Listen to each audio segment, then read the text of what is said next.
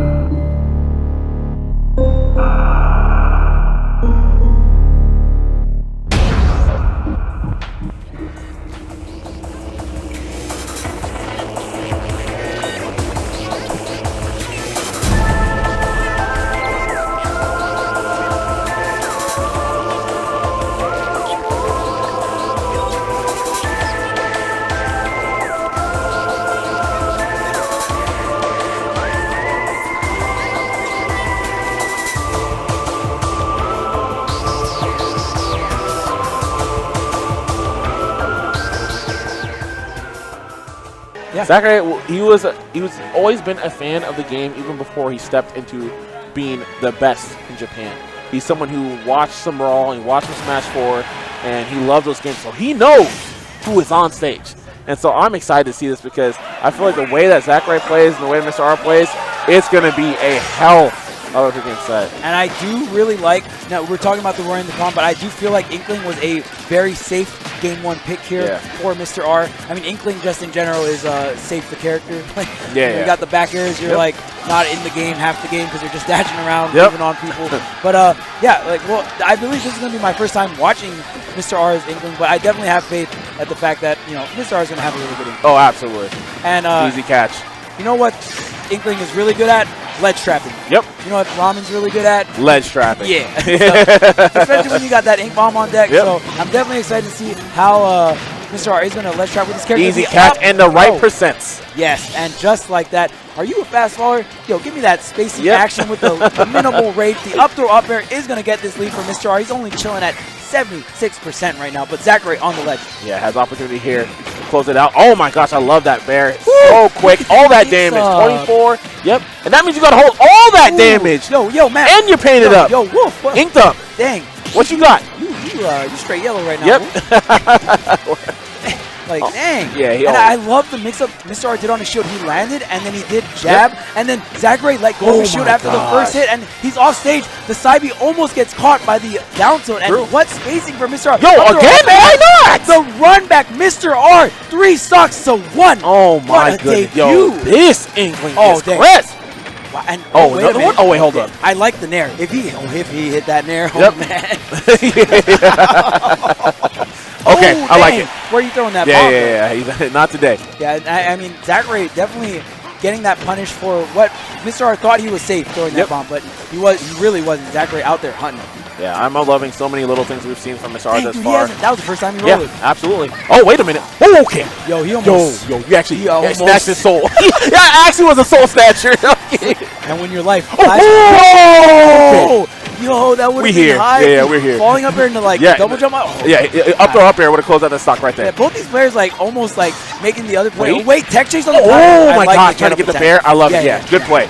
Good timing. Zackray just pretty much wanted to hit back there. Oh, wait a minute. And there again? No. But Zackray on the ledge trap, so scary. And Mr. R saving that roll for after Zackray puts out the up tilt. Man, and I love that Zackray used that dash attack to get faster across the stage so he can get in the ledge play. Just the little things, man, to get the biggest brain on this kid, man. Yep. Oh, run off. And I love that because that, you know, a lot of people have been saying like, oh, Inkling has quote unquote trouble killing, but like, yo, of course, if you just spam a stalled back air and like don't get the back throw of the roller that you want, you're not going to get it. But the initial hit of forward air is actually a very strong move. It's super strong. And again, you got to look at it. This character has so many ways, because of the splat bomb, to set up a trap to really mitigate a lot of where characters can go to run off fair. And even if you don't get the fair, you force them to air dodge there. A lot of times you can utilize your up B in that initial like huge splash hitbox to close out a stock. It's almost like a shine spike, as it were. And so those combination of those moves, it makes it very, very hard to actually get back versus a confident Inkling. And you see that with a lot of times with Armada. He's definitely, I feel like, the best edge guarding Inkling I've seen thus far. Not like Cosmos is still trying to get better at that. He's usually better at the general combo. But Mr. R, I feel like he's been an amalgamation of both of them thus far from what we've seen. And it's actually really exciting because this is how this character can take stocks. Yeah, and I like you pointed out, such a great mix of both that we see in Mr. R. We see the Cosmos ledge trapping, and we see the offstage so strong. And man, my man Wario is inked up right now. Up, baby. Oh dang! Okay, tatted. Gonna catch the normal get up there. Looks so funny. I know. Look at him. But we see the Wario counterpick coming out. Yeah. And like we said, the first game was definitely a blind pick there. Of course. And Zackray opting to go into the Wario here against the Inkling, a matchup that we also see Tweek use against Cosmos at Frostbite. So, you know, maybe telling to, like, maybe Wario at least. Wow, what a chase. Yeah. At least being even or maybe slightly Wario favored. Absolutely. And that forward air is not the strongest, but when you're that close to the blast zone, give me that stop. Yeah. Oh my gosh. And it's one of those things where, of course, Wario is going to be slightly heavy. That aerial mobility is really good, and so for a character who has like the best dash stance in the game, it is hard to maneuver on a character who has the best aerial mobility in the game. If that's your soul, yes, it is. Oh, and I feel like there is an option select that Captain L actually made a YouTube video about. You can go for the tech and the up B at the same time, so if you don't get put in a tech situation, you just up B, because up B has more priority than the air dodge. Yeah. So actually, Mr. R maybe not going for that option select and maybe messing it up, because he definitely thought he had to tech a stage. Yeah, he did. And unfortunate, too, because that's something that's been in this game since Brawl, but we still don't see a lot of people really do it. Yeah. I really hope that more people do it in this situation, because we've seen that so often in the course of Smash Ultimate, where people are just going to directional air dodge off because they thought they were going to need to get tech. Yeah, exactly. But right now, it's looking pretty grim for Mr. R. Yeah. So, I mean, I definitely don't want to count him out just yet, but, like, say Mr. R does lose this game, too, like, do you think we're going to see a counter pick come out? I think so. I think that's definitely going to be happening. If he goes down to one stock here, though, I think he'll be okay. But again, he did lose that stock kind of early there. And the walk is still online. It is online, so he does have to deal with that. But at this point, he's near kill percent to anything anyway, so I don't think he's too concerned about the walk. Yeah, and I love how Mr. R is setting up these splat bombs. Look at the coverage there. Oh, my goodness. Because he was lagging from the down smash, but the splat bomb covered him. Exactly. Okay, there's the dash grab. I don't know if up throw up air will kill here, but the air dodge nonetheless going to pop out. Oh, man, Zackray going for this edge guard, maybe? Oh, no loss. Okay. Okay, yeah. He's still holding on to it. Oh, there it is. Man, saving it to edge guard Inkling. Yeah. What a brave play. Because I'll tell you what, edge guarding Inkling is not easy. Not easy at all. But he was very close to be fair. Oh, trying to catch his up B with Wario's up B. Very smart, because Inkling doesn't have that up B, but wait a minute. Wait a minute. We know how. Okay. Okay. Yeah. You got it, Zackray. Yeah, look, Zackray's ahead of the curve. I like it. All right. All right, so Zackray bringing it back, getting the counter pick, getting the matchup he wanted. And that's the scary thing about blind pick. You just kind of have to feel it out, kind of go with your quote-unquote safe pick. You know what I mean? And you know, Zackray, I do think the safe pick for Zackray that game one was to just go open up with the Wolf. I still think it's his strongest character. That was the character he debuted with, like pretty much at Genesis. He's picked up a lot of character scent because he's just very talented, and he wants to have a lot of tools in the toolbox. You know what I'm saying? And Ultimate, definitely a game of counter picks. I feel like you can definitely solo main in this game, but there's so many characters and so many matchups. It's like you want to have those options. Exactly. All right, so I think we're going to have a counter pick battle. And, like, this is so cool. Like, just seeing two very talented players with a very big character pool, like, counter picking the stages, counter picking the characters. We'll see what Ramen goes with next or Mr. R goes with next. I feel like we're going to see the Roar of the Calm. I agree. Because, like, I feel like this Disjoint in general are really good against Roar. They don't, like, totally decimate him, but they're a very nice thing to have. Yeah, and we're seeing it, of course. The Roy is out to play. Okay, opting for the Roy over the Crom, and we saw a lot of the Crom at Nimbus, but now I believe I commentated like 1 or 2 sets from Mr. R yesterday, and we saw Roy. So maybe he's opting favoring the Roy a little bit more than the Crom. Yeah. And that is a very controversial thing in the community right now. Who's better, Roy or Crom? It's so hard to say. Yeah. I mean, you know me. I've always been one who believes Team Roy. Team Roy? I do believe one thing though you really see from Crom that makes it somewhat he's still very usable is that F tilt on the ledge. Yeah. That 2-frame is so good. It's something you can hit the end part and still get the kill. Exactly. So I feel like on characters in which he feels that he can actually get that kind of 2-frame, I think it makes sense. If he feels that they have drift or have a fairly decent recovery, then he doesn't really necessarily deal with that. He'll just go with the Roy. But I feel like other than that, Roy should kind of beat out Crom. I just feel like it's like, what do you want? Because like Roy's jab to back air kills earlier, but then like when you get those higher percents, Crom will still connect because you get the tipper part of the back air. So it's kind of like, it's always give and take, you know what I mean? Right now, Mr. R is sitting at a very high percentage, but we're talking about Roy here. We got the power. Easy. Jab to back air. Were you at 90, sir? Were you at 100? I think that's your life. Yep. I don't care. Oh, good catch. Up air. Oh, does not get the strong part. Yo, and you know what else we got to see? The Roy side B, the hum sauce. Yes, yes. You mean the DED? Yeah, the limit cloud. Yeah. I just love that the move is actually called double edge dance, so it's literally DED. it actually is canon. Like, wow. It's actually canon. Yo, your brain pretty big over there. I did not even think about that. But man, honestly, Mr. R starting off very strong in this second stock, but Zackray, of course, firing right back, getting that 58% combo. Yeah, beautiful stuff.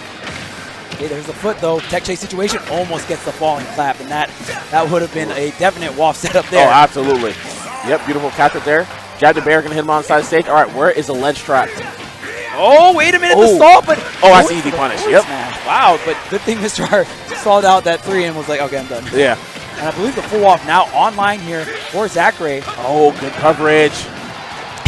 Such reversing. Mr. R yesterday, like, straight up baited somebody with the turnaround side. It's so good. It was so funny.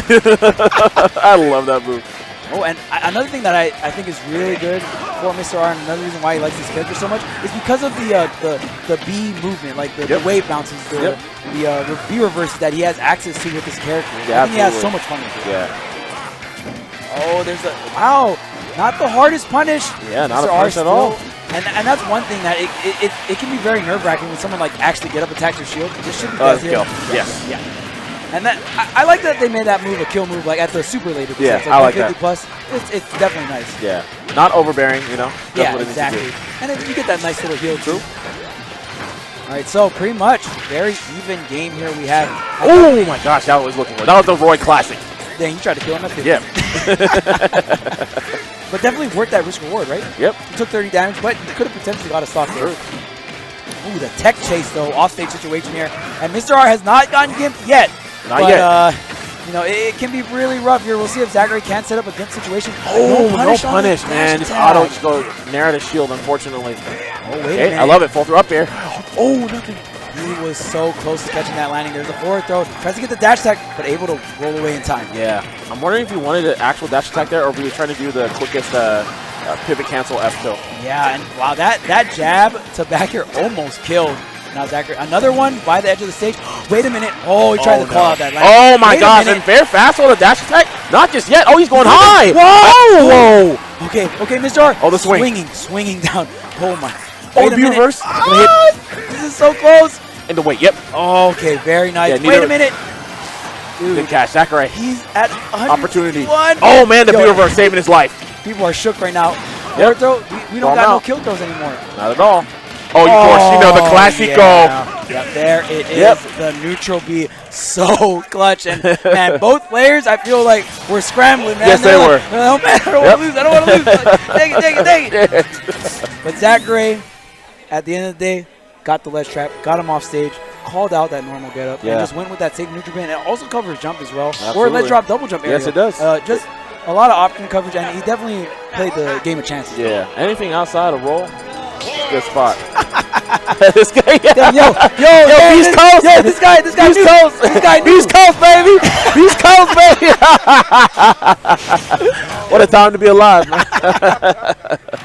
Oh man. All right, so Zackray up 2-1. Yes.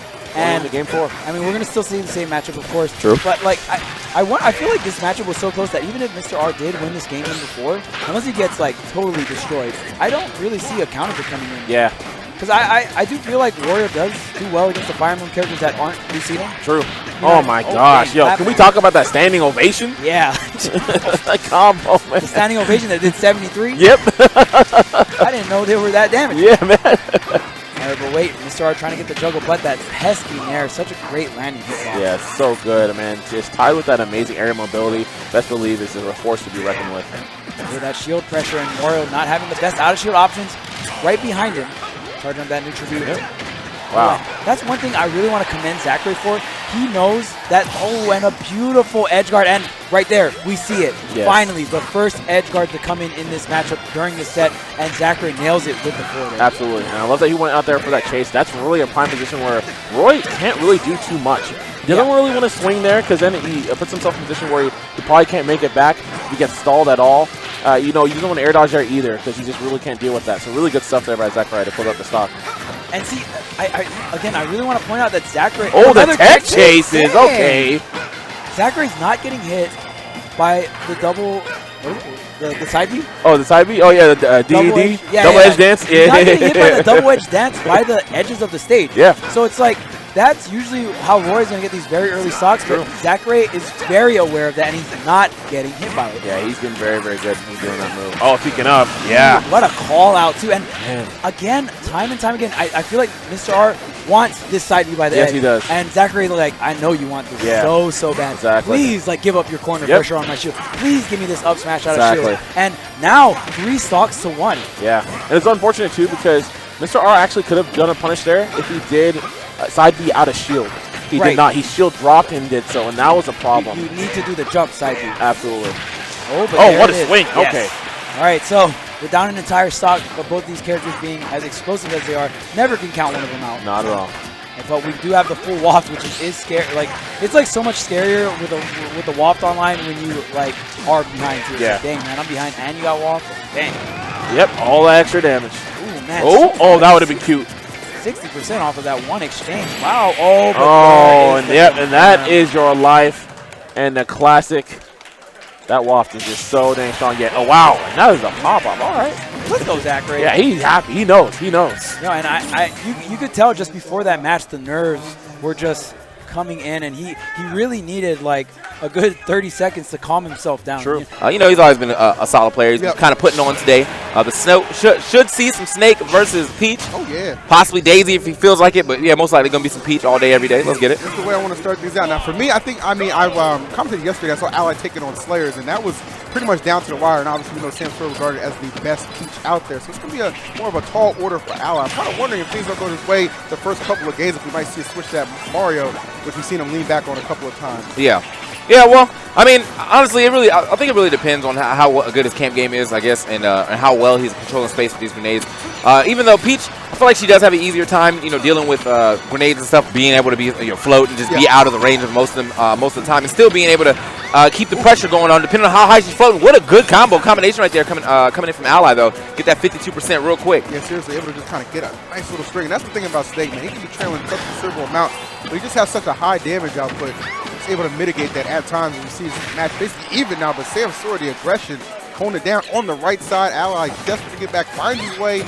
There's a lot of punish that Samsora can opt for. Really put this stock in danger. And that's not where you want to be on the platform. Immediate retreat. I like the fact he's putting out the grenades. Again, that's one thing you don't want to have yourself in a situation where you just get absolutely overwhelmed and you don't even have time to get your artillery out.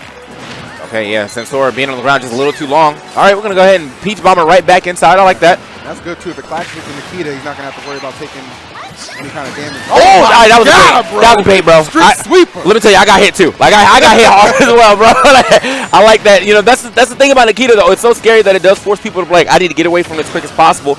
And then he just cancels the animation and immediately, bopped you on the street sweeper. That was absolutely nasty. Good retaliation, though, immediately from Samsora. That's kind of Snake. Like, he's pretty linear as far as, like, his recovery goes. Oh, Ally? Yeah. Yeah. Snake in general. Like, so you're going to have an easier time kind of picking and choosing what he's probably going for. Saw Samsora execute perfectly. Oh, okay. On the grenade, too. I thought he was going to be able to, I thought he was going to be far enough away from him to get a combo off of that, but unfortunately, the grenade hit both of them. Great conversion right there from Samsora. Now still keeping the pressure up. Ally just all over the place with the L button. Like, air dodging all over the place right now. Or R, depending on what you, I use L. I don't know about y'all. You know what? To be honest, I'm an R user, man. All right. R for real. All right. Good dash attack. Like the coverage. Putting a lot of pressure on this left side. Hasn't been able to take too much advantage thus far, though. Ooh, okay. That's hard enough to hit when you're in position. Look, he's just throwing it out. All right. Pushing it right back off again. I mean, pretty even game. Even though it looks like, to me, I mean, like just from watching how everything's going down, it does look like Samsora is in control for most of it. Yeah. But I think that Snake is out damaging. I mean, this does a lot of damage on each hit that he gets. That's what's keeping him in it. So, It yeah. really is. And then all the accidental damage you'll sometimes get from grenades and stuff. You know, like, it's all going to add up at some point in time. So Snake going super high. How's he going to get down to the ground? Jukes. All right. Shook out of his socks. Like. All right, gets the back air. Oh. Hey, what the heck? Oh, my. There was a lot going on that right side. Samsora is still able to come up with the stock. Excellent pressure. Again, just understanding Snake's options. And that's another Snake option, right? Just run up and up tilt. What you going to do about it? Just be a little salty after. Yeah. So here we go. Let's see what he can do to keep this lead kind of stacking for him. Ally actually sneaking into the lead after that up tilt. Now, quick 45 here on Samsora's last stock. That's big time action. Pull ahead just out of nowhere, essentially. Yeah. Now Samsora electing to slow it down a tad bit. I don't blame him. There's plenty of opportunities to pick and choose. Obviously, you know how powerful Peach's combo game can be, but Ally's really picking and choosing his spots correctly. It's been an excellent control game for him, especially on this last stock. Sam's, oh my goodness, it's a bait again. Frame trapping, like the clash with the bomber. Yeah, that's probably better for him. It looked like Ally was trying to set it up again for him to let the Nikita go and then get a quick hit after he cancels it. So, hey, finally get some good damage here. The parry, all right, we got those. Yeah, we do. Rip. Like the Stitch getting straight up blowing up that grenade. Unfortunate for him. Stitch never gets his time to shine. Never does. I just never see it happen. It's pretty ridiculous. Ooh, I love these parries, man. Ally just committing to it. All right, look at that. So this time around, Samsora opted to not go straight for the Peach Bomber. Gets out of that shield. I mean, I'm surprised he actually didn't get scooped up with that up tilt. Ally a little late on the draw. Back throw. Okay. He's getting close to that guaranteed up tilt percentage, though. So if he gets grabbed again, you can tell he's looking for it. He gets to that 160, gets another grab. Actually, if he gets a grab here, he should be able to get it off the pummels. I don't think he'll have enough time to quite mash out. We shall see. This is big for Ally, knowing you're pretty much one grab away from securing victory. And now it is guaranteed. Get that grab, get that dub in the first game. He's looking for it. Yeah, he wants it bad. And that's something Samsora maybe can exploit. You see Ally getting a little too greedy, telegraphing some of his decisions.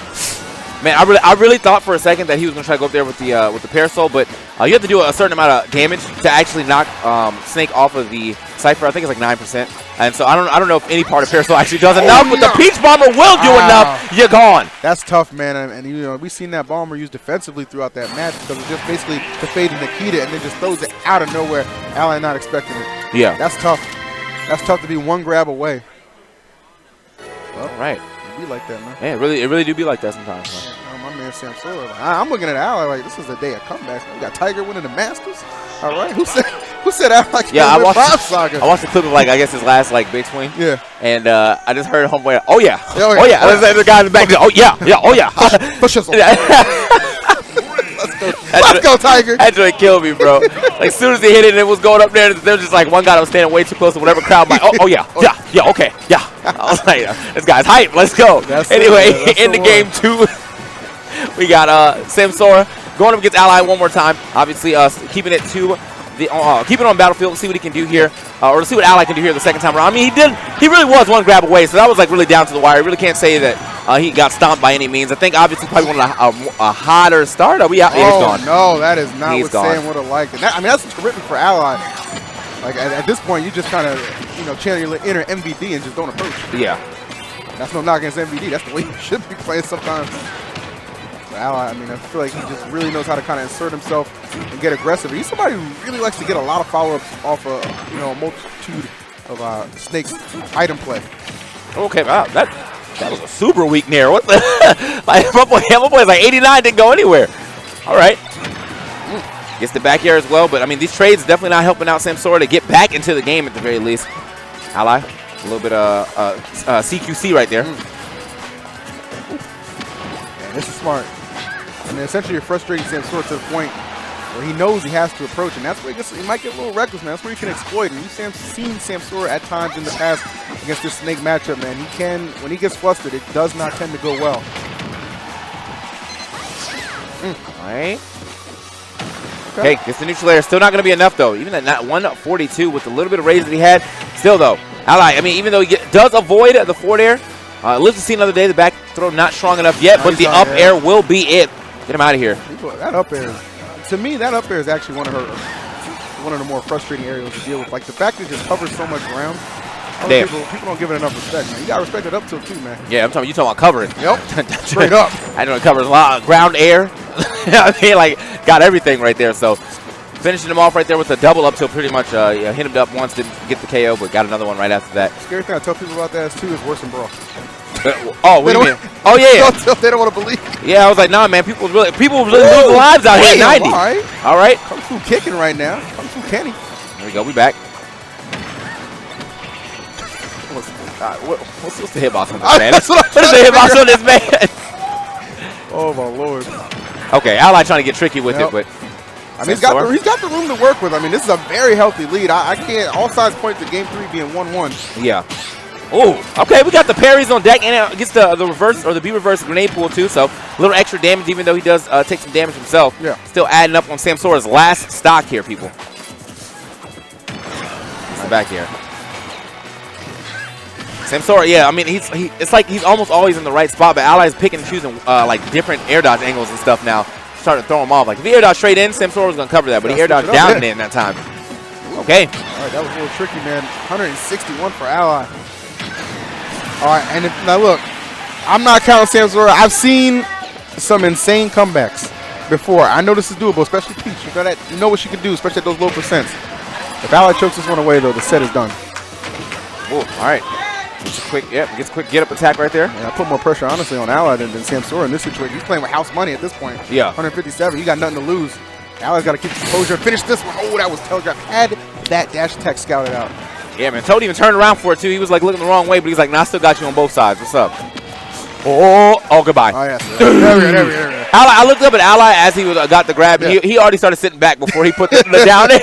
Like, he was like, I know that's over. I know that's over, man. All right. Good set thus far, man.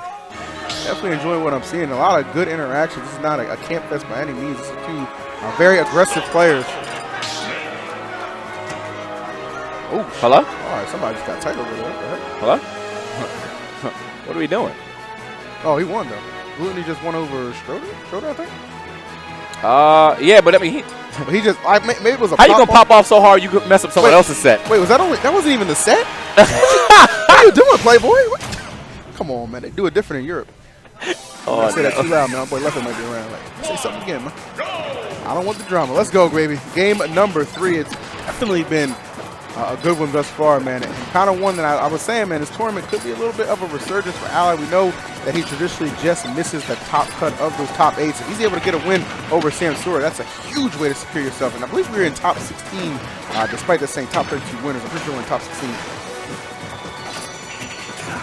All right. Yeah, trying to lay down on right now. Sleeping bag. Back again. Unfortunately, though. So, I mean, like, even just a better start this time around for Samsora. But at the same time, though, like, you have to think about it. I think he wasn't really, he didn't really have like a bad, he didn't really have a bad start. Like, I think that SD just really kind of sapped that momentum that he would have had. And he still kind of made it respectable. But the crazy thing is, too, I mean, you can almost make the case if he had 3 stocks, he would have won that. Oh, yeah. Like, just based off how it trended. Yeah. He was playing a stock behind. But, you know. All right, trying to scoop him up. Oh, get stepped on real quick. Nice. I love the follows from Ally. He's so good at just following up, just positioning people, even with that dare. Just knowing exactly what he's looking for. Yeah, I mean, that's so weird to me that I feel like everyone's always talking about how much Snake can't land, and maybe he can't, but I feel like no one's really doing a good job of exhibiting why Snake shouldn't be able to land. I feel like Ally's getting down all the time. You know what I mean? He has to go super high for it, but the descent is not really getting challenged. He gets put in. Now, I won't say he's getting stage control or anything, but as far as him, getting blown up for trying to go high, it's not really happening. Yeah, and I definitely feel like in this matchup, too, it's probably maybe a tad bit easier than some characters. Obviously, but that's just in general. Some characters cover the ground better. Yeah. But what Ally's doing, it's basically predicated off just being patient. You know what I'm saying? It's working out well for him as far as getting back, as you said, but the percent certainly not favoring him. 171, not where you want to be against a Peach who is clearly headhunting, but the striking ability of Ally immediately just tacks on a quick 20+. Damn, he really tried to. Yeah, he wanted that. I like that. I like that, though. Sometimes you get people stuck on the platform that you got different tools to harass with. And that was one of them. Good forward air here from Samsora, though. Got some of the people in the crowd cheering for him as well. 123, though, on his first stocks, though. Definitely in danger. Oh, there it is. It's wow. on. He almost hurted him with the Nikita to do that, too. Yeah. Right? It was kind of a setup. Dropping down immediately. Who said shield drop on is this? Yeah, that was an ill-advised roll. I will give it that. Huh? I wasn't sure. There's Yeah, no, you about to get a hot tweet. Like. For a gamma hammer. For Glutonny, man. Come on, man. I'm out of here. All right, man. Anyway, back to the match. Like, Samsora, you know, and Ally pretty even right now. Ally starting to pull ahead with the nice little combination that neutral air in. Oh my, okay, damn. Talk about combinations. Saying, man. Welcome to the station. Yeah, my boy got hit. That was definitely the combination station right there. He got hit once, and now you at 74. Jesus. Yeah. Yeah. Okay. Okay. I was like, all right. guys, I don't even know if they saw that. All right, anyway. Oh, man, this is a good one thus far, man. Game 3, in case you're just tuning in, knotted up. Ally really trying a lot of bold moves out of that shield. I mean, dare, neutral air. Trying to figure out anything that works. And that's what I'm talking about, the patience, TK. Just wait until the last possible moment to be reversed in that situation. Yeah. Working out nicely. Samsora maybe trying to slow this pace down a bit. Right? Okay. Yep. I mean, even though he's landing now, he is starting to get punished a little more, but he's just getting thrown right back to the same situation. So, yep, there he is. Good landing this time around. The air dodge back, going to get him pretty far away. Yeah, Battlefield just helps with that, too, just having those platforms to fall back on as well. But there's not too much you can do in that situation. Yeah. Damn if you do, damn if you don't. Yeah, I mean, he could have tried to go for an air dodge, you know, get through there, but I think he wasn't even ready for Samsora to be up there that quick, so. That's some parasol damage on that. Oh, I love it. He did the float and then dared, and that was so smart to avoid the grenade. Yeah, unfortunately for him, the dare sending the other way. Oh, could have got big damage. Still getting big damage, though. The missed tech going to allow him to get the down tilt into the forward air. Samsora straight up running away with this third game. Yeah, this is snowballing out of control. Ally, I mean, it started out pretty evenly, but we are a far cry from that. My goodness. I think on the other stream, though, if you guys are not multi-twitching it up yet. You're messing up. Yeah, you're messing up. But on the other stream, I think that's Stroder about to sit down and play Nairo. So we got a lot of action here for you here at the later halves of the Prime Saga as we build down the top 8. Good up air, though. I don't know. Maybe he just didn't get the air dodge out in time or didn't even try it. But unfortunately for him, yeah, now Samsora really starting to show how to stop that man from landing. Yeah. I think Elegant just beat Stroder. I think now he's about to play Nicko. Oh, Nicko. Yeah. My bad. Nicko having a heck of a run at this tournament, too. Almost took out Zackray. But the reverse 3-0 is a real thing. Oh, that is Nicko. Yeah. I think Stroder might have been wearing the hat earlier. Yeah. So I was like, I just saw the hat and thought it was Stroder. All right, I got it. It's all Gucci. 2-1 lead, though, for Samsora of E United. My man Ally still trying to find a home. Definitely a top 8 showing here would aid in that quest. He's got to get through Samsora, at least if he's trying to keep his winner's bracket hopes alive. Yeah, I mean, it looks like Samsora's not making it easy, though. So here we are on to Smashville.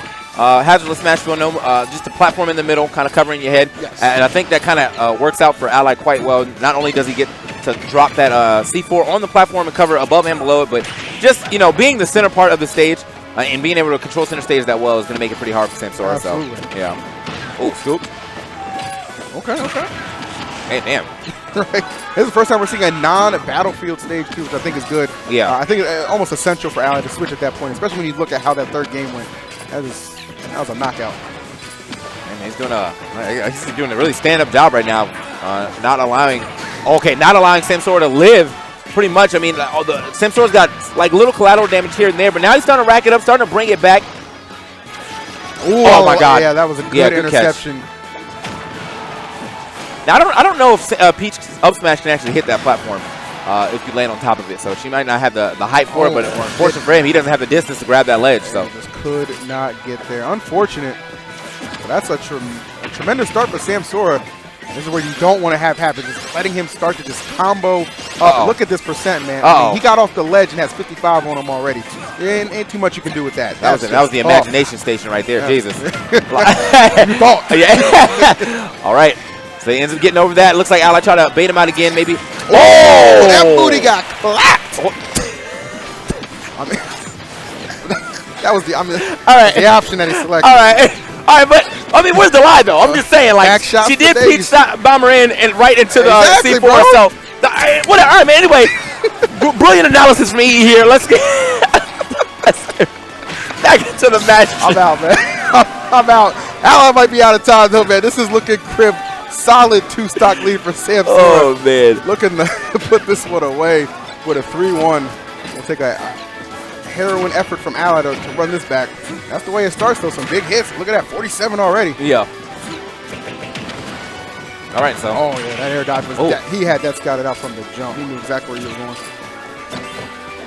Okay, oh, yep, just go ahead and get the back throw, get him all off stage. Oh! What? That was OD! Okay! All right, Ally he's pulling all the tricks out the book right now, so. Bro, when you make plays like that, that's how you know. Dude, he hasn't been touched. He really hasn't. Like, since okay, finally. came off the ledge, he hasn't even been touched. So Samsora still kind of running into these grenades through. You got to watch yourself here this late in the game. Look like we're about to be able to see a Game 5 Ally. Look like he's trying to trick him up.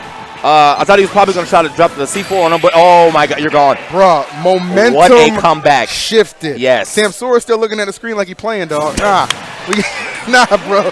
We got a Game 5, man.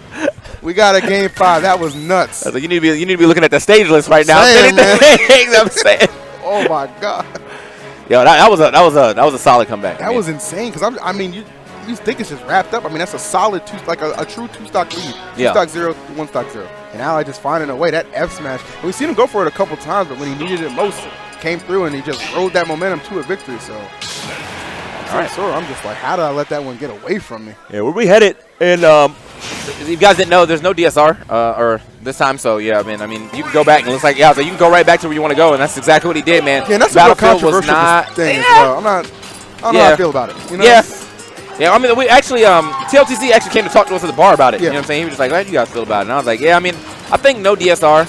Only really works if you have like a super small stage list. But I mean, there's 7 stages here in this one, and I think maybe DSR plus 1 ban could have been the wave, but who knows? Yeah, I feel that. But either way, it is what it is, man. You gotta just kind of play the cards you were dealt, and that's where Ally finds himself. I mean, hey, you make a comeback like that previous game, I'm sure you're gonna be well locked in to not let that go to waste. You hate to squander something like that. But Samsora, one of the best in the business for a reason, man. We hail this guy as a top 10 player, top 5, honestly.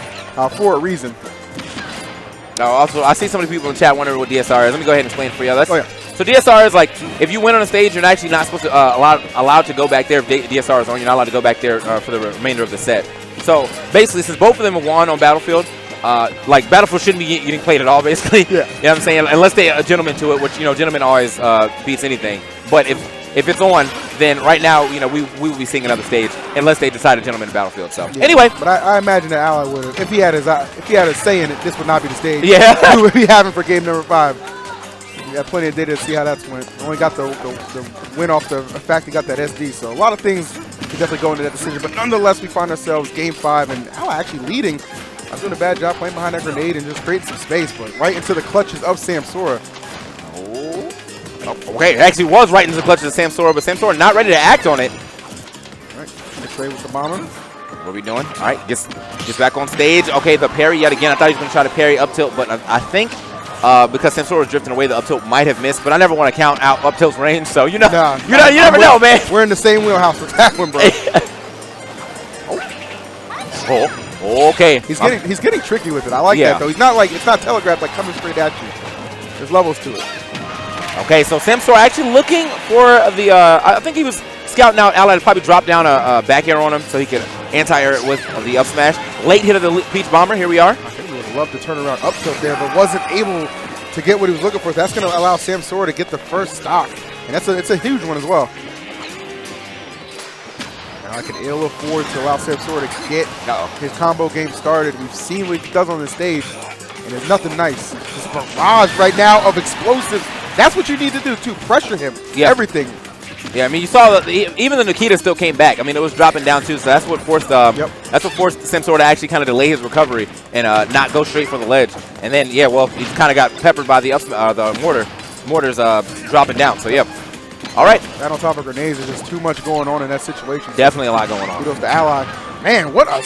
I'm telling you, this guy, when he gets hot, it is just blazing. All right. Yeah, honestly, I feel like he's cooled off Samsora pretty hard. Definitely. And that's just kind of what Snake does. I feel like as the set goes on, I mean, you're playing against this character who's putting out a bunch of explosive hitboxes that you're sometimes taking damage that you're not even expecting and things. It's a lot to keep up with. It is. So, I mean, I can see how they can start getting mentally taxing. But even so, seems like Samsora's got a little bit of fight left in him right now. Absolutely. I mean, and for him, he just has to know. Like, he knows his character's power, like, strength of the character. Like, you can be down a considerable amount, which you just saw, 30 seconds ago? And now look at the score, right? Basically even. Okay, he had his back throw. Doesn't have the percent yet for the instant KO. Okay, nice chase down here from Ally. One grab should wrap that stock up if he's able to connect it. He's looking for that up tilt too. Yeah, I mean, Snake's got kill options right now, so That's not ever a problem. Oh, okay, nice. there it is. I love how you turned it around, too. Yeah, there you go. All right, Samsora set stock right now. Everything on the line. He's taking a trip to losers, and Ally going to continue this marvelous run he's been on thus far throughout this tournament. Also, how much time are they playing on? Are they playing on 8 minutes here, or is it 7? Because, I mean, I feel like I'm looking at this time. I thought we'd be around, like, the 2-minute mark right now. The way we play it. It's been a minute. All right. Yeah, so it looks like, I mean, obviously, Samsora's going to have to, play a little more patience. He owns last stock. He just wants to find a way to even it up. Almost got it right there with that up air. Goes for another one. And Ally still with the tricky move. And I like that, though, Samsora. Not even going to try to hit a shield. Just let me get in there and get that grab. Total reverse from what we saw in that first stock, where Samsora wasn't able to capitalize his lead. And looks like Ally could be in kind of the same boat, but he can't find a hit. Samsora's playing a very defensive game, though, right now. I understand it's tough. Yeah, he's going to keep dropping those hits. If you're Ally, you're just at this point, you're just hoping like some stray grenade damage. Like, give me something, man. Let me get something, please. Like, I'm looking at 0.0. Can I get a 0.1? Like, give me something. Tough, okay, man. Yep, there you go. Get something. The 12%. Yep. Okay. Samsora still just looking for this final hit to actually push this snake past the blast zone, though. 176. Boy, is fuming right now. Traded as well. I think there's a C4 on that part. Nah. Yeah, a technical glitch. I see it, though. I see what you're talking about. Yeah. Like that blue in the middle. Yeah. It looked like it's shining a little too hard for me. Damn, all right. He's going to run up and try and look for this grab. Ally does actually look like he's going for the timeout right now. I mean, hello, Samsora? Essentially, and he's kind of putting it to Samsora like, yeah, I'm going to take my time with this. And you know that clock is ticking, but time is up regardless. Ally's strong defensive stance at the end to really just dominate. And you look at that game 3, you don't see that panning out in such a dominant fashion for Ally. You know what I'm saying? You're thinking Samsora's got this in the bag, but put a bunch of people on the plane, make sure they get thirsty. Like, this is all we got, players. That's all we got, man. So you going to drink it, right? I'll take it, man. I'll take it. All right, guys, let's get into it. Game number 1, Dabuz and the Lips for everybody who's hip out there. Let's see if they get the job. All right, man. He has like 5 tags. I know. Look at that Buzz. Oh, Buzz. Oh, how about Buzzsaw? He just got ran through. Good Lord. Okay, yeah. Oh, see, T definitely needed that next forward air to keep sending him back off, but it's all good. Still got some good damage there. Fortunately for Pac-Man, I mean that forward air is not that strong, so it's not like Pac-Man's going to be able to get that like full carry off. Sure. Now he could have tried to go wild and side beat into him. He could have been a little nutty. Could have got a little wild for it. Wonder how this hydrant play is going to be too. That's going to be tremendous in this matchup. I actually need to figure out how the Pikmin interact with his fruit too. So his bonus fruit. Oh, yep, true. Yeah. Could spell him into doom, or does it just stop it from wherever it's going, and then he just gets the regrab? Because obviously T's gonna be really good at doing the regrab stuff. Almost got the spike there. Oh, the bell though. Okay, that was a good way to mitigate that pressure because the Buzz was certainly putting it on him. That was a rocky start for the Buzz, but he's definitely making that deficit look a lot easier now. Right. So we got T over here, kind of. I won't say he's like really camping it out, but he's definitely playing a little patient. Doesn't want to get accidentally F smash. But he finds that down throw of the bell into the F smash. Good stuff for T taking that first stock. And that's one thing people are going to really notice. It's more of it's not like a campy style. It's more of I'm just going to pick my spot and get in there. Yeah. You know what I mean? Because that's what Pac has to do. Holy Okay. First of all, let's shout out to my man's with the double tech. But damn, that was some good pressure. That was nice, bro. Good damage and all that. If you make a clip of that Toasty, just don't even show the recovery. Just end it off the dare. Yeah, end it off the dare. We out. That's all I need to know. My goodness. All right, going super high up. Go ahead and drop that hydrant. That's one thing he is going to have to look out for, though. I think Pac-Man or Olimar does a really good job of just getting hydrant out the way because of how quick his F smash is and L smash is. So you can tell this team is so comfortable. The way he utilized that hydrant as well. The Buzz just getting ran over thus far. Don't let it happen to you. Yeah, actually, I thought he did a standard get up at first. I was like, oh man, this is looking a little bit too telegraphed right now. So, all right. He might have been looking for that roll as well. He's really trying to condition the Buzz and just pick up on some of these habits early. Okay, yeah, hanging out on the ledge a little bit too long. May have also let go of it, try to come out the ledge with a forward air, but got clipped out as soon as he did it. All right. Oh, get off me. Yeah, love the boxing game.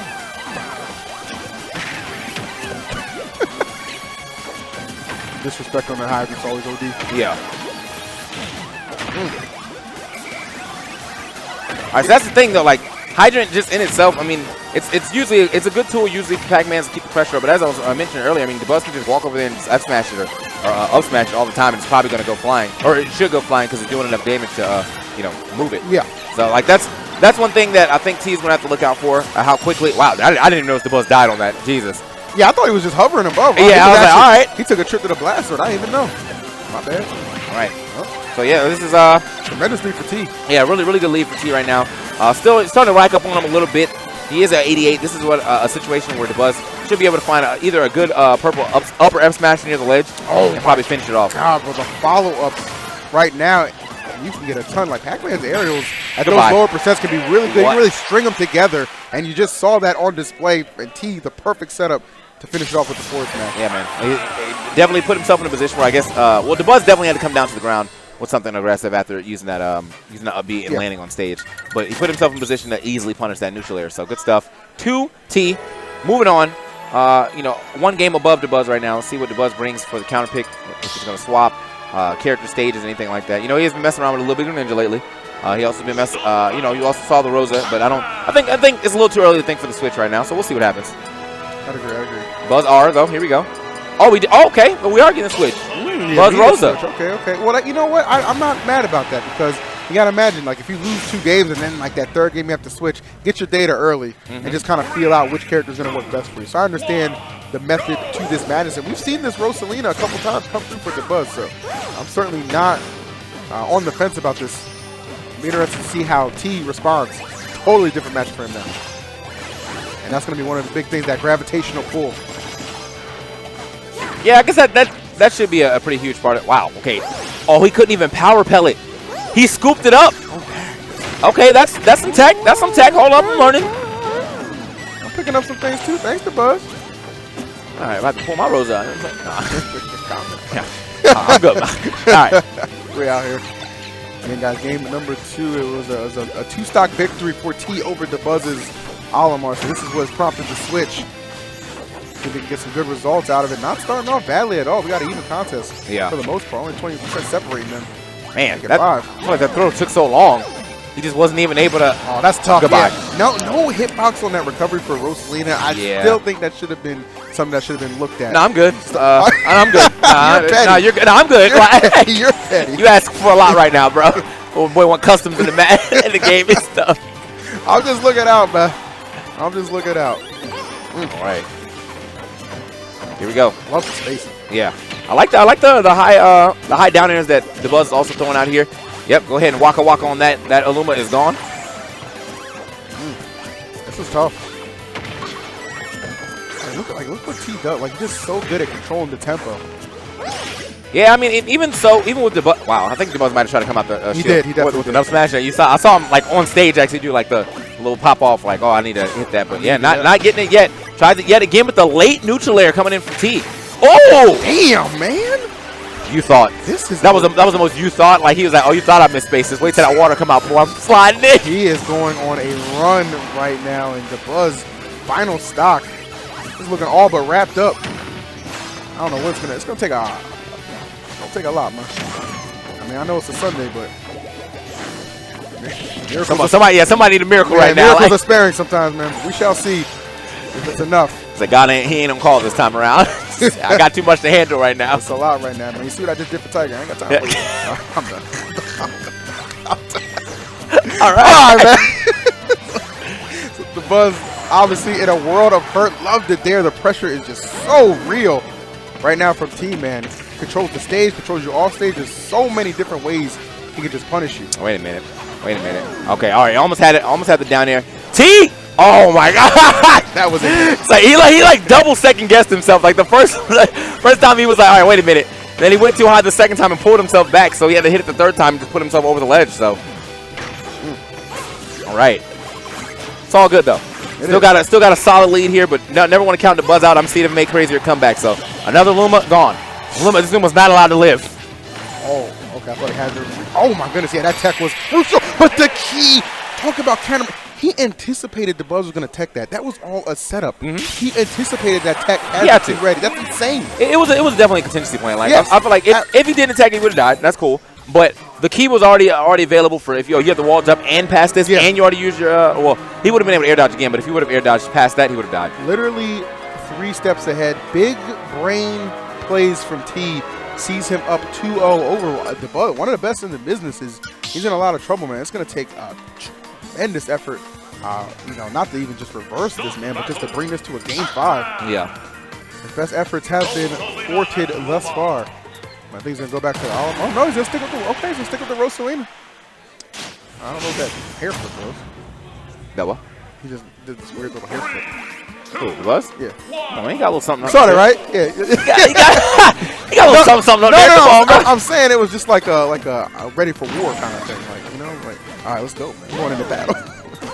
All right, man. Only one person's coming back. Yeah, okay. Let's go to Dabuz. Well, it looks like it might be T, the only one coming out on top right now if he keeps playing like this. Even with the potential, like, really bad matchup for Pac-Man, I mean, he made that look pretty easy. No, I was going to say, like, you know, initially, too, when we saw that gravitational pull, immediately seemed like it was going to kind of affect the landscape of this matchup. T was just like, nah, I'm not even worried about that. It was just clean. It was a clean affair for him. He would love to get this 3-0. Hey, man, he had Luma God. All right. Yeah, you ain't have to do it like that. He hit it with a 2-piece. All right. Yeah. Oh, trying to get the grab here. Not going to be able to get that, but just running F smash just in case. I mean, he must have thought that roll was coming. He did get it just a little late. He doesn't shy away from that, too, man. He uses Pac-Man smashes, not as sparingly as you would think, but usually has a hair trigger and he lights people up. All right. Yeah, kind of just push him off yet again. Oh, going to grab the apple this time. Dabuz actually starting to use the items in his favor, and look at him starting to get the conducting going on with this Luma. You see the distance. It doesn't matter, though. A hydrant to the face. That's tough. That's tough. I think if he was more to the right side, it probably would have been a stop because he was in the middle, able to survive. And it's good. Weathering through a lot of this pressure, but that is going to result in the stock at last. See, sometimes I feel like that the gravitational pull doesn't even end up helping him because that allowed T to get another hydrant out. He could have just let that hydrant go, right?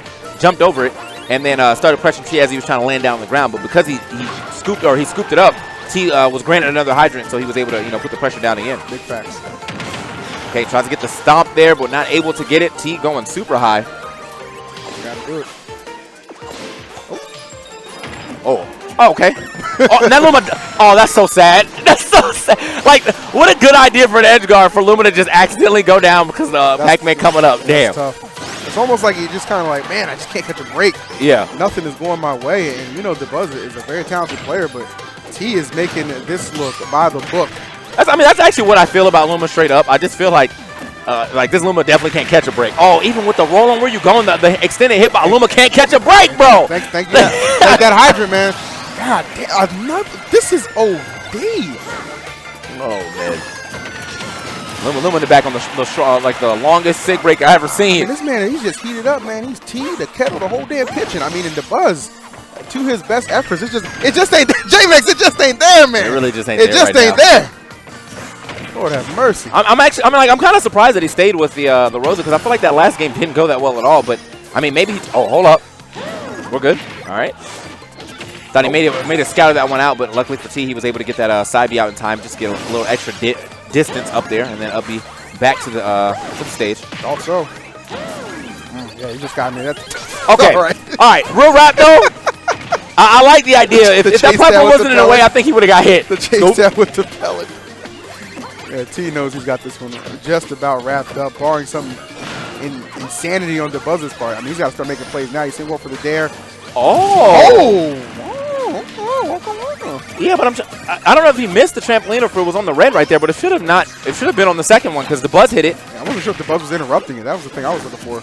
Well, yeah, maybe he might have hit it with something because you can hit the trampoline now in this game, so he might have actually down aired or something and then got him onto the third trampoline. But that was really good edge guard regardless from Dabuz. Yeah, this is a solid edge guard from T though. I mean, and with no kind of hitbox to even just give yourself a chance. He's actually fortunate. He's able to get back to the stage. So 167. One solid hit from Pac is going to wrap this one up. Dabuz knows it. He has got to be on his guard tremendously, getting the weak hit up that back air. There we go. Yep. Here's excellence, folks. Excellence. That's the MFT dog. Gave him the capiche free, bro. He definitely did. Wow, that's nuts, man. You don't know about the HyperX Cloud Stingers, best gaming headset under $50? It's crazy. Anyway, so here we are getting into our first game. Rogue Light and SST Shuton here on the Pokemon Stadium. Let's go ahead and get right into it. Yeah. Definitely going to be a good one. As we said, you know, as much of a defensive threat that Olimar can be on top of that insane output of damage he can have, Light is probably the guy you would send in if you're looking to break something down. But Light currently is like the only fox doing it too, man. All these other foxes have moved on to Wolf. Yeah, I mean, honestly, you know, Larry's my guy, but he's a spacey man. He ain't a fox man. Yeah, he's playing it all right now. Let's get that understood. I've seen quite a bit of Falco today, so. But yeah, right now Light is. I mean, he's definitely the fox making the most waves IMO. So. Okay. Love the follow throughs, trying to connect. Oh my goodness, just narrowly missing. Mega Fox actually had a pretty good show in this event too. True. Took out Leffen. So the Foxes are definitely trying to find their spot in the meta outside of just Light leading the charge. Yeah. All right. So good stock, good back air right there, or a good stock take right there from Light, but unfortunately for him, it's getting thrown up and out that blast zone. So even game here, second stock for both our competitors. No damage on the board yet, but Light. There. Oh, okay, hold up. Shine? Shine? Honestly, I was thinking about it too, but like you don't want to put yourself in a situation like that if you don't have to. Yeah. So I get it. Yeah. I mean, the thing is, though, it's Olimar too, so even if you do shine him, he's going to make it back. Yeah. Like, okay, wow, big damage. Man, he is taking a ton off of that. Like the reflect decision as well. That was smart. Bounce with Pikmin back. Okay. I like I didn't pull the trigger on the up smash too. He knew that wouldn't take away the stock. Yeah. Just guaranteed himself some more reliable follow-ups, and now it's starting to get to that percent. We're okay. I hit another one of those dares. It's going to be big time. You see him just going for the raw up smash. Yeah, he's allowed to do, I mean, he's currently allowed to do that right now. He's not really in kill percentage yet, so sometimes when you're at these lower percentages, you can get a little risky. Unfortunately for him, though, I mean, Olimar still has a really hard up smash to punish. Yeah, for sure. Seems like his up smash didn't come out in time. So, okay, big damage on the pick. Oh, okay. This decision-making, though. But he almost got him, though. He actually almost got him, though. Like, yeah. We really just in our bag today. Okay, first our second stock being taken by Light yet again, but are we going to get another even exchange on these stocks without any damage being taken? Shuton, oh, no, takes just a little bit. It's a quick 11. I like that. Better idea for him to jump out the shield and just kind of get away from the situation instead of allowing to, or trying to maybe shield grab it or hit it with any option. Just, get away from the situation. Up smash hit your shield more often than not, you're not going to be able to punish it unless you have, unless you're like Marcina and you have a nice up B out of shield, but for the most part, man, just get out of there. Yeah, just get out of there, bro. All right. Up smash. Wow, that up smash was so bold. I love it. Light really not shying away from this challenge with Shuton. He has just been stacking on the damage. And I appreciate that. I appreciate that kind of intense gameplay. Yeah. These are two superstars in the making. Looked like he tried to get a drag now right there. So even with the whistles, though, Shuton's not really getting the turnaround that he wants from the whistle. Like he's not getting pushed off, but he's also not getting like that fair or down air that he's trying to go for after whistling an attack. Okay, up tilt, into the up air, not enough yet. That one is, there we go. And that up air about as explosive as the crowd there, because you see a lot of people cheering for Light. He's got a lot of support in this crowd. For good reason, man. Top notch. My boy pops off, man. Top notch. All right. See ya. See ya. Again, man, if you guys didn't know, top 8 will be done by D1 and Kataro, so it should be a treat for you. Kataro coming all the way back from Japan just to commentate some Super Smash Bros. Ultimate for you. That's crazy. That's crazy. Yeah. So after this, after both streams wrap up, I think this will be the main one. If I'm not mistaken. I don't think they're going to split topic like that. So it should be this one. Yeah. 2G Gaming should be finishing. Oh man. I gotta tell you later, man. Okay. I might have missed something. No, it was for yesterday. Man, we'll talk about it later. Anyway, we'll talk about it later. So all right, Light taking that first game pretty easily. Shuton, I mean, not like it was really too far out of his favor. I just think that like a lot of his whistles weren't leading into, I guess, getting the pressure off him. And Light just kept throwing more and more darts at the board. So. All right, well, let's see if we can. Some of these darts can actually net him a win, man, for that dub. Yeah. Oh man, that's the start that you gotta expect. Top-notch Olimar play already. We've seen it from Dabuz, we've seen it from Myron. First time getting to see Shuton, from me anyway, at this event. Yeah, this is the thing though. I really feel like both of these characters start off like super explosive. So like even with a solid lead right now that Shuton has, Light can still bring it back at least percentage-wise. Oh my God, please get away from that. Yeah, I was like, dog, look at his shield. Like, I think that's why he like stalled out with that shine instead. He was like, man, if I hit this grounding, it's probably over for me. I could just get 1 second, like just a hope. Hope and a prayer, man. He's gonna need it now. 133. But there you go. I mean, Fox racks up that damage so quick. And he was going deep for that. Yeah. Okay, actually doesn't get hit. And it looks like a spot dodge comes out from Shuton, but he gets blown up by that down air. Doesn't get the finish, though. Even with the rage, Shuton still keeping the pressure up, keeping Rogue or Light onto the side, but takes the back air and ends up losing that stock. All right. Okay. What is Shuton going to do? Get out? Yep. Okay, nice parry. Seriously. That's just picking and choosing. And Light's all, I mean, from the early jump in the meta, Light has been parry master from his first turn I saw him at. Yeah. Kid just took to that mechanic like a fish to water. Okay, Light actually getting caught jumping out of shield, I think, or maybe just shield dropping, but regardless. Oh, big damage being done here onto the second stock of Light without being able to get the first one yet. Good tech, but, oh, okay, doesn't actually go out there and get another another hit. Light should land. Honestly, Light kind of living on borrowed time right now. That stock should have been gone. This is tough. Yeah, it seems as though he's playing a little more simple this game. You know, not a lot of Pikmin throws. He's just kind of playing around the platforms pretty well. He's trying to keep that center stage control, and he's waiting a lot more for Light than anything. So. I'd agree. Yeah. I think that first 10-second interaction where he's strung on like 67 out the gate was for him his tempo setter. And he's kind of been able to maintain that despite the best efforts of Light. Light is throwing some moves out right now. I would not be surprised to see a 3-stock right now, TK. I hate to say it. Honestly, I'm right there with you, and this is possibly what we're going to get. Light having to recover, ends up grabbing that ledge. Are you real? What the? I've never seen that kill. What is in that man's boots? How light is Aquabar? Oh my! All right, that was real Shinobi stuff right there, man. Literal featherweight. Wow. All right, we'll take it. My man definitely came through on some Naruto type. Yeah. All right, here we go.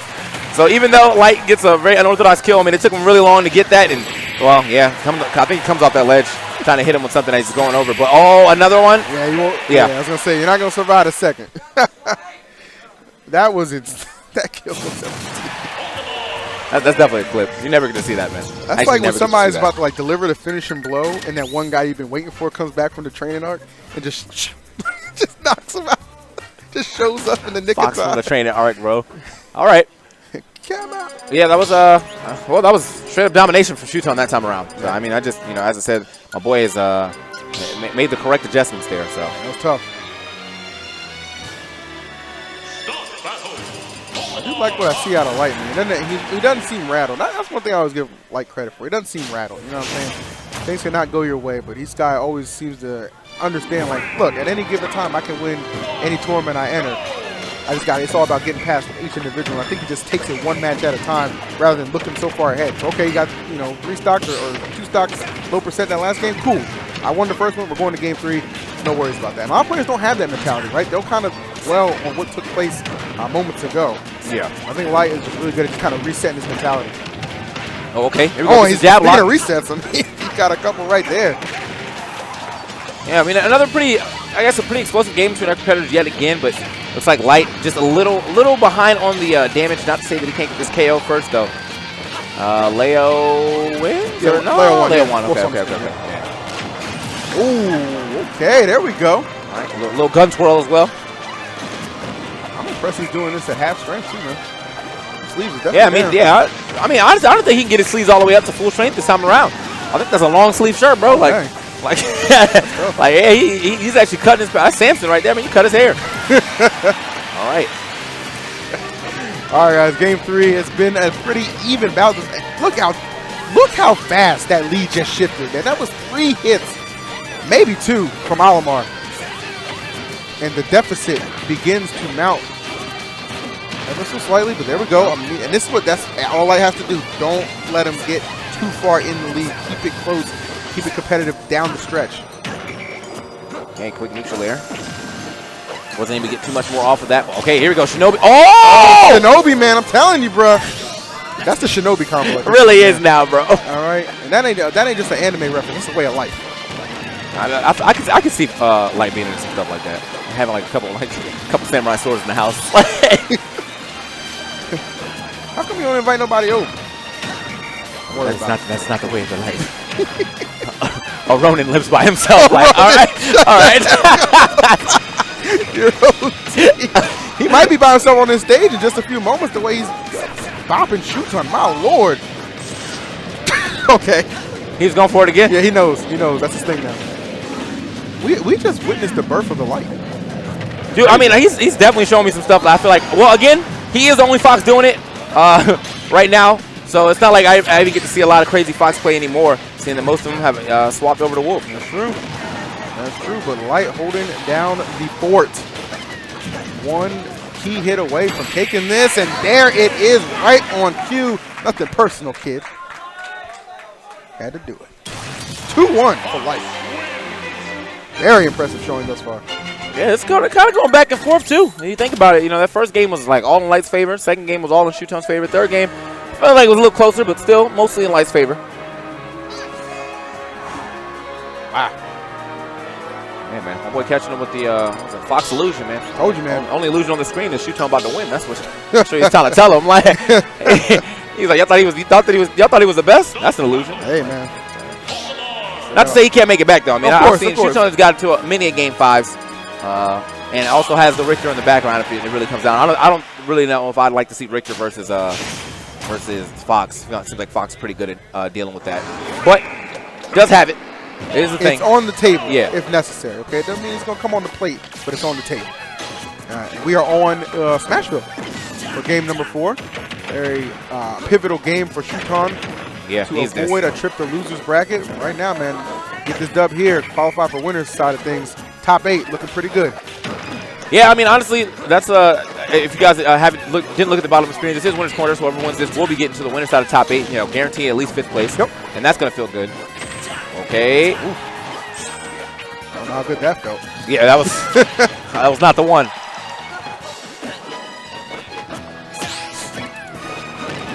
Nicely done. Immediate responses from Shuton. Yeah, not wasting any time. So I actually credited Light about, being able to just kind of re-engage and just have that, next game up mentality. I feel like Shuton's kind of the same way. Like, he's clearly not thinking about what happened in that previous encounter. It's all about what's ahead of you now. Yeah. Now Light kind of got him on top. Okay. Oh, okay. It's right on top of it. I think the Pikmin even extended the hitbox. So, yeah, just a lot of things going right there for Light on the right side of the stage.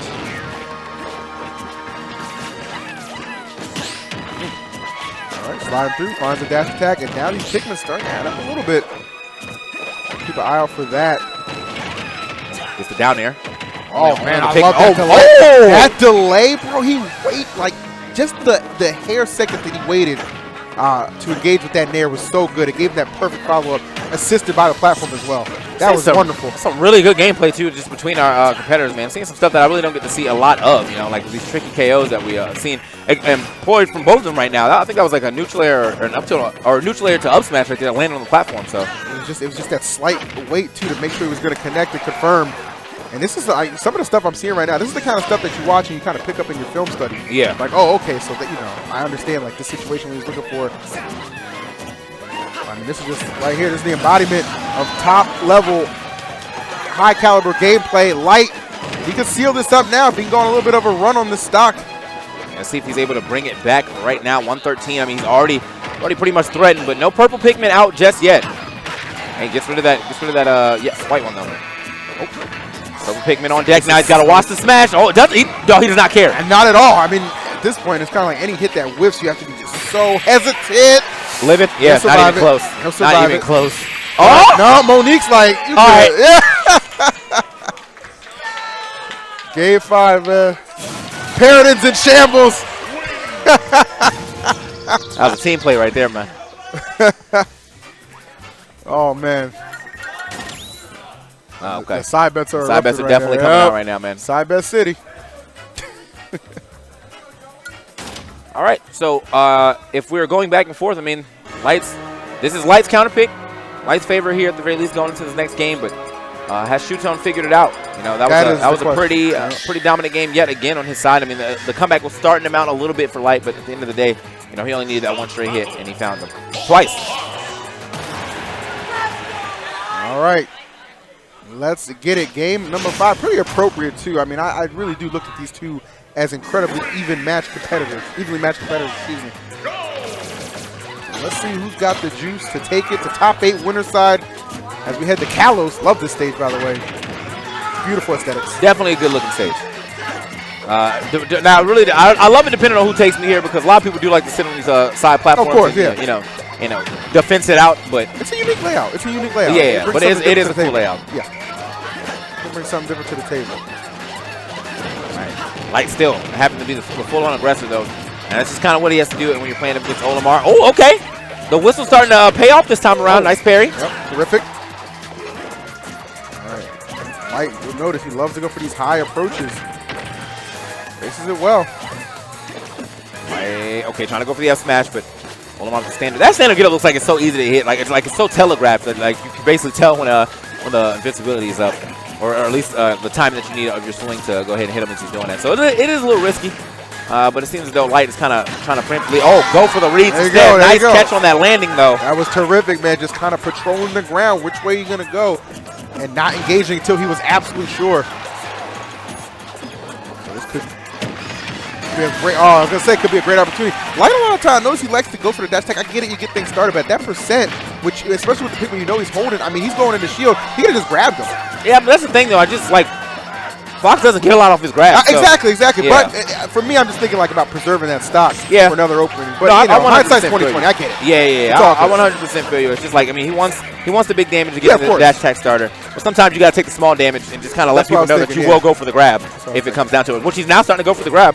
So that's good. Yeah. But I mean, I guess Shuton he just recognizing when he's doing that. Like he's being able to. He's not holding shield too long to get shield grabbed and seems to be rolling and get out of the way in time when Light decides to go for set grabs. Yeah, no doubt about it, man. Well, off the base right there. No knock against Light, but maybe a little bit of regret starting to set in. I saw him lean back, took a swig of water. He knows this is the stock, man. This one's for all the marbles. But the thing is, I've seen Light in this situation before. I've seen him make these heroin comebacks. One more time, does he have it in him to avoid loser's bracket? I usually like the picks here of going to Kalos too. Especially against Olimar, it allows Olimar not to really go into the stage and mix up his recovery like that. But the thing is, like, I feel like Shuton really wasn't going into the stage already. So, like, that wasn't something he had to worry too much about. And I just feel like he's giving Shuton even more space, basically, to work with. He's got a pretty he's pretty bad. Oh, wow, yes. Stuff, though. That's what I'm talking about, man. You gotta dig deep and just find that last little bit. Light getting in there. And now only trailing 31. That was looking like a potential two-stock could have been looming. And what a parry. Insane follow-ups. Uh-oh, here we go. Kid just gets it, man. This is the Light that we're looking for. The momentum is definitely on the side. Gets set. Oh, he gets up in time. The jab block might have been the better option to go for. Okay, two-piece, four-piece, actually. Who said Mayweather retired, man? Come on. Come on out here. Oh, shook. Oh, yeah, it is. I was shook, man. As soon as I saw that come out, I knew that was probably going to be it, man. Credit Light. A terrific performance there to avoid what was surely looking like a two-stock in most people's eyes and give himself a fighting chance, but it just wasn't enough. I'm playing suboptimally if I don't always use a Nairo at every single step of the way, if I'm not always in one of these arts. But Nicko actually spends a lot of time not using anything, and then switches at the exact moment he decides he actually needs speed active, and that gives his opponent less time to react to what attributes he wants in a moment. So right now he's just playing solid neutral against Nairo's Palutena. Yeah, but the arts we were talking about already, G-Pick, going into play. Oh my goodness, 103 already racked up onto Nairo. Switching back over to the smash art. And, you know, one hit will go ahead and do the... Controller. You know, this happens with happened with Nairo's controller at Frostbite earlier this year, too. I don't know if it's the same one that he used back then, but just something weird with the adapter. All right, both of them just letting it rock, not allowing it to, you know, defer anything from this set. I'm glad it's happening now as opposed to later. It kind of like helped like Nairo catch his breath during that ledge trap. He was like, yo, I'm just wasting time off Smash. This is perfect. Yeah, no, I'm okay with this. Yeah. Because that's the scary thing about Shulk, is the moment he gets on that ledge, he goes into Smash, and then he has so many different ways to kill you off of every option you have. And Air Slash is just one of his best options that he has in his kit. It is a fantastic move. Not only can he just do it out of shield to punish anything, you know, that is unsafe on your shield, you can also just call out these anti-airs that people are trying to dance around you because it has a scooping hitbox as part of it. Oh yeah, what a beautiful switch to jump by Nicko in order to find himself that up special. But then right afterwards, Nairo doesn't stop for a moment and finds the back air and finishes him off. And what, wow, like, so I've seen Nicko actually go into shield to mess with people's combos at early percents. Nairo just immediately adjusted his own game, found himself a reset on that platform and kept it going. Yeah, Nairo already just switching it up, understanding exactly what Shulk can do within the combos or just, you know, within anything that is happening. Adjusted it. The only part that I didn't like about this is they try to go for that up smash at the very end. I think he assumed that Nicko was going to be stuck on that platform a little longer. All right, edge guard, counter possibly? No, looking for that down tilt. You know, really good option there at the ledge as well, especially for a Shulk that doesn't snap exactly all the time. Yeah. Nairo right now looking at such in control now compared to how the first stock was going. Looks like it just kind of took him a moment to figure out what Nicko's like essential current mood is, and is able to play around that temperament. He's kind of leading Nicko around, occasionally tossing in a back air or so, but still just letting Nicko toss out that first move and then getting frame advantage off of it. Well, that's exactly what Nairo needs to do when the arts are in play. A lot of times when you see either the shield or the smash art that are online, you want to just kind of play as if you're at 180. Just because you already know if you're getting hit once, you're gone. Yeah, exactly. So just like backing off, because they all have that timer that you can just see right over Shulk's head, right? So just why take a risk if you don't necessarily have to, especially if you have a lead. You're the one who forces him to come to you. Yep, and Nicko switching back over to the shield one more time. Back to smash and a forward throw, gonna seal that one out. Yeah, the speed just running into Nairo. Can't go past him this time around, but running straight into that explosive flame. Nairo taking the first game. What a good mix-up by Nairo as well, because during that previous stock when it came to the edge guard, he was putting himself off stage as the main source of pressure on Nicko to experiment to see what Nicko would do. And Nicko actually wouldn't respond at all. He wouldn't jump early, he wouldn't air dodge. And Nairo kind of took note of that. And then in the last stock was like, all right, explosive flames, since you're not doing anything in response to my movement. And called him out, got that early kill. Not early, but got that kill anyway. Yeah, no. I mean, it's a little early on Shulk, you're right. You know, if Shulk's not dying at 180, you didn't play the stock correctly. You know, actually, since Explosive Flame is a multi-hit, I think it should be possible for Shulk to switch to shield during it. Yeah, he can switch within it. And I think every hit from the Explosive Flame actually will decrease the shield timer at that anyway. Oh, okay. Nairo carrying off where he was in that last game. So much percent being racked up on. After just one conversion, Nicko just struggling to get back onto the stage in the early goings. But that's one thing that you have to deal with as a Shulk. You don't really have these out-of-shield options, you know, to get people off of you. Nairo's edge guard that entire time was amazing, Miho. He just not only got a solid 80% right afterwards, but just slowly inched away from all of Nicko's attacks, just fired back with his own, and then more importantly, put himself off stage to bait out that air dodge and then kill Nicko early. Yeah, but Nicko mounting up the comeback already. 111 onto Nairo, switching into the smash art, and Nairo adjusting his combo to make it work. Seeing the smash is on, and that's going to be it. When you are in the smash art, you yourself take more knockback as the Shulk. Nairo's basically adjusting as fast as Nicko is to his own arts. It's crazy. Like, I know you have the Monado, but I'm a goddess. Yeah, well, Nicko still in smash, but able to run all the way back. Pivot forward smash, getting himself on the board with that first stock, but it is a mountain to climb right now, G-Pick. I like how Nicko switches to speed the moment that Nairo comes down with the Angel Platform Invincibility, because that way he can just escape from that situation, cross up very easily, and hopefully get a better shot at the neutral. But that being said, Nairo just immediately picks it up right afterwards and keeps sending Nicko out over the stage. Yep. And I'm actually really surprised that Nicko switched over to the jump art instead of shield. I'm not sure if shield wasn't available, but maybe he was just assuming he could jump over Nairo instead. But Nicko stuck here at the ledge, challenging with that forwarder, able to come back, spacing away from the grab attempt to Nairo as well, punishing him with a back air. Yeah. As Nicko seems to be finding his footing in neutral, doing a better job cutting Nairo around. What's up? So I love the attempt that Nicko went for right there. At lower percent and specific percent range, you're going to actually go from the Buster art off a down throw, leading into a confirm to the air slash. But he ended up missing it that time around, and Nairo capitalized, getting that back throw to get the game, and a 2-0 lead in this set. Yeah. Again, we have a lot of monsters down here. Nicko is no slouch, but having to fight Nairo just to make it into, what, guaranteed 9th? Yeah. Yeah. They're fighting for 9th. It's so crazy. Yeah, so no, the winner of this would be playing, the loser of Ally and Samsora, which is on the other stream at the moment. Oh yeah, that's not too bad, right? Yeah, no, it's okay. But anyway, game 3 starting up. Nairo once again opening out with a whole string of nairs. And that's kind of been the story ever since that very first stock, because Nairo's been in the driver's seat, except for a couple moments in neutral by Nicko. Yep, forcing the high recovery there off of that air dodge, taking his double jump too.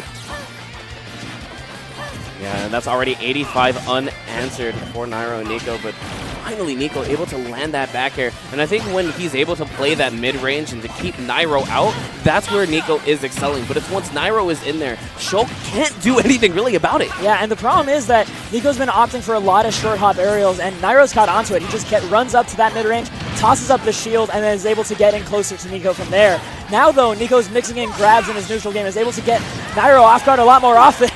And going past the spot dodge of that too, understanding exactly what Nairo was going to hit.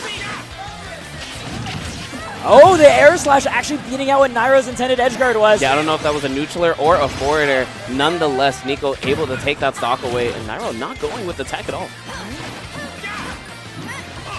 Nicko's still leaping in though with these aerials, and that's kind of what's giving Nairo his opening, is waiting for the brief amount of landing lag than Nicko gets with Shulk.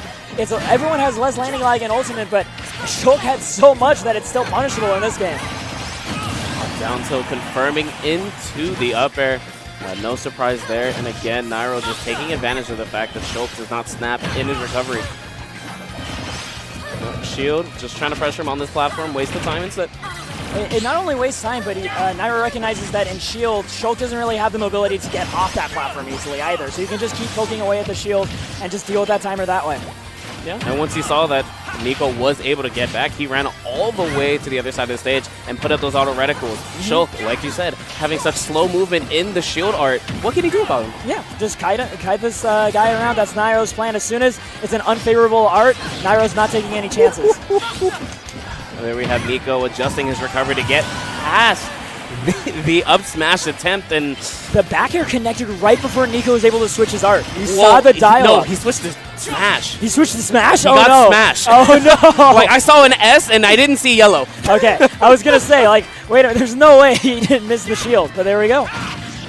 Oh, my goodness. The forward smash up angled. Nairo unable to get away. The first hit of that down smash sending him in the opposite direction as well. Forward air at the ledge with the smash art on. That's going to do it. Nicko evening up these stocks.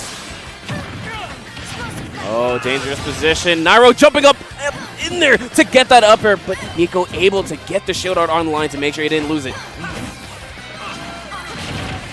Nicko holding on to the center stage. This is the potentially last stock at 90%.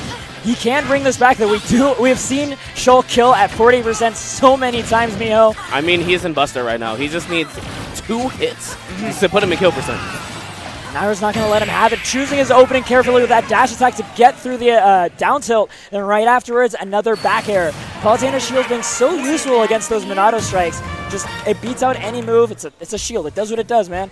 Speaking about that spacing, Tweek opting for the Wario, and I really do like this pick. Just because, like you said, Lucina, very fundamental, very straightforward. You know she's going to go with those forwarders, with those neutralers. And with Wario, you have the access to have that air drift to try to go around a lot of those moves. Try to fight her in the air. Yeah. And this is, of course, notably the character that Tweek chose in order to beat MkLeo's Lucina, right? This is the matchup that he prefers to deal with, especially, like you said, those anti-airs going to come in very useful against all of these aerials that Mr. E would like to bring out. We have Tweek taking the early lead. Mr. E now sitting at 91, 100 after the initial bike hit. But, you know, he's starting to get some things going. A forward throw sending Tweek right back off stage. He got the air dodge, just did not pull the trigger. Tweek in such a good position. He's not being too committal, though, in terms of putting on his pressure on Mr. E, at least not in this first stock, right? He just is freely giving up a little bit of that corner space to get a better idea of how Mr. E wants to escape. All right, another forward throw sending Tweek right back off stage for Mr. E, but he ends up getting a neutral, finds himself off stage now. And you not want to be in that position against Tweek and just against Wario in general. You have to worry about the command grab with the bite, but you also have to worry about that forward tilt, having so much power behind it to catch him in a regular getup. And speaking of the bite, G-Pick right there on the platform, catching Mr. E and killing off the side. Command grabs are so good in this game for that exact reason. Everybody feels fundamentally safe in their shield on a platform, but just leap up there, press that magic button, and you can just snipe their life. Look, even if you see the command grab coming, you got 6 frames before that shield can drop, my man. What, you're going to just jump off that platform and put yourself in an even worse situation? Yeah, I feel it. No, the down tilt not catching, Tweek right there. Mr. E still just kind of swinging the sword, trying to find the mark. That up tilt going past the bike and into Tweek, but still not enough. Again, Wario, such a heavy character. Mr. E doing such a good job now, just taking a couple steps back every time he sees Tweek enter the air and just tossing an up tilt out or so. Taking advantage of the fact that he is the one with the superior range. Even if he doesn't have the better movement, he still does have a better range to react in. Yeah, only 10% racked on. Finally, that up tilt killing at 180. We have full waft ready to go for Tweek as well. I think that's a big part of the reason why Mr. E is backing off so carefully. But the up tilt on the line one more time, actually catching Lucina before the forwarder actually swung down into Tweek. This is some scary stuff, but Tweek's not committing yet to the waft either. No, I mean, I think with Tweek, he's going to try to save it for the next stock. Also use it as a pressure tool here in stock 2. And at worst, it can also assist recovery. Yeah, you never know the situations that you might be put in. Great patience by Mr. E, too. I love all these short hops he's doing while he's juggling. He's kind of putting the thought in Tweek's head that at any moment, he might go ahead and do that double jump or an up air and catch him. And in doing so, trying to force out an air dodge, a little bit of extra, resource usage by Tweek. Mr. E is just trying to fight to get onto the stage. He was just stuck on that platform for so long, swinging that sword so many times. It's just like, Tweek, let me on the stage, please. Like, you kill me later. Yeah. Let me have the ledge. And that kind of just happened by Tweek just being so good at movement, right? He kind of quietly crossed up Mr. E as he was working on that juggle, and then suddenly Mr. E had no way out. And just like that, Neil, you absolutely called it. Tweek was saving the waft for the final stock when he absolutely was certain the confirm was going to come together. Mr. E on his way out from that game, moving on to his counter pick. Assuming Lucina is going to stay in play. I didn't really think there was anything wrong in terms of the matchup. It's more so just Tweek putting Mr. E in such a disadvantaged state where, it was very hard for him to get back onto that stage or back into the neutral. Yeah. Tweek just dominating that space. And it was very prevalent on the platforms especially. Especially, it ends up coming down to Tweek ends up getting so much more mileage off of the times he connects a hit in neutral, right? Like, he's able to find all these lengthy confirms or just a straight-up kill. And Mr. E does get neutral wins, too. But it's just like a poke-and-go neutral, where he pokes, swats Tweek away, maybe finds one more hit, but otherwise he's just kind of fishing for something else to get him, but never actually quite gets that full momentum that Tweek is able to find. I mean, but that's just the nature of, the sword characters, like a Lucina, like a Marth. They're not known to really get these big combos as you've seen in past iterations of Smash Brothers. They're more of the poke and go, as you said. They're going to get their forward airs, they're going to get their neutralers, but afterwards, they have to read where their opponent are going. What defensive option are they choosing for me to cover? Right, but then that leads into the juggle game, right? You have the ability of the sword to cover so many air options as they're coming down right above you, because there's nothing Wario's going to do that's going to outrange like an up tilt or an up air. Good back air out of shield from Mr. E. He has Tweek up in the air, trying to cover him with the up tilt one more time, but Tweek able to get right past it, punishing him with that falling up air. Now, speaking of falling up airs, Mr. E answering with one of his own. Oh, man. I was going to say, Mr. E was doing a good job actually chasing Tweek's air drift, but Tweek actually juked him a little bit in that previous iteration, helped him find center stage from there. Yeah, walk actually hitting in the opposite direction. Mr. E able to hold on to his talk. This is going to be a re-grab, and you have Tweek recognizing it immediately, punishing him with that down air. Yeah, down air being a great choice there, too, because it's such a long-lasting hitbox in case he was slightly off with his timing. Gave him the best window. Tweek again, just jumping up around Mr. E. Mr. E staying strong, able to land that F tilt. The Wario still that big body, not going to die off the side, especially here on Town and City. I like how when Tweek's shield is getting poked right now by Mr. E, he's actually disengaging. He's not trying to jump nair or anything. He recognizes he's at 170%, and he's trying to just get a clean hit in neutral as opposed to hoping for some sort of punish out of shield that might be punished in turn by Mr. E. Mr. E He got that parry, unfortunately, can't get anything else out of it. And again, Tweek just on point with all of these punishes. If it's not guaranteed, like you said, he's just backing right off. And as a result of that, right, he's got already 70% on Mr. E and sitting at 174 himself. He can actually find another kill on Mr. E if he plays his cards right. Might look just like it. Oh my goodness, the bike mixing up where he is going to land a get-up attack, swatting Tweek right off of him, and the bike exploding in his face, but that forwarder gonna find the mark. And Mr. E kind of recognizing the bike situation for what it is, knew that by tossing the bike at Tweek, he was forcing an option, and then he could punish whatever option that was with his sword swing, and he'd have the luxury of actually getting to react to it too. Mr. E actually opting for the upwards angle of that dance blade. It looks like he just wants to keep Tweek in the air, trying to cover the landings, but unfortunately, that is not the case. Tweek running up, catching the down tilt before Mr. E is able to grab onto the ledge, and the dash attack going to take the stock. Have ourselves a full stock lead now by Tweek. Very dangerous spot. Triple up air leading into the forward air. Now Mr. E sitting at 65. And it's so hard to land against Wario when he's in the air because his air drift, again, it's so good. He can stay right below you. And oh my god, it's just like that. Finding himself that falling up air into the straight waft. Tweek winning with a 2-stock. This is, I still agree with you, Neo, that like Mr. E's, like, it doesn't feel like there's anything fundamentally wrong with Lucina, and when he does have the wind in his sails, he is able to put a lot of pressure on Tweek, but in terms of finding the situations to punish with a killing blow, it's been very hard for him, especially on Town and City with such a large blast zone. So I'd be interested in seeing maybe Mr. E go to a stage smaller, but the risk there, of course, is then that Tweek can kill him so much sooner, too. Yeah, I think a Battlefield probably help out a good amount, just because Lucina having that sword able to shark between the platforms, really covering the landings that Tweek wants to go. But you also just run the risk of giving Tweek the combo extensions off of those up airs, as we've already seen so far, even on Town and City. Yeah, but Smashville is going to be the pick once that one single platform in the middle to try to cover. And not only that, this is going to be opting for that small blast zone strategy. Mr. E not wanting Tweek to get a lift to 174% here. A forward air off stage will definitely do the trick. Yeah, and even then, the up tilts that he's been doing so much, going to kill that much earlier, as opposed to killing at 180.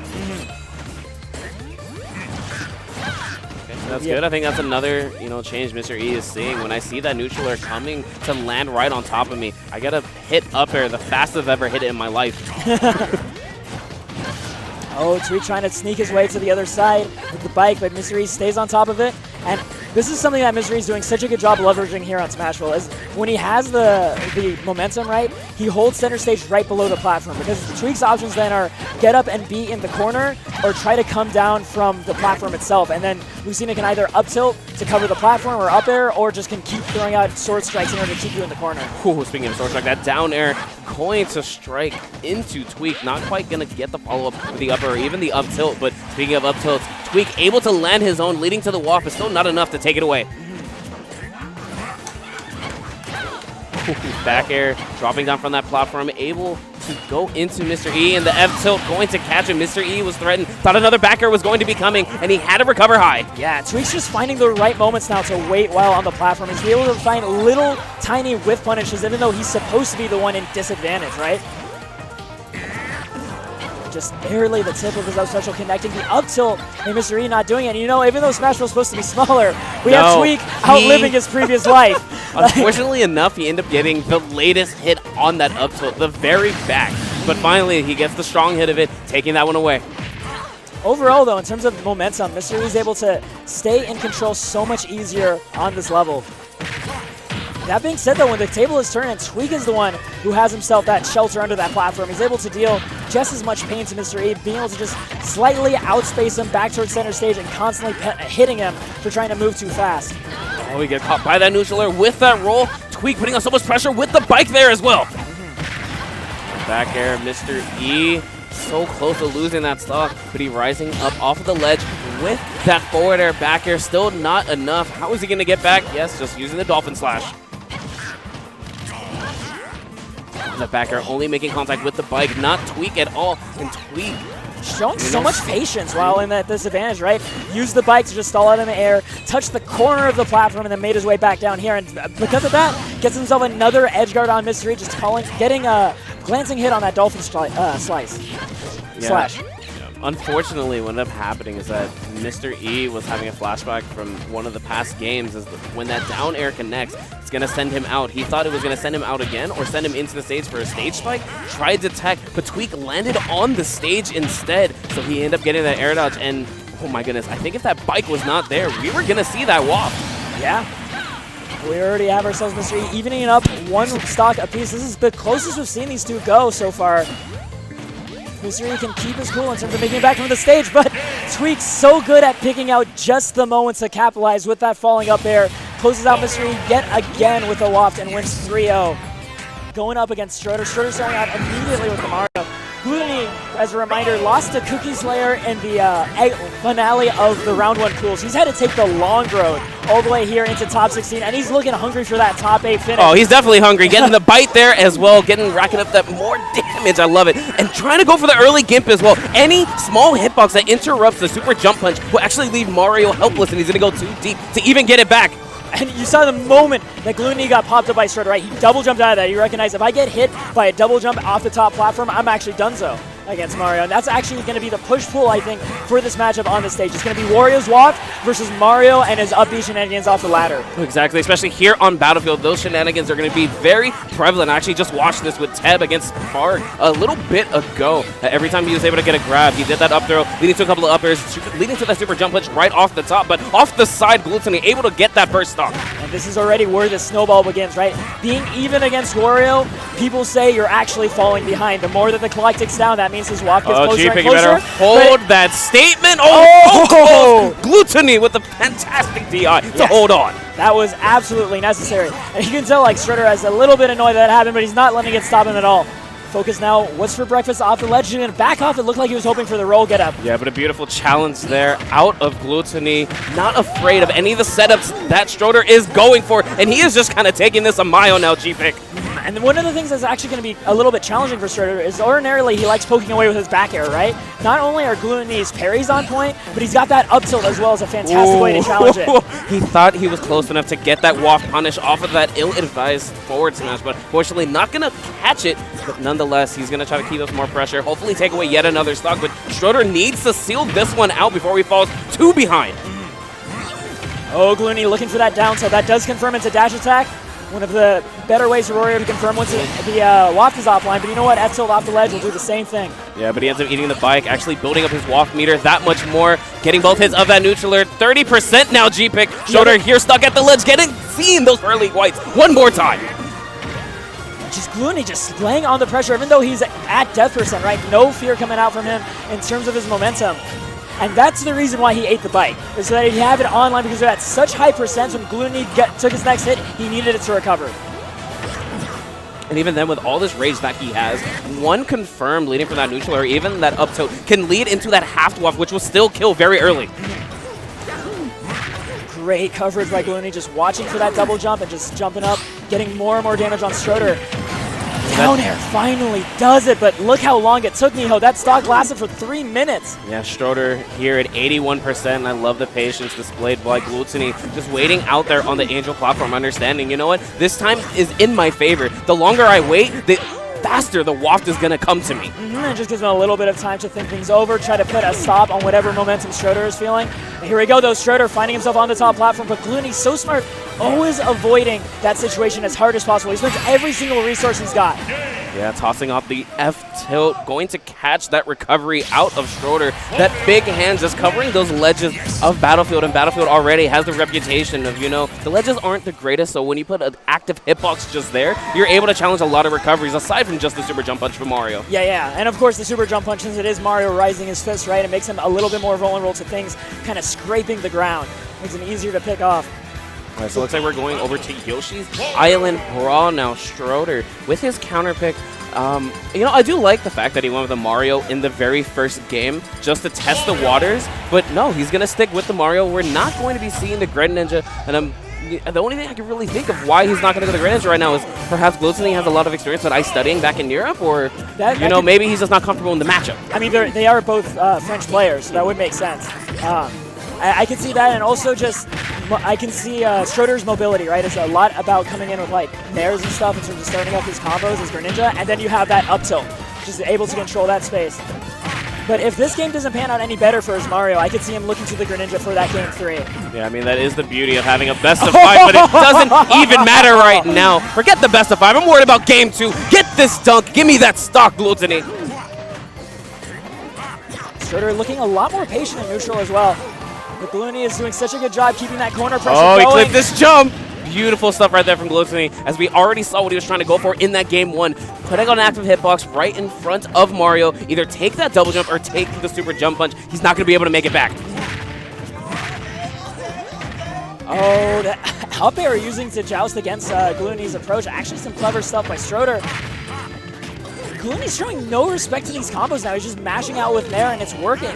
I think Stroder is just trying to test the limits of it, right? Because if he could land and get another initial jump up air, then he could really go for a ceiling grind. No, definitely. I mean, that's one thing that Mario players really do love to thrive on, is when you kind of instill that fear into your opponent. When they start doing those preemptive air dodges that really aren't going to go anywhere or even benefit themselves, that's where they're able to take advantage. They're going to take them off the top with that super jump punch, or even just some big combos before that. Getting away from that fist, does not want to get dunked one more time. Glutonny does have the lead at the moment, coming up with that forward air, challenging the air-to-air at that. Glutonny's corner pressure is so good, right? The moment he gets Stroder right there at the ledge, he just starts trotting back and forth, implying so many different things he can do at any moment. Who was expecting Stroder to come up with an up air or something or another, trying to catch him with that waft, but Stroder, you know, very disciplined, not giving it to him. It's surprising to see Glutonny so loose with his wafts compared to how we normally see him play. He ordinarily keeps it locked for guaranteed kills. But right now, he's kind of experimenting with it, and considering how long his stocks have lasted on average, he kind of is justified doing it. I love that awareness from Stroder. He recognized that Glutonny was coming up with the bike. Since it was slanted up and he was landing on the stage, there was actually an active hitbox in the front that possibly could have killed him. Okay, so Stroder just got out of the way instead. Up air still not enough.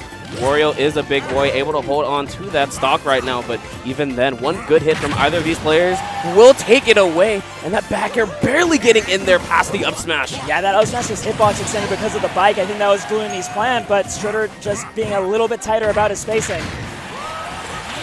Okay, yeah, dying off the top. I was going to say, if you survive that dash attack at that high percent on Yoshi's Brawl, I'd be very surprised. Yeah, Glutonny was going for those down tilt setups quite a number of times. Unfortunately, it took him so long to finally get the kill at the very end. That down tilt, it's hard to go ahead and space out correctly because they have like a couple of different hitboxes. There's the very tip, and then there's the inside hitbox, which puts them right in front of you to go ahead and get those follow-ups, like the dash attack, like the forwarder he's done a couple of times as well. That being said, I mean, this is also a very tilted stage, and that's going to mess with those spacing confirms so much more. Here we have Stroder, you know, in complete control at the moment. And wow, Glutonny again with one of these crazy walks. That's going to do it. No way. Nope. Nope. Again, Glutonny just showing off that DI. And Stroder expecting Glutonny just drop down preemptively, doing that up smash. Not quite finding the mark. Glutonny sitting at 125. Throws that bike into Stroder and falling out the downer. Oh my goodness. This is some scary stuff. Glutonny just extending off the edge, looking to end Stroder as soon as he gets him off stage. And Stroder is so patient now. He's inching his way back from the corner. Respecting a lot of Glutonny's ability to punish in these situations, finding himself a poke with that down back air. Oh, Glutonny, I think, ended up holding down right there. So with the up B, the last hitbox is so massive, kind of just got Stroder off him, jumps up, gets that back air, and Glutonny now going up 2-0. That one was so much closer, though, for Stroder than the previous game. It's a night and day difference between the two of them. So I think I can see Stroder now just sticking with the Mario, considering how close that all came together. But at the same time, what my head is thinking now is that all started because Stroder found himself a dunk at like 40%, right? So he needs to be able to still find these edge guard kills if he wants to at least keep at the same pacing. Because otherwise, it's going to be very, very hard. Yeah, I mean, but that could also go on the side of Glutonny. Glutonny's doing a fantastic job making himself scarce when he is off stage. A lot of times he's either going way high or he's going too low for Stroder to get that correct read to go ahead and edge guard him. Yeah. And even then, even if he does have his double jump taken away, a couple of times we've seen it. He's gone on the bike and used the bike jump instead to make it back. Yeah. I think that's part of the reason why keeping the bike kind of existing on stage is it sort of minor priority in this matchup. If you can keep Glutonny away from destroying it, that means he's so much more edge guardable. I think really at the same time for Stroder, I would love to see him just kind of let it rip with a lot of the moves and the normals that he's tossing out, or even just the combos. Because a lot of times, I talked about this a little earlier, is that he's looking for the fear in Glutonny, but Glutonny's not showing any of these air dodges at all. If anything, yeah, Glutonny is just challenging directly in a lot of these situations, coming out with those nairs and forward airs. Right there, catching that jump. Yeah. Yeah, he himself expecting some type of regular get-up, maybe a get-up attack, but nonetheless, the air-to-air going in his favor one more time. Stroder stuck here at the ledge, going to get scooped up by the bite one more time as well, landing on the platform. I mean, it makes a lot of sense that Glutonny is comfortable up meeting Stroder in the air because Wario has such superior air drift compared to Mario. He's just going to be able to weave in and out of that space and play that pixie game even better. Oh! That's one way to save yourself. That bite could have killed Mario. Just straight up. Yeah, beautiful reactions coming out from Stroder, and that's also just a mix-up from Glutonny. That's because a lot of times he was already tossing it up or tossing it down instead. And watching the roll, he's trying to get to the neutral get-up instead, and Stroder just boldly rolling. And that was a really hard call, because if you're trying to react to Glutonny's positioning, it looks like he wants to just kill you for rolling. Glutonny, again, going for a lot of these bites at the moment, but finally able to land that down tilt into the dash attack. Oh, double nair, 25% leading from that back air as well. And the up tilt, just anti-airing Mario there. Such a beautiful tool that Wario has in his kit. Oh yeah, those hands are fully invincible. They're out for a solid 10 frames or so. And they, more importantly, lead into such big combos or just straight death. Oh no. Okay, Glutonny wasn't sure where to go ahead and catch him, but he catches him anyway, leading from that nair into the waft. It's like this Stadium 2 ends up favoring Glutonny so much. I think a big part of it is just it's such a wide stage, and Glutonny has such an easier time traversing the space compared to Stroder. He's the one that gets to fade back and come back in with a back air or a forward air and punish Stroder. Stroder, meanwhile, doesn't get to use the space the same way. No, I mean, really, Stroder was just hoping that he can go ahead and take Glutonny off the top with that super jump punch, the ladder conversions, as we talked about a little earlier. But, Glutonny already showing he knows exactly how to DI, and Wario, being such a big body, does not die nearly as early as the rest of the cast. Again, these up tilts coming out from Glutonny, trying to catch an air dodge or even just a neutral air attempt out from Stroder.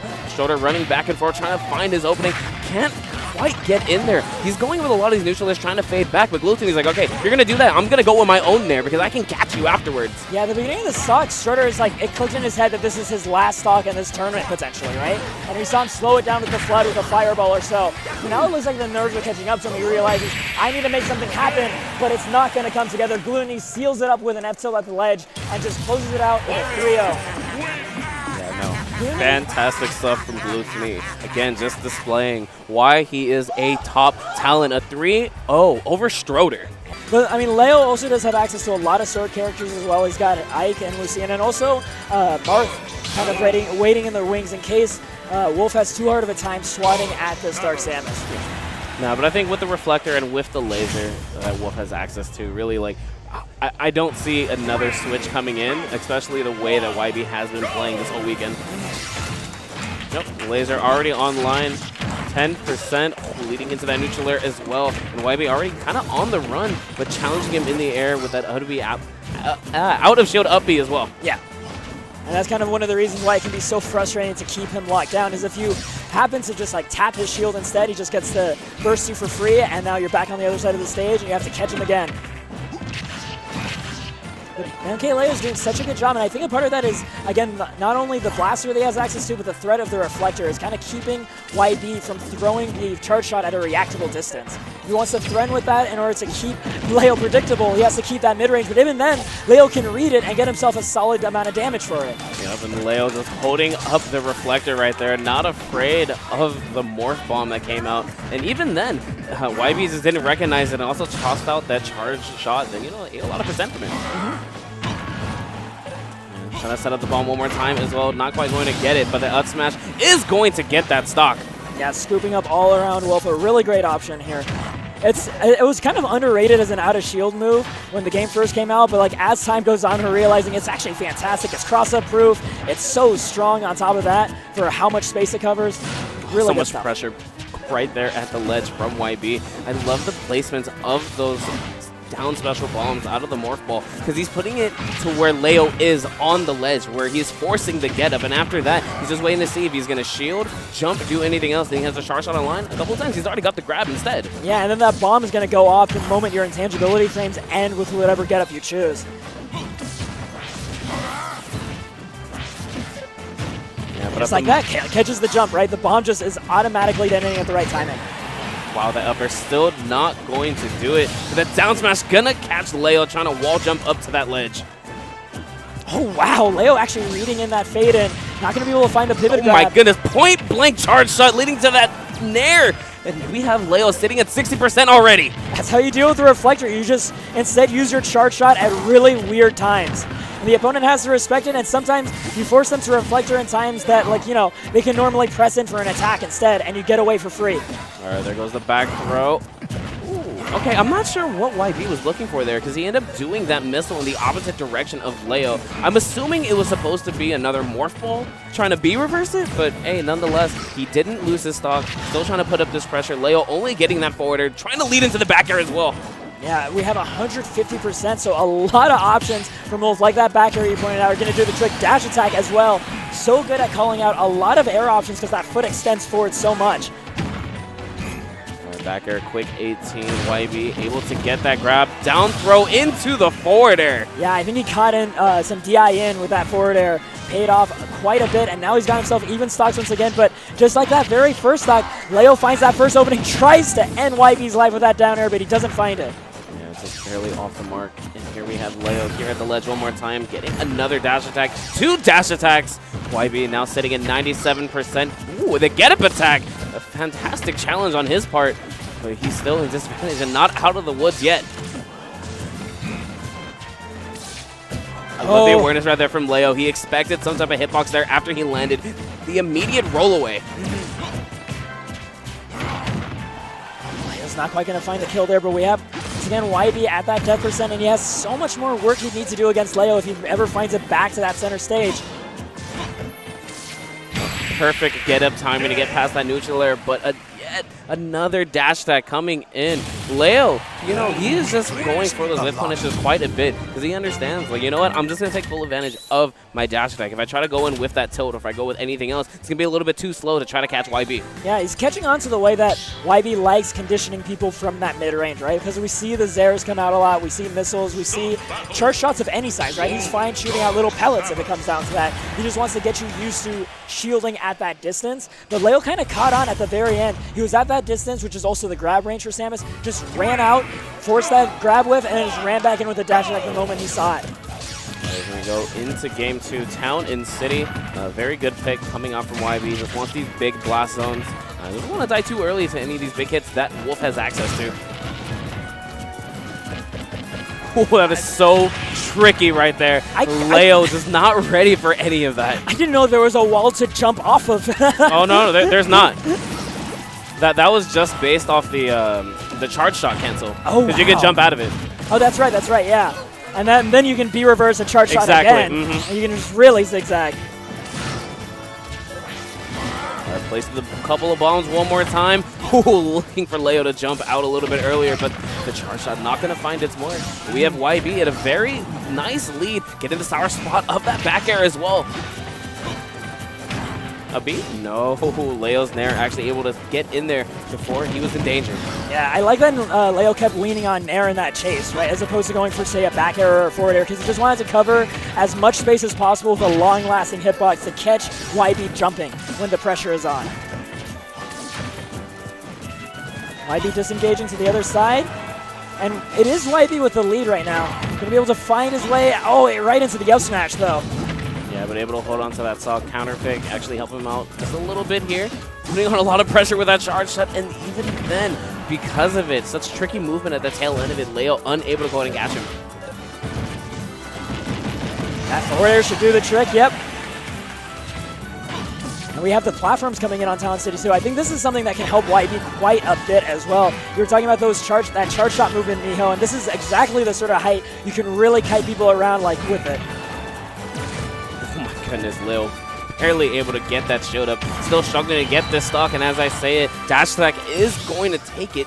And here we have it. 2 stocks apiece, even percents, G-Pick. Might be kind of taking his time coming down from that platform. Trying to utilize more of this air as well. And just poke out Leo from a distance, but Leo so 30 to 68. Because ordinarily, charge shot in the middle of the string, right? It's almost like a wake-up Shoryu. It's like, here I go, throwing out a strong attack, and you weren't respecting me. He parried. Yeah, Leo was ready. Leo absolutely was ready. Up throw one more time, trying to lead into that border. Not quite going to get it. Down air having so much startup, the neutral are just going to beat it out. And YB's just not ready to go ahead and try to get that tech. Yeah, that back air on the Town and City platform by Wolf and other characters is so hard to deal with because it not only lets them kill you if you tech rolled in, they're not exposing themselves at all. They still hold on to the stage if it whiffs. But YB still stuck here at the ledge. Leo so patient, and he was just sitting in the correct spot, literally where YB was landing. What a scoop! Goodness, they're trying to threaten with those up airs as well. Not quite going to get it, but Leo still just wow! Oh my God! What the? I'm learning something every day. Excuse me, the forward smash taking that stock away. That was such a good adjustment by YB because he's been watching every time I drop a bomb on this ledge, Leo does neutral get up, puts up his shield, and just waits, right? Because he could count on that, he dropped the bomb and just let it rip. But what a trade there at the very end. YB came with that up tilt. It made contact, but Leo had a back air there. It's going to take that stock away. Leo now having a 2-0 lead. Yeah. We've seen YB pull off some amazing things before, but ordinarily in the sets he runs away with, like, he just starts with, like, full gas and he just keeps it rolling, right? I haven't seen him pull off, like, a reverse 3-0 yet at this event. So I don't know if he's going to be able to pull it off against one of the top 2 players in the world. And we just got to wait and see. I mean, it's there for him. We're going down sort of to the wire. Just Leo able to just clutch it out, get the really key hits that matter the most, and go from there. Yo, you saw that, right? Leo tossed up his reflector. He stopped for a moment. YB with the charge. I was like, no. Yeah, like you want to. I know you want to do it. Look at the shiny light. He did it again. It's like a moth to like a lantern, right? Oh okay. No. Okay, Leo's getting a little carried away now. That was a really good trap right there. Yeah. Leading into that back air, YB stuck here at the ledge one more time. Neutral air connecting, dash attack not quite going to be there, but Leo going for the second one as well. And yeah, you see Leo's opting just to have that safety of the reflector as opposed to pushing any of these strings just in case of that charge shot. I think he also shows his confidence that even if I drop this attack string, I can probably keep him at ledge really well too. 25 trying to extend it with an up tilt as well. Not quite going to get it, but you have YB stuck here on the platform. Oh my goodness. Leo is always ready. Doesn't matter. Your charge shot isn't an option here. Back throw? Yeah. Beautiful catch. YB going in and landing the heel of his foot and backing away to the corner and actually staying down here as well. Not trying to rush it just like we saw Tweek do against Mystery as well. Yeah, he's trying to get that pivot grab. Unfortunately, the grab assignment's a little bit too slow to go ahead and try to get it. Ooh, solid spot dodge right, Leo. That's actually a very dangerous spot, and tech roll in is actually the only thing that is going to save you there. Because tech in place, you get hit by charge shot. Tech out, you're getting hit by that charge shot. You don't tech, of course you're getting hit by the charge shot. Yeah. Charge shot as an option coverage, it also does so much pressure on the ledge as well when you're playing Dark Samus because she fires at a lower height. It can catch a lot of characters hanging off the ledge. Yeah, but in the midst of that, YB end up losing yet another stock from that dash attack of MkLeo, and Leo now putting on all the pressure, so much percent from all of those up airs. My goodness, the down smash only getting the inside hitbox, not the outside on the claws as we're used to seeing. Yeah. Leo's looking to really run away with this at this point at 55%, but finally, a charge shot he's not ready to reflect. Oh no! The assist! Town and City coming through with the platform, serving YB on a platter to Leo. Leo gladly eats that up and wins 3-0. Samsora Spurkin. This is a check for Samsora. This is all about avenging and embarrassing 5-0 from Summit. Bro, he has to do it. No, they money matched like 5 different times. That's true. It's true. I commentated one of those sets, and let me tell you, that man came flying through like I don't know what. It was something special, man. It was something special. We shall see if the Ganon can get it done yet again, though. For Samsora, he's probably going to argue, well, you know, I'm sober this time. I don't want to hear that, Sam. Yeah, all right, we'll see. I don't want to hear that, Sam. You found your way back to the hotel. You knew where you were. All right, I don't want to hear that. All right, now's the time. All right, to bring it back if you ever gonna do it. Yeah. So I'm really hyping. I'm really hoping that he does get the redemption that he needs after losing that much money to someone and then having to block him on Twitter. You know, I was like, I don't want to talk to you anymore. Here's my money. Get out my face. So, well, I mean, let's see if he's able to do it. I mean, he's not really getting the damage that we need yet, but he's already in Dorian percentages. So that is, and I want to preface people who might be new to this. This Ganondorf is not a disrespectful pick, and it's not a fringe pick. Not at all. Nairo used this character multiple times as of late to secure himself some solid wins. Most notably to me being that comeback he mounted against Light a couple weeks ago. Oh yeah. So gets the first stock pretty easily. Gets the dash attack right there for the KO. Gonna go way under the stage though. Jeez. That angle was just unfortunate. Yeah. So Samsora will take it though. Peach, man, she is Man, light. they are popping off in the crowd right now. Like this is the match that people probably want to play like a grand finals or something. The way people are acting right now. It's big time. Nairo kind of way out there. Okay, ends up making it back though. Again, his recovery not as bad. No, not at all. You know, not as bad as it has been in previous iterations. Got a little drift on it. It's all about it's all about how you manage your positioning too. And I was really good at saving his jump too in a lot of situations. And the follow-ups, look at that, just amassing a ton of damage out of nowhere. Can we talk about the quick 60? The quickest. Okay, yeah. Wasn't gonna make that back. I feel like I don't know if this is the one with the pillar in the middle, but that would have been like his only way to possibly like tech the pillar wall jump. Oh, hold up! Oh, okay, wow. Oh, there's the pillar in the middle. Okay, this is looking pretty bad. All right, it's looking like a different Samsora, man. Looks like he might have went in the lab, talked to my man Vermin Nubus. Like, look, how do I beat this? We got to talk. Oh no! Still has to jump. Yeah, I don't think he's making that one back though. Samsora going OD deep for it, but doesn't even need to get the hit. Samsora still looking super serious right now though. But what a good first game. You know what? A very solid first game, and then for Samsora, that's a mentality booster. Because if you drop that first game again, you're just kind of thinking in the back of your mind, those previous losses just start to flood in. So that can be something that can really hurt you, especially in a long set like this. So I think it was crucial for him to take that first game. And now you got to wonder, all right, now we're going to I'm not sure who we picked. We got to wonder if now he's going to switch it up a little bit. Are we going to see the Palu? Yes, we're going to see the Palu come out. Okay. Now this is his authentic trident. Okay. Just a one-time thing I see, huh? That doesn't really believe in the man Ganon. Okay. Listen, I just if it's not a money match on stream, maybe they just don't have the juice.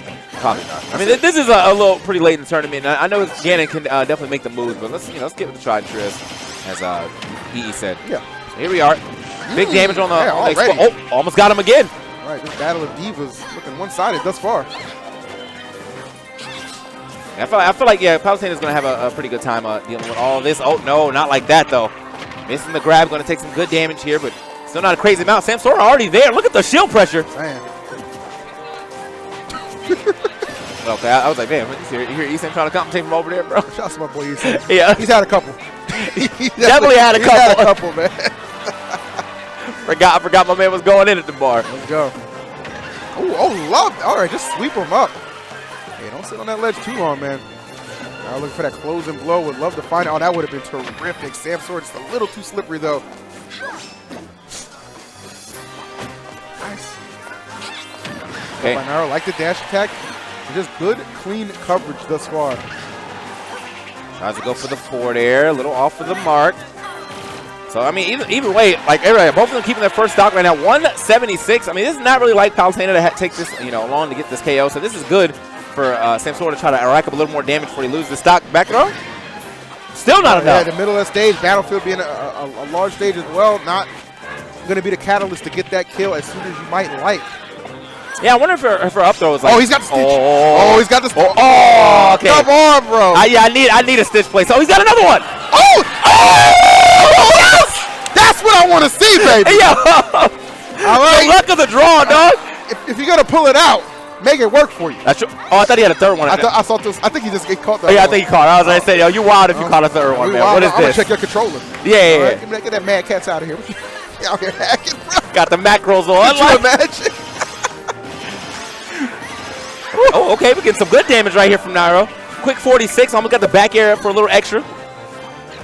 One thing you'll notice about Nairo, he can be trailing a considerable amount, but just the way he's able to just get that damage on board when he needs it, man. Never counting this kid out. I think that's going to be one thing that he's going to have to worry about, though, is picking these. Oh wow! We are out here. We got to pick a spot. I was going to say, picking these turnips, though, to make sure he doesn't get hit with like, explosive flames or auto reticles as he's going for it, because he did get hit a couple times with auto reticles so far. But wow, that's what I'm talking about, man. Nairo definitely knows his recovery limits and knows how to go out there and make plays. That he does. And that's exact. And then it's just a drop of a dime. He can just kind of shift the momentum in his favor. Love that. That was. Oh, okay, hold on. Look at the momentum on this boy's side now. Like that was it's all over the place. The parry to boot too on the dash attack. Why the hell not, man? At this point, why not? I don't know why that looks so disrespectful. What, the auto reticle? The up close auto reticle. Okay, so Nairo going to go to the top platform this time. Nice. He's really mixing up his recoveries too. Going to go out here, okay. And he's threatening too. He's doing such a good job. He's threatening with the aerials too and having the explosive flame. Down throw this time. Looking for the back air, but not going to happen the first time. The second time is not going to be enough, but still sending it way out there. Jukes. The mix-ups. Ooh! He actually made that right there was certified schmovement. That's straight up, man. I think I saw a Nene in there somewhere too. God damn! What was moving? Got to put the schmoove. That was 2 O's in that movement right there, man. Oh my lord, that was nice and great response from Nairo. Obviously, you drop it with the Ganondorf, man, but the immediate retaliation with the Palu is gonna knot us up. Again, guys, top 8 qualifier. Man, that's my joint right there, man. Yeah, I don't know. We were talking about it the other day and how to spell schmoovin' and stuff. Yeah. And we've come to the conclusion that schmoovin' starts with 1 O, but you can have anywhere between 1 and 5 O's depending on how much schmoove is being used. So right there, that was a 2 O schmoove right there. that is a perfect description. I like that. That was a perfect description. Oh man, good times. All right, so game number 3 underway. Now this switch to Palu has aided him well in that game 2. Let's see if it can be enough to power through. But Samsora, obviously somebody always with some gas in the tank. You can definitely see it was weird on his face. He was not happy about that loss to Ally early on. Not at all. That was not what he was looking for by any means. Okay, lasering him up yet again, but still not gonna get anything crazy off that just yet. We're gonna go ahead and get back to the middle stage as well. But Nairo, actually not looking too great here at the first juncture of this match. Yeah.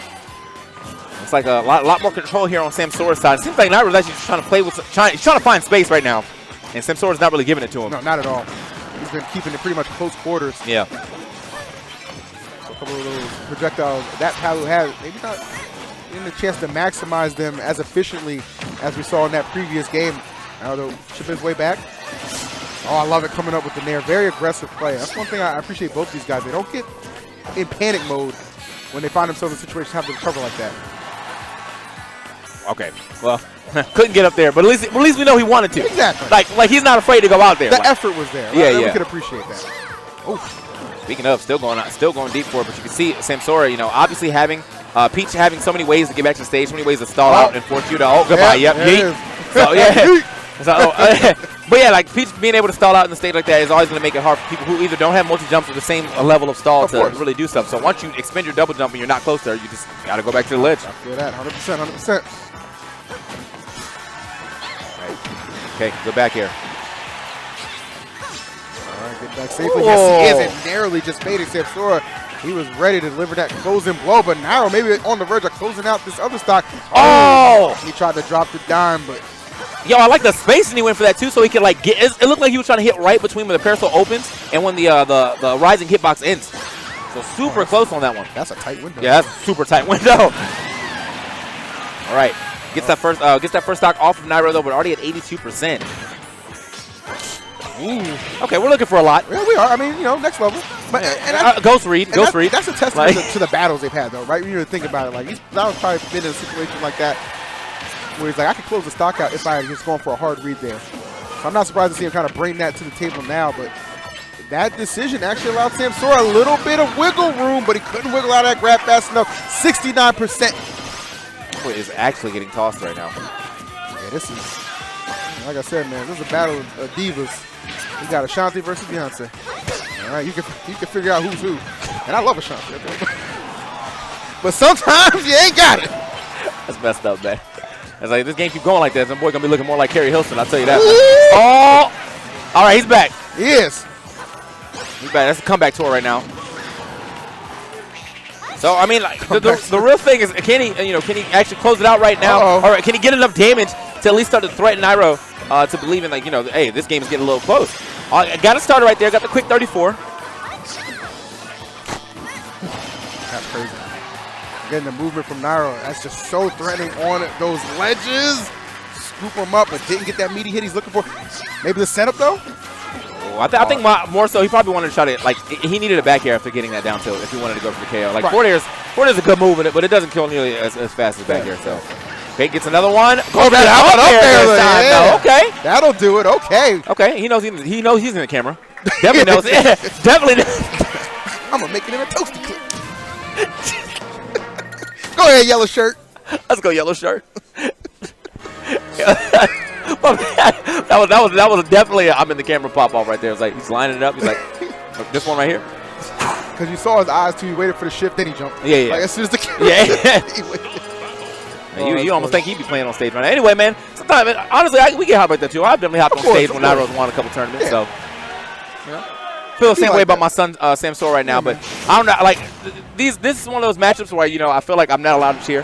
So I love both of them equally. You know what I'm saying? Like I want both of them to do well, but unfortunately, this is the losing bracket. Whoever loses this will be out in 9th place. That's the tough thing, man. That is definitely the tough thing. But it looks like we got a little bit of a switcheroo. The Daisy actually making an appearance over Peach for this potential last game if Nairo is able to secure this one away. Interesting to see switching the Daisy. Obviously, there's some minor differences. Some minor ones. The bigger ones right now that everyone's been talking about the turnips. Yeah. With the base knockback and the knockback growth being different for them. So I think, I forgot who's who, but one of them's better for like gimping and the other one's better for like KOing, which I'm pretty sure Daisy's better for gimping. So doesn't matter though. I feel like this is a hard character to gimp as far as Palu? Yeah, as far absolutely. as like hitting her and then forcing her to be too far away to be able to up B. But like it's for most people, for some reason they have this like idea that it's way easier to hit teleport recoveries than just grabbing the ledge. Like there's more frames to punish. There really isn't, but it I think it's like the visual cue is really much more easier to follow. Maybe that's what it is, because I too was under that impression for a while until somebody told me otherwise. Yeah. So I kind of agree with you there on the visual cue as the Daisy bomber finding its mark. There we go. Gotta swap it up. Ooh, I love that. And that's interesting. I'm surprised Samsora actually rolled there, because Nairo a couple times, like he always tends to throw out another back air even if the follow-up misses. So I thought he would have let the roll the opposite way just to maybe escape danger, but interesting how this one's developing. Nice retaliation up from Samsora. Just two titans of ultimate clashing now, just for an opportunity. TK, an opportunity at the top 8. That's how you know this tournament. This is wow, okay, can we talk about the glitchy. fact? Yeah, like he went over there. He's like, all right, I'm gonna get the platform cancel, and he's like, well, I'm gonna thwart that before you can do anything. So what's up? QB play too much, man. They play too much. They really do. The Wi-Fi battles are really starting to show up. Okay, yeah, that's the one scary thing about Peach and Daisy and their air dodge is just like they fall so slow that they're in that directional air dodge. That air dodge stance for so long. I mean, you still have to fall the same amount of height as anyone else, but because they fall so slow, it takes so long. These catches from Nairo are really adding up. He's going to have a multitude of ways to seal out this stock. See the patience. I love it. That's a simple empty hop. Not enough. Not going to get the stock, but again, all about positioning. Ooh, but Parasol was kind of like he knew what he was doing with that one. All right, very critical. You just kind of hold your breath in a situation like that.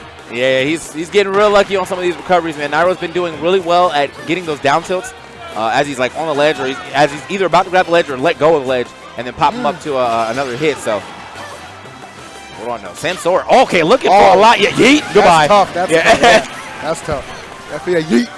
Like I thought that one. Yeah, you looked down at his percent and knew what was happening.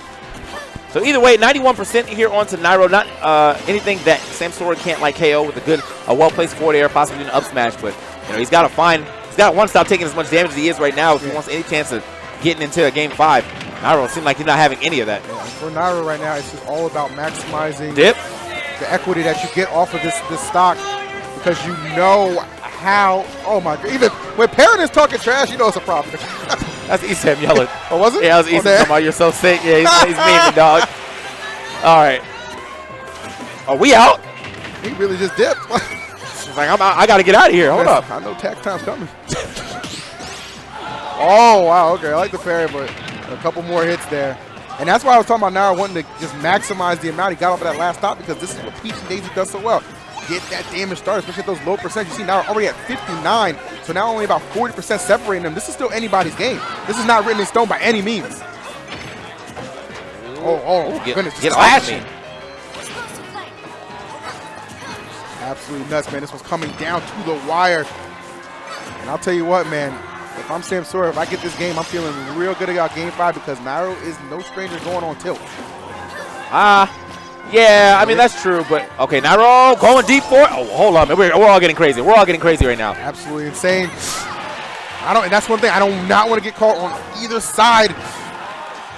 Wow, this really, he really brought this one all the way back. Tracking him. Okay. Still okay. Oh, no way. Not enough. No way that's going to do it. Not yet. Okay. He gets back on stage with the back throw. Just get him off the stage. Samsora, the turn up, almost sniping it up. On stage. Oh, the recovery is so risky. He's doing it again. He's crazy. He's actually crazy. He's an absolute nut. Oh, the parallel. And those are plays you got to make. You got to make those kind of plays. You got to believe in yourself. Decision making decisive right now. Nairo gets it. Yes.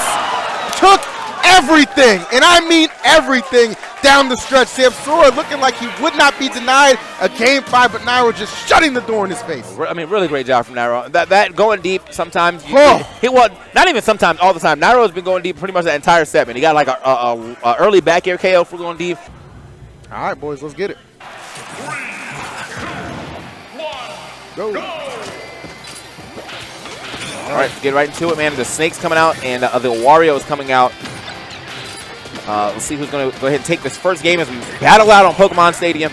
Yet again, Mr. R, man, he was talking about his Nicko snake, and I'm just like, are you even playing the character? Like,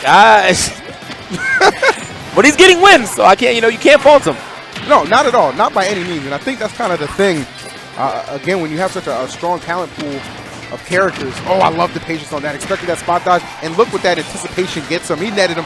He basically accumulated, what was that, 60% just off one patient decision there, expecting that spot dodge.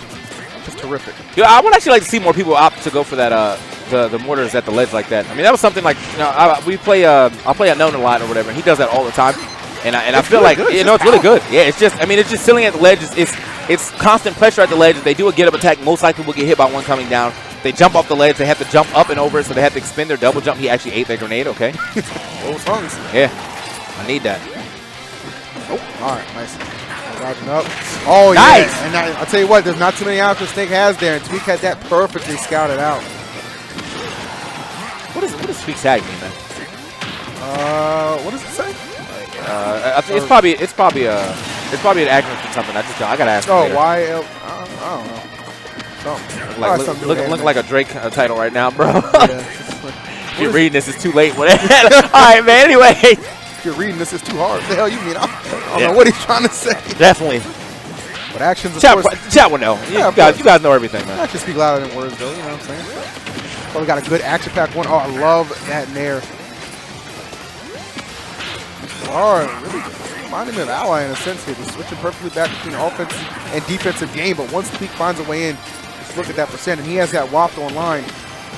Pay close attention to that. Listen, I'm not trying to say commentators first, but I might have known. That was a blessing. I know a couple things. That was a blessing, man. Right. You called that the WAP was online, and then, well, he was like, you know what? It is online. It is online, man.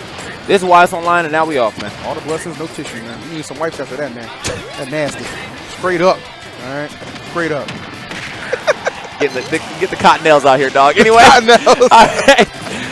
So, yeah, Tweek with a pretty solid lead here over Mr. R right now. Mr. R kind of set up this wall.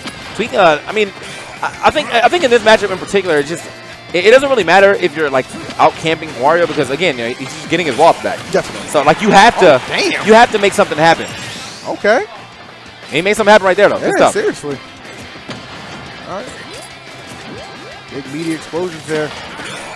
And this one's really like dead even. I wasn't expecting this to be as even from jump. I thought somebody would just straight up pull ahead and maybe take the first game in a dominant fashion. But I'm loving the fact that it actually is even. Makes it even that much more compelling. Yeah, this is actually crazy. Yeah, seriously. And that's one thing. And that's two. And Mr. R with clearly a significantly less amount of tournament experience to be handling one of the game's best. I mean, again, we already highlighted what he was able to do beating Leo. Tweek is not off limits. That's for damn sure. Okay, get scooped that up. mirror We out. So good, man. using that back air flawlessly. Looking for the back air yet again, though. But, I mean, he's playing it smarter the way he's, like, throwing out the arrows. It seems like he's playing around grenades quite well. Yeah. What you got to do, man. Start slowing down the tempo a little bit. But Tweek speeding it right back up, man. This guy's conversions, they've actually improved. Yeah. Actually, because there's a couple times I've seen him whip a similar situation like that. Tweek looking at me like, shut the hell up. Sorry, man.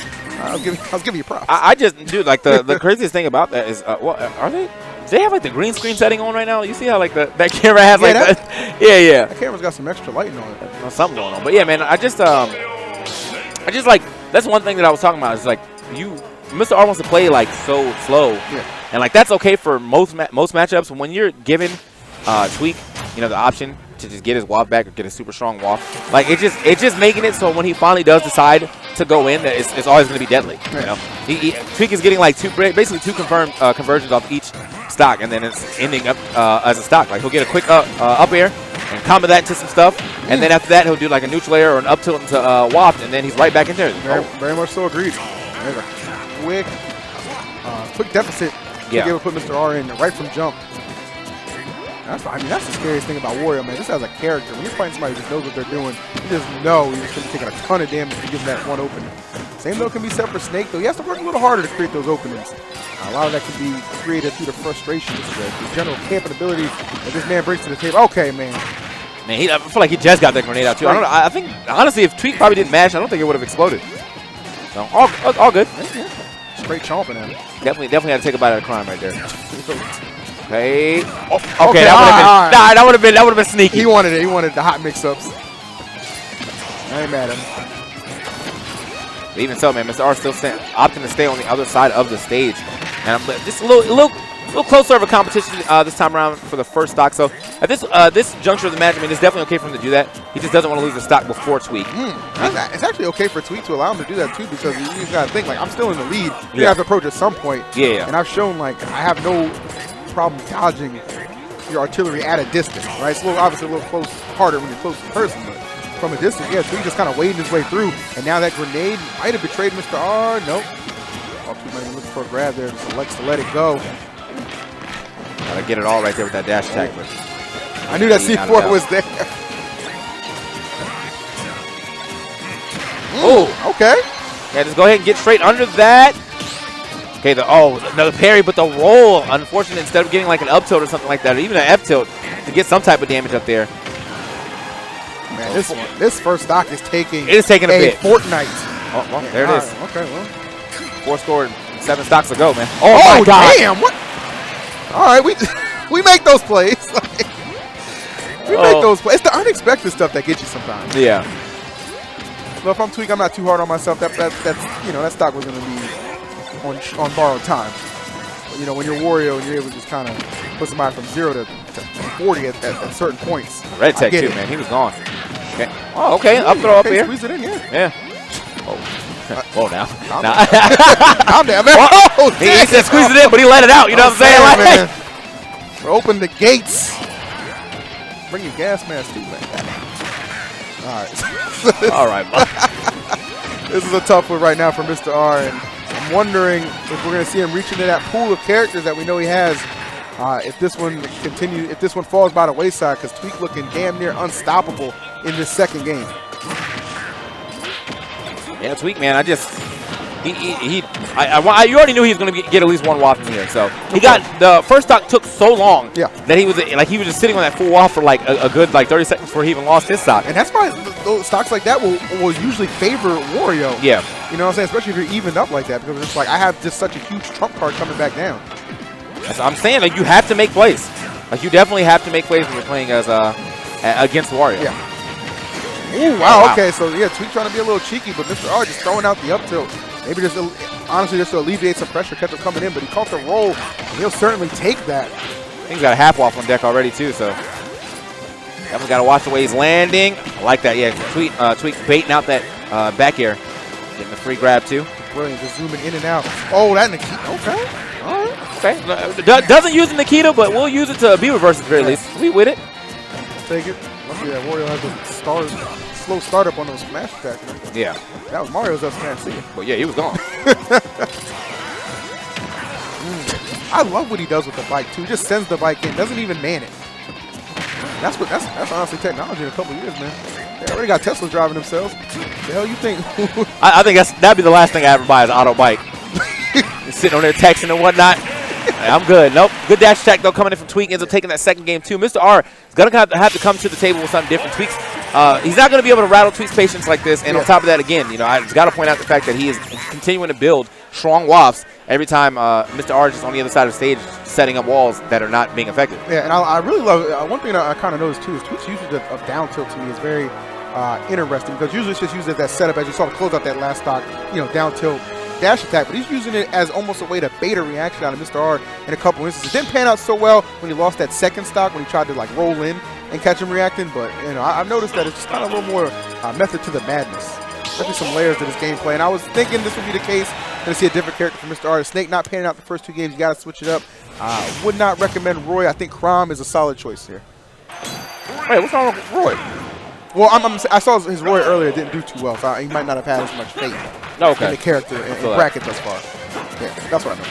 I was like, damn, man. Roy nice, too. No, it definitely is. I'm saying right now. I'm just really interested to see how this one plays out. I mean, you know, Tweek was playing some Crom for a bit, too, so he's no stranger to this character, this matchup by any means.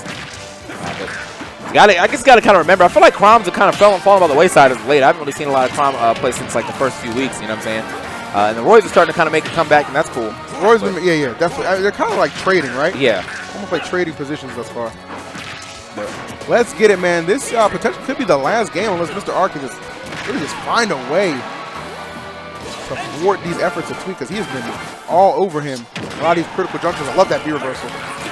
That was a clean B reversal. The bite B reversal so he can get away and then also throw out that neutral layer as he's still drifting back in. Slap, get off my bike. And it's so subtle. It's those subtle little bits of movement that Tweek adds to his repertoire, that adds to his gameplay, that makes him so much dangerous. When you give yourself every possible angle and an opportunity, as pointed out there. He's giving himself tough. Mr. R every possible waft. That's what I'm telling you, man. That was a clean punishment. Oh, love the fight. Yeah, that's cool. That's cool. That's clean. Yeah, I like that. Gets a dash, the jab into the attack cancel back air. So easy pickup right there for Mr. R. And that's something I noticed that Croms have been doing since the start, man. So some of those day one tricks still going to pan out nicely. And Mr. R asserting himself, taking the lead actually momentarily, trying to just space him out, finding these good hits. Oh my goodness! But speaking of hits, Tweek, insane. I love how he extends it too. Didn't go for the third up air. Knew the neutral air would be the betterment of the two. Gets another neutral air here. And he's forcing out those preemptive recoveries from Mr. R too. Like he knows, gotta go for those up Bs. I mean, I like Mr. R's movement right now, but I do think that like Tweek is definitely caught onto his his B reversing of his double-edged dance. Sure, some shenanigans, yeah. So now he's just kind of like going where Mr. R is going to be anyway. So R's going to kind of mix up yet again. Okay, nice up air. Yep. Oh, I love that fall through with the up air. Are trying to use everything in the book to just escape. This bike could be trouble. Love it. Yeah, catching it at the apex like that is exactly where you want to punish it. That up B is very troublesome, but there are points where you can strike, and he knew exactly where to mitigate it. Yeah, the difference is, you know, between his and Ike's is he doesn't actually throw a sword up. So correct. So like you basically just go up where he's going to be and then hit him before he obviously starts to spin. Right. And then you're good. And you can see Tweek, I mean, obviously knowing that, goes straight up there, puts that down air hitbox right where he's going to be. Yes, sir, man. Catch him at the apex, the peak, whatever you want to call it. That is definitely where you want to punish that recovery. Oh, wow. Holy crap. That was crazy. All right, Mr. R. Yeah, that up tilt sense. Yeah, seriously. Oh, hold on. Slice and dice. That's big damage. Tremendous amounts, man. Wait a minute. Watch the waft, though. Watch the waft. Okay. Oh, my God. Always the X factor is that waft. Mr. R knows the air dodger for dear life. But is he got enough to survive? No, he does not. Tweek with the 3-0. A valiant effort from Mr. R, coming up a little bit short. I'm glad, like, I wanted to give it up to Tweek for, like, not blowing that waft a little early. He got the up air, but I think he realized how much time it was going to take for him to get up there and, like, drop it. So he just, Mr. R went for the air dodge. He let that one rock. And he's like, don't worry about it. I was like, I'll pay you. He's like, no, don't worry about it, man. I was like, dude, I mean, true fans right there, man. No doubt about it. I know everybody's going to be a fan of this matchup. I mean, two just absolute studs about to duke it out for a position in top 8. I believe the last encounter they had was at Summit, and I think Glutonny took that handily, yeah, if I'm not mistaken. So this will be on Light to kind of avenge that loss, and at the same time, God book damn, yourself a trip. But good Lord, the trip he's taking, I mean, Spirit Airlines, there's a lot of bumps on that one. And I mean, he got like the perfect setup for it too, so he can extend it just a little more because of that platform. So yeah, that's a warrior setup. It's actually kind of hard to get. I was trying to lab that out myself, getting the you get the neutral air to the 3 up airs, but like the way you get the up airs, you have to throw them out in like all 3 different times. So like the first one you have to do it. Oh, okay. Yeah, so the first one you have to do it like as you're like landing. The second one you have to like jump and then kind of delay it and then do it so you can get the fastball and then get a full hop. So if you do any of them too early or too late, it's just like the combo's over. Gotcha. So I mean that's something that obviously Glutonny has practiced a lot because I see him get that triple up air all the time. Okay. Light right now though. Yeah, seriously. I mean, for Light, you know, how far can I extend? Damn. Can we talk? What? All right. Well. That was all the DI, man. He was holding right. He had to be holding right, bro. You see that? That stock life was shorter than my sentence. Man, got the kill, and that was it. All right. Oh, man. Ooh, okay. Love the parry. Again, you're going to see that from Light a ton. Parry master. We give him that accolade for a reason. When on the receiving end of 1. Okay, tries to get that back. I thought he was going to try to get that back here, but a little off the mark. Either way. Glutonny always manages to find more up airs here. Yeah, it doesn't matter if you get the parry or not, man. That's a multi-hit move. You gotta throw out something super quick or just throw that shield back up, play. Like down air is a tough one to anticipate. I think it's easier with the Nair, which you might have been expecting, but Glutonny, right decisions at the right time. Yep, such a strong confirm. That's the bouncer combo, man. You point him out and then you tell him get out of here. You gotta go. Just aggressive. I'll do it myself. Yeah. Oh, okay. Wow, and Light. That was a good call out. Seriously. Great call out, actually. I mean, that's one of those call outs that someone's going to think twice about jumping straight at you. Just the decision making from Light. Next level right now as he is surging his way into the lead, but only momentarily because you know how quickly momentum shifts. That's the thing. He's definitely looking at himself every time. Knows, yeah. All right, so that's the thing. He's making it too obvious. Like, just look straight ahead. Look straight ahead and watch the vibes. Like, come on, man. I'm trying to help you. Damn it. What are you doing, Yellow Sword Kid? Some people don't want to be helped, man. What are you doing, dog? Anyway, so Mario's hands are invincible when he's doing his up tilt. Yep. So, yeah, like him trying to land on top of him was just a very ill-advised move, and he ends up, getting blown up for it. So, he already saw him glowing. I'm actually really surprised he did try to land on top of him. So, but it happens. Sometimes the momentum was on his side, and then immediately got sapped, so, he was just trying to sap it right back. Yeah, that's a lot of Light style, too, anyway. So, it's kind of hard to break that. Especially in maybe what you would regard as like a critical juncture of that match. But regardless, game 1 solidly going to Glutonny.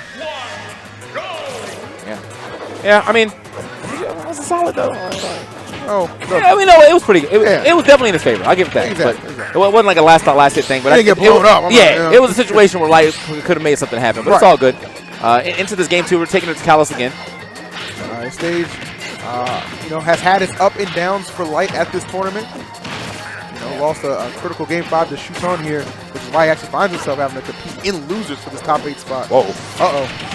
Oh, doesn't even get the tech, but going to make it back to stage anyway. I mean, even so, making it back to stage, Glutonny getting a lot of damage as he's just trying to find his way, find some footing. Okay. Tried it. He literally teleported. So, yeah, he tried it. Got it that second time, though, man. Light has been getting, like, a really good up smashes right here, where he's getting, like, the tipper part of the up smash now. Not actually getting, like, the scoop, but just the end of the up smash where, like, probably, like, the strong hitbox is just about to let go. So, good stuff to him. Actually using the up smash more so like an anti-air than anything, so there we go. Pushing him in. It's working for you, it's working. It's a down throw. Not gonna again, like not gonna get a crazy amount off the grabs, but it is nice to know that he's still gonna at least get the damage. Damage is damage, and that's nice. Obviously with Fox, he wants to get these straight hits that lead into more, but sometimes you just gotta get the grab. Just take the grab. Ooh, okay. A love for that fair to connect, but was not meant to be. Dominant position for Light as he's able to keep that stock alive, and I love the aggression too. And kind of just using a little bit of trickery. Saw the aggressive return and then used the wall jump as well. Whoa! All right. Oh, okay. I mean, sometimes you go too deep. Yeah, I'm saying not every trick works. There's a reason Houdini's not here. In one age. Do your research. Up throw. Up throw again. Okay, just putting him in the air, man. I mean, this is, again, you know, trying to land against Fox can be a little difficult too. Super fast character, great options over his head. So definitely get what he's getting at right here. And the back air, not going to be enough. Should be able to bike in. Yeah, saving the waft. Ooh, doesn't matter though. Yeah, could not save the stock. Yes, I think he definitely wanted to get that neutral air started so he can get some up airs in there. Still though, not getting the second hit. Regardless though, finding the up air even without getting the second hit. A good mark of patience. Oh my, yeah. It's just every time. It's that potent, man. Every time, it's that insane.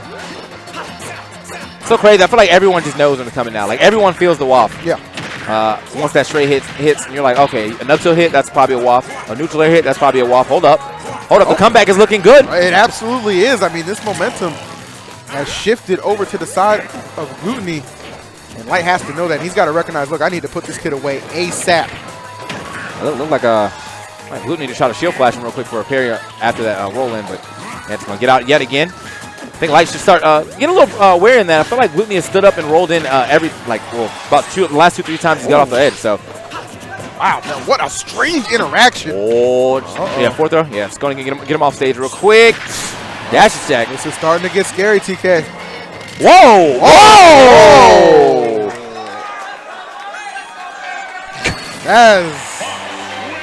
That's unfortunate. I mean, look, he dropped the stock too, though. Yeah. Think about it. You know, Light definitely did a wild back air. That bike took a little too long to start up, man. But the engine was not cranking on that one. That's why you don't buy a knockoff, all right? If it don't say Harley, what are you doing? Oh, man. Yeah, Glutonny, you know. You bought it used. I feel like he's not a person that SDs a lot, but some of these, I feel like his SDs are always like such a bad part of the. It's so bad when you're making a comeback like that. Yeah. This ain't the time, man. But you know what? For Light, you know he was sweating. Like down the stretch, he was sweating. Glutonny had all the momentum, was putting plenty of pressure on, so he caught a little bit of a break, a reprieve, if you will, for my money. It was looking rough for him. That's all I'm gonna say. But luckily for him, yeah, like that, he gave that stock away. And the one stock you don't want to give away too, the last one, that's the one you definitely don't want to give away. I mean, obviously, throwing away stock at any point in time is never good. But throwing away the last stock, yeah, that's the one you don't. Yep. All right. Well, here we are, game number 3. Okay, up throw. Yep, just nice little up air as well. But Light firing right back at him with that back air. I will say, it looks like Glutonny's at least picking up where he left off from a momentum standpoint for the SD, but I like starting to find these moments to perhaps pick him apart.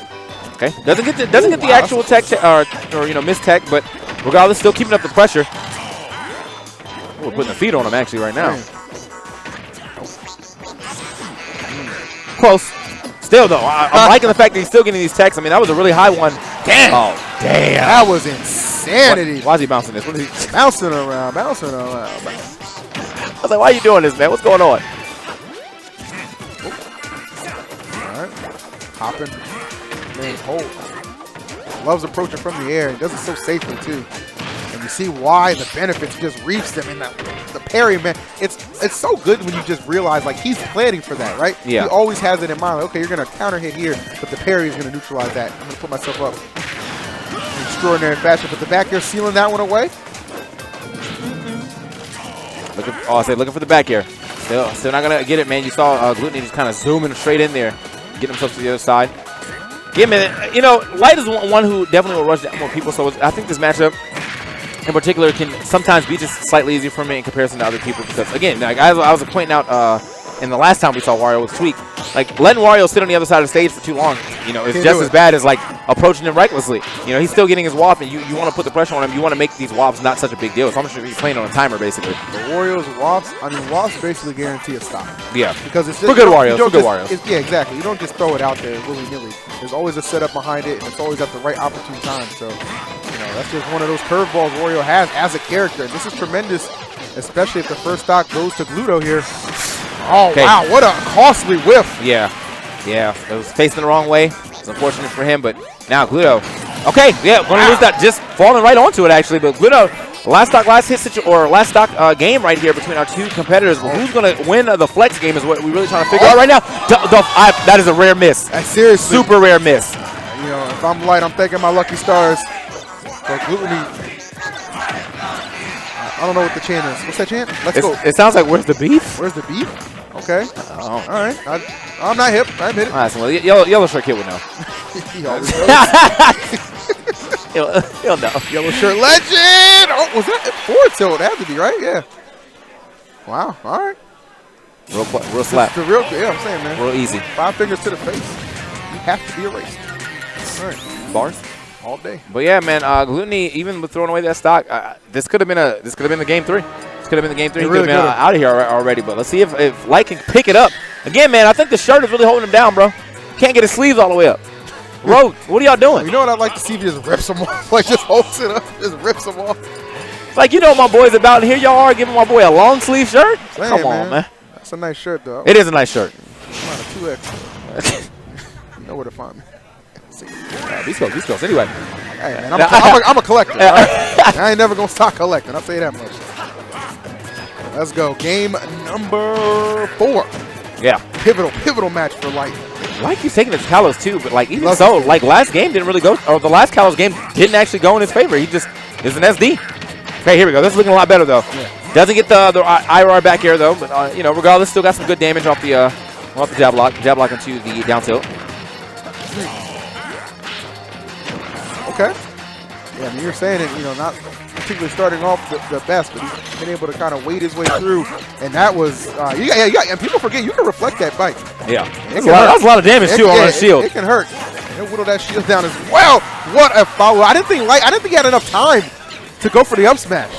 So that was a sensational decision. I can't believe he let it go, but he couldn't pick it back up again. So I understand. Like, you don't want to, obviously don't want to leave the bike on there so that Glutonny can eat it and take some more seconds off of the waffle or whatever. But I don't know what the bouncing is about. So like, I actually don't know. I don't know if that's like adding up damage and he's supposed to destroy it with the last one, or he just likes bouncing the bike. Oh, Jesus. Okay, Light. Trying to put Glutonny in a situation. He's lights out, but that stock finally going to fall, but 109. This stage, it was good to Light for, I want to say, 2/3 of the last time we saw him here until Glutonny started making that insane comeback that looked like it was going to be, as you said, the 2-0 lead for him. But right now, maybe make a little bit of amends. And that was perfect. I love the space in there. I'm going to throw out the back air and then just dodge back. Catch you in the air with the up smash. He's been doing that all day. Down throw. Doesn't get the forward air, though. I think he's looking for the jump in, but, okay, the bike mix up.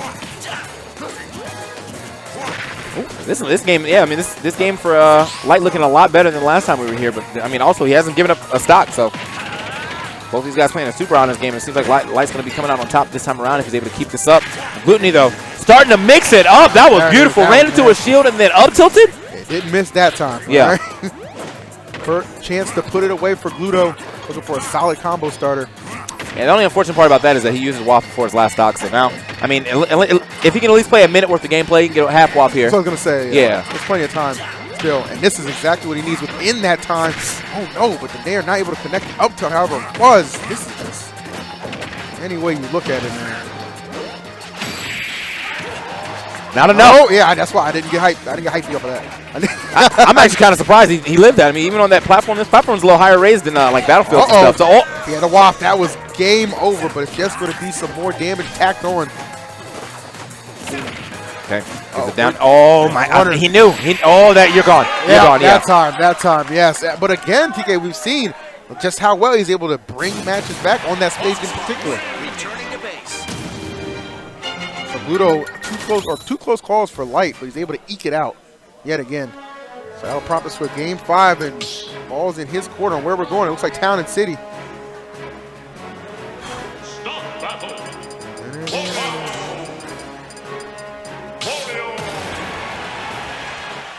Get into our game 5. All right. A couple of mishaps in some of these earlier games, but we still got two very close competitors right here. See who is going to take it, who's going to move into this top 8 for our last game of top 16. Oh man, Gluto, definitely is like, all right, well if you ain't gonna approach, I'm not either, and that's okay. I mean, a little bit of a percent lead, sure. But what's 8%? This early into the game, I didn't know we were actually playing. So we are playing 8 minutes, by the way. So okay, yeah, makes sense. We back to brawl, baby. Wario is complaining. Yeah, more time. He's like, hold on, man. That's 3.5 walls for me, bro. Oh, okay. Should be able to, man. No, never mind. That's tough, man. It was overzealous. I understand he was going for the fair just to knock him back and just put himself in a position to edge guard. But, man, that flash on that Firefox was none too pretty. And now, oh, my Lord, you can pretty much book the ticket yourself. Yeah, my boy is looking like, all right, who's getting in the top 8 is going to be no discrepancy on who was supposed to be here. Yeah. Obviously, some impressive comebacks to bring it to a last hit situation we've already seen from Glutonny in this tournament, but you got to wonder if he's going to be caught in the days after how this Game 5 started. That's never how you want to start a match, let alone a Game 5 with top 8 on the line. Yeah. Trying to get that grab. Nope, gets the down air instead, though. Glutonny looks like he's looking for a lot of parries right now with the way that he's like shield flashing, but I mean, Light must be mixing up his timing just enough to not get parried, and he's finding these up smashes quite well. Gets the up. I still don't know what they're saying. Now it sounds like wins the meat. Wins the meat? I know I had a couple subs in here. Probably, man. Mr. 700, man. We out. Anyway. All right. Well, maybe, hopefully, Glutonny just thinking of something. I'm not out of time. You got to take this, Stalker. You cannot afford to take all this damage, man. It's just too much. Okay. Yep. Dash attack to the neutral air as well, man. He's fine. Just stringing these hits together. And Glutonny, can we get a stock, please? Man. I didn't even notice Starman hasn't got the first stock yet. This is not the way that I was expecting this Game 5 to go. He's got a waft. It's almost like that one interaction at the start was the tilter. I thought he was gone twice already. Like, oh man, I thought he was gone again, bro. What? Light wants to make sure. He's just getting that extra damage. He wants to make sure. Slash. Okay, right, there we go. Got a stock. He needed something, man. But I mean, is it too little, too late? I would say so. The pop of yellow shirt out of his seat as well. He won that game. He did, bro. Like, this is the thing. Is Light. Okay. Sure, man. Anyway, get into it, man. That's definitely not. That's red. All right, we'll figure it out. All right, man. Anyway, ask Twitter. Coming soon. Coming soon for you. All right, getting right into this first game. It's going to be that Wolf action against this this Oli action. I mean, it's a pretty common matchup that we see quite a bit. To me, it kind of goes the way I do think that Wolf has a better time handling Olimar than most other characters. Yeah. Oh, God. Damn. Hello? All right. I mean, where's the line? All right. What? MkLeo having up throw, back air? All right. Yeah, seriously. MkLeo having no problem taking care of that first stock for Dabuz. MkLeo and Dabuz, man, definitely a matchup, a little bit of a rivalry that dates back to Smash 4. With MkLeo seeing the majority of those wins, man. But Dabuz has had those glimpses, those moments where he's been able to get through them, man. If this is ever a time, it's going to be here vying for that top 8 at Prime Saga. I can't believe he did anything that was going to get him punished with a down smash that close to the ledge. Do you know what down smash is? Hello? You lucky to be still in this stock, to be honest. He might have forgot, man. He might. Oh, okay. Yeah, and honestly, if you look at how that forward smash looks, how it's so lagless still escapes you. He puts a lot of power into it. He puts a lot of power into your shield too. So, all right, here we go. This is a pretty good lineup as far as damage dealing, but it had. What? Why did he do that? just threw that second Monique off. I guess he didn't want it. It's all good. All right, he's trying to clip him. All right, yeah. The chase down. That's not even new. That's not even new. I've seen him been doing that all weekend. Yeah, that's like the week 1 actually. All of them wolves was out there just dash dancing in the upbeat. Yeah. They're figuring something out new. Yeah. Crazy. There we go. I like tried to go for the up smash right there. Oh my God. We are juking right now. What are you doing, man? I'm just going to put you in all these situations where I'm pressure. You're trying to duck, you're trying to dodge, but eventually you're going to catch the rod. All right. That was PG-13 right there, man. Anyway. What the heck? Oh! Spare the rod and spoil the child, man. It's a saying. The rod is a belt in this case. I feel that. Okay. I didn't know we were going biblical for. You got it. You got it. No, that's cool. You know what I'm saying? Like, hey, man. Praise him. We need to go to church right now. At least the buzz. Praise be to the Most High right now. So I say the Most High in that first game was definitely Echo Fox MVG MkLeo.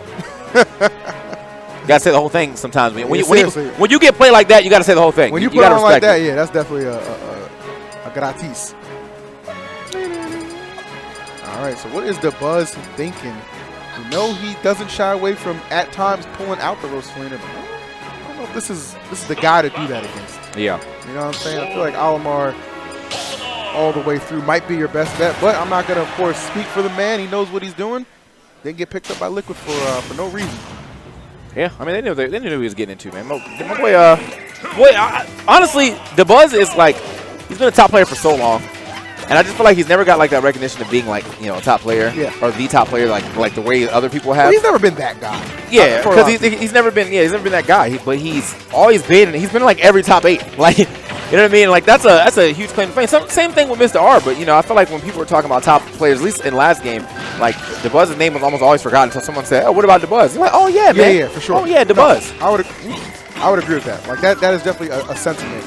And you know, Dabuz has proven himself multiple times. But yeah, like when you really start, you usually talk about just some of the best. Yeah, sometimes his name does get overshadowed. Just, you know. And a lot of that's because of his character selection, too. But make no mistake about it, he's one of the best in the business, and MkLeo knows that, which is why you see him playing him with this well-timed aggression that is paying off massively. I think that DI just wasn't there. I feel like he should have, if he was DI correct, I think he should have went a little farther up. But, you know, whatever. He was at the edge, and he's Olimar.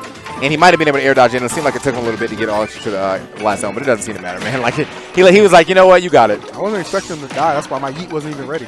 Yeah, I wasn't either. I was like, yeet? Is that question mark? Yeah. You know, the yeet qualifier chart, like fast enough. We gotta figure it out, man. Buzz needs to figure out something to that backer. Nice, good anticipation on that jump to find the backer. He needed that quick, fast, and in a hurry. Yeah, I'm just going to go ahead and get away from that corner. But still. He loves that dash attack, man. It's a really good dash attack. Powers through, yeah. Okay. Nice. Oh, wow. Okay, so the double jab, even with the spot dodge, I think he tried to grab him right there, so he ended up getting hit with the double jab as the grab was coming out. Instead of, like, I think if he spot dodge jab, he would have hit him first. But, okay, tries to get the grab there as well. Another punt. Get him out of here. Oh. Careful. That, bro, my goodness, bro, this pressure from MkLeo, unrelenting. If you're Dabuz, you're just looking for a little bit of a safe haven. You got him at 61, but he's looking for some. Oh yeah, it's like don't do the stand. Oh my God, he still rolled straight into it. He just knew, able to survive that back throw. Okay. I was like, yep. He's actually baiting him out now. He's baiting him out to do more stuff off of the edge. Like every time he rolls into the edge, because he's already been grabbed once. Dabuz is, he's remembering that, so he's not doing standard get-ups. So now he's trying to figure out what else he can do off the ledge, and MkLeo is just punishing the next option. So last time, he just walked in and got the grab as he rolled in, and this time he's trying to jump off the ledge to do something, and getting back air. This is, he's just all over the man right now. That Nair is just so impactful. Just being able to get basically any follow-up you want to. I mean, this is what you're seeing, man. You're seeing somebody with an absurdly strong neutral in MkLeo, and a character like Wolf that just benefits so heavily off of it. Yeah. But Dabuz, though, still an opportunity. I mean, 56 is, again, not insurmountable odds, but he can ill afford to let this continue to pile up. And the problem is he's like been more on the defensive and hasn't had an opportunity to get his offense even a chance to really kick in. Man. And look at that. I can just run up and stop it. You saw Olimar had enough, though. He walked up and tried to hit him with the F-tilt. Was like, you know what, man? Get these Pikmin out my... I don't need these Pikmin now. I want my lunch today, bro. Oh. Okay, gets the roll on, but no Pikmin right now. This is, that is scary. That's ugly. That's ugly. He's got to use what he has. Trying to box up a little bit. Nice. MkLeo, so smart to withdraw from that situation. Just let it reset. Firmly in control. Uh-oh. I was like, Dabuz with this one Pikmin style right now. Wait a minute, the F-tilt. The F-tilt is killing me. Sometimes one is enough. And I mean, look, we might have been talking, but he's already at 85. Leo, oh, he got punted. Okay, see you, Charlie Brown. Yeah, he was gone. He was gone. And Leo, like, whew, close one. I don't blame him. I'd be sweating too. Dabuz, it took him a minute, but he was getting through it. Yeah, he was starting to cook. He's definitely starting to cook. But I mean, I think that's good for him to at least see that he can turn the burner on. It's just can he turn it on a little earlier than the third stock? That's all we need to know.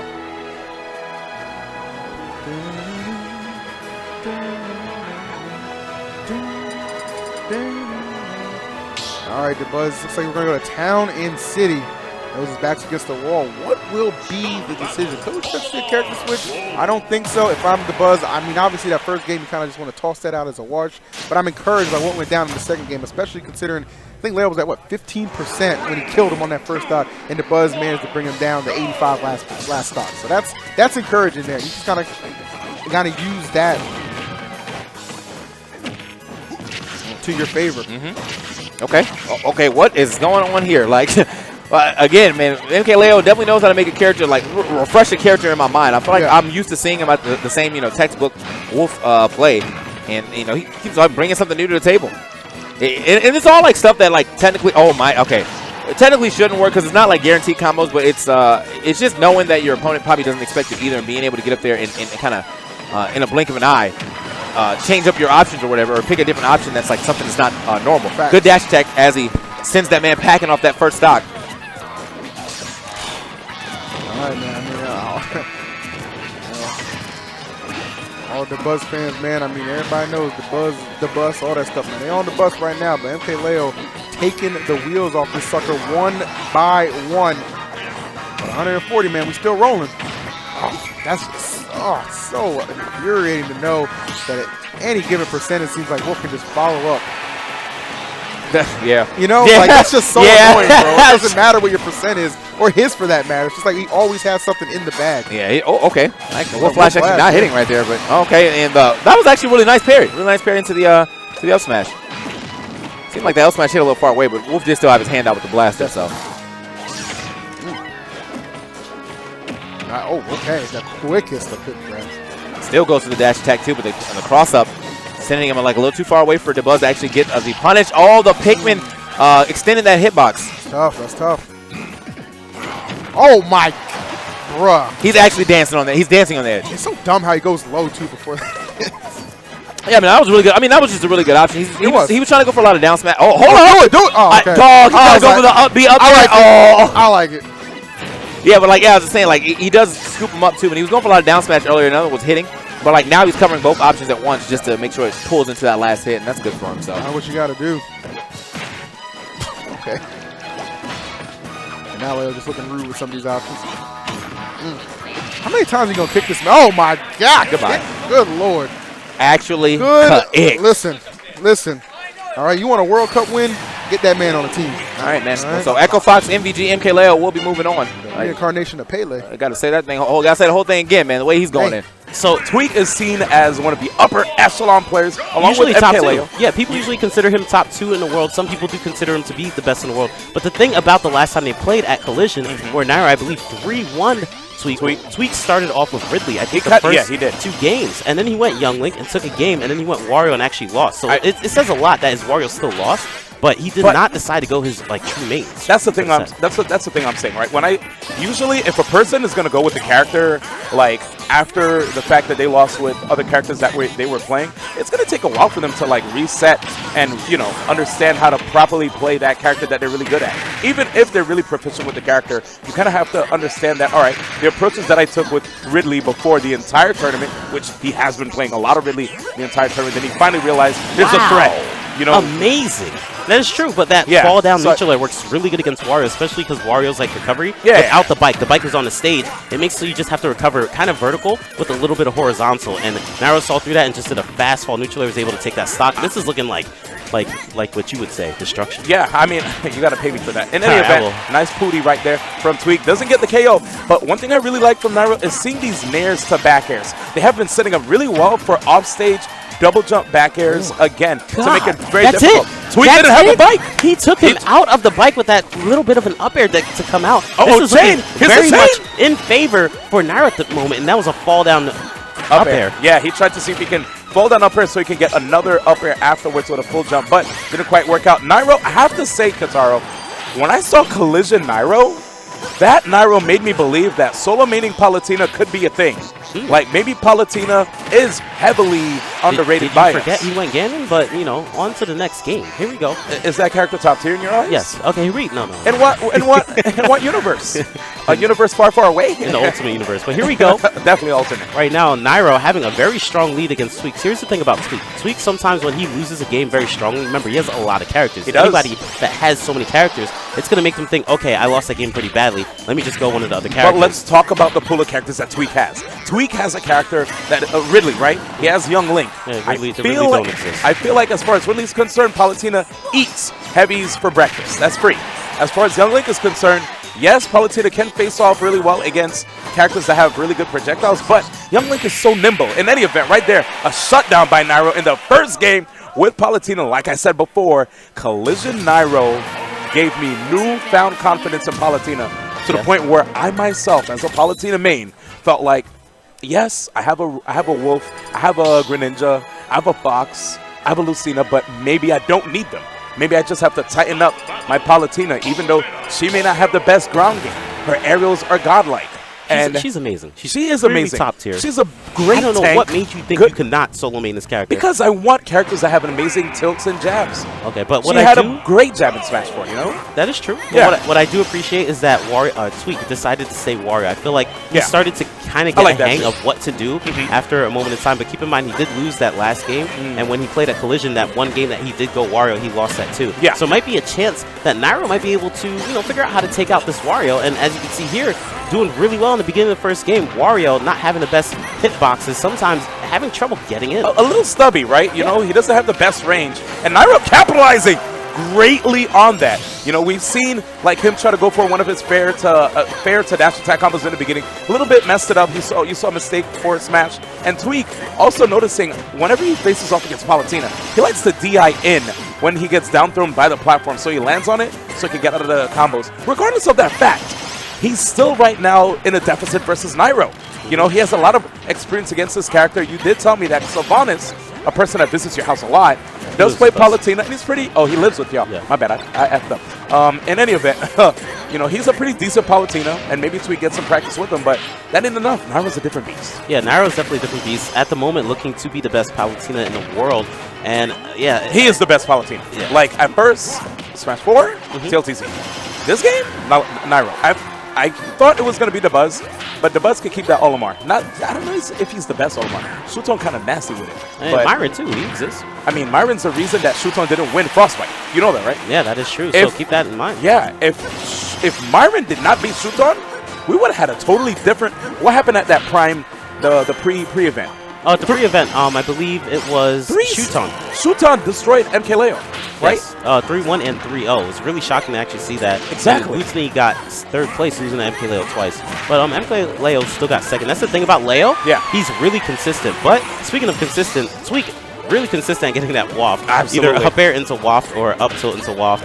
But Tweek's still having a lot of trouble. So it's looking very similar to the last game where he got 2-stocked, or it might have been almost a 2-stock, due to the fact that he just did not have a good start and was able to bring it back pretty well. But keep in mind, use the waft already. He's already at 60-something%. It's going to be probably almost impossible for him to get the waft back unless he just like takes no damage and camps it out.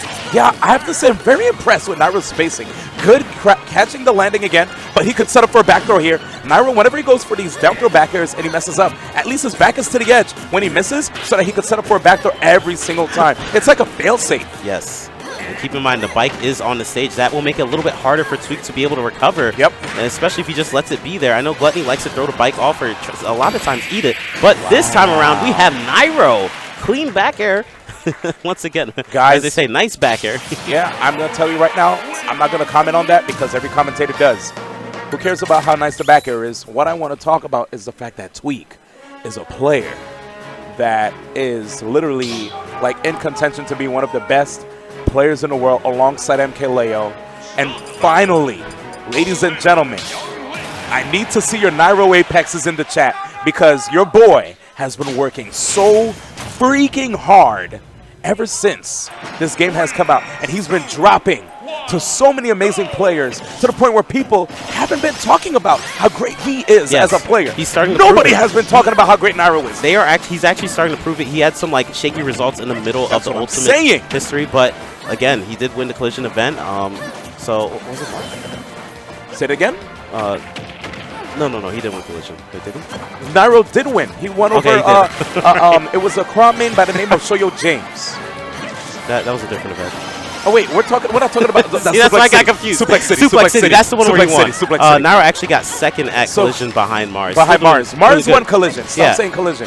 But Nairo still was able to get first place at Suplex City, proving that, give him some time, you'll be able to bring it back. But Tweek, remember, the last time they did play at Collision, Tweek was able to take one game off of Nairo with his Youngling. So his Youngling might actually be the answer. But keep in mind, Nairo does have secondaries, a lot of secondaries. Nairo does might decide to switch. I agree, it's Guitarro, but I don't think we're going to see him switch.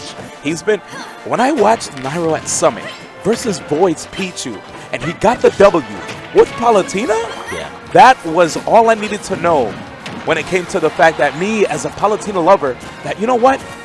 Maybe we could actually do it, the Palutena mains. Potentially. It's hard, but it's doable. Potentially, but this is the matchup that he lost. It was only one game, he did lose. He might be able to do it. However, keep in mind, he is now an entire stock down. He is an entire stock down, but Nairo did miss an opportunity to potentially run off, intercept, and up the recovery that would definitely fall prey to a runoff drop zone nair. Oh my goodness. It looks like so good. All right, so here's one thing about Youngling. Let's talk that about happens a lot of times. People don't realize it. Youngling's attacks have such little lag. Look, that's the third, the fourth time in a row that I've seen it happen. He does an aerial, and Nairo, he'll try to grab. He usually tries to grab, and he'll miss the grab because Youngling has such a little lag that he'll throw something on your shield, you block it, sometimes even parry it. You cannot be able to punish.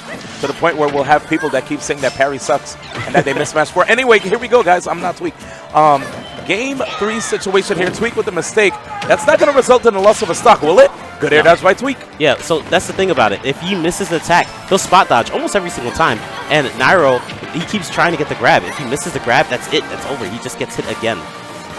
So let's see if Nairo's able to adapt to that. He does have a potential 3 games to be able to do that. Here we go. 39% right now. 2 stocks on Tweek. To the point where it's looking like Nairo might have to there drop it is this again. down. Not even just aerials. He It comes tried. like a lot of the F tilt, down tilt. A lot of those attacks, it's really hard to punish. And again, you'll see Tweek just spot dodging, and he does it, and then punishes him right away. And you know, one thing I like about Tweek, he understands the tools that top players will use. Nice deep recovery. He understands that Nairo would also want to use that there off stage, and there's a beautiful well-timed forward tilt to get that KO.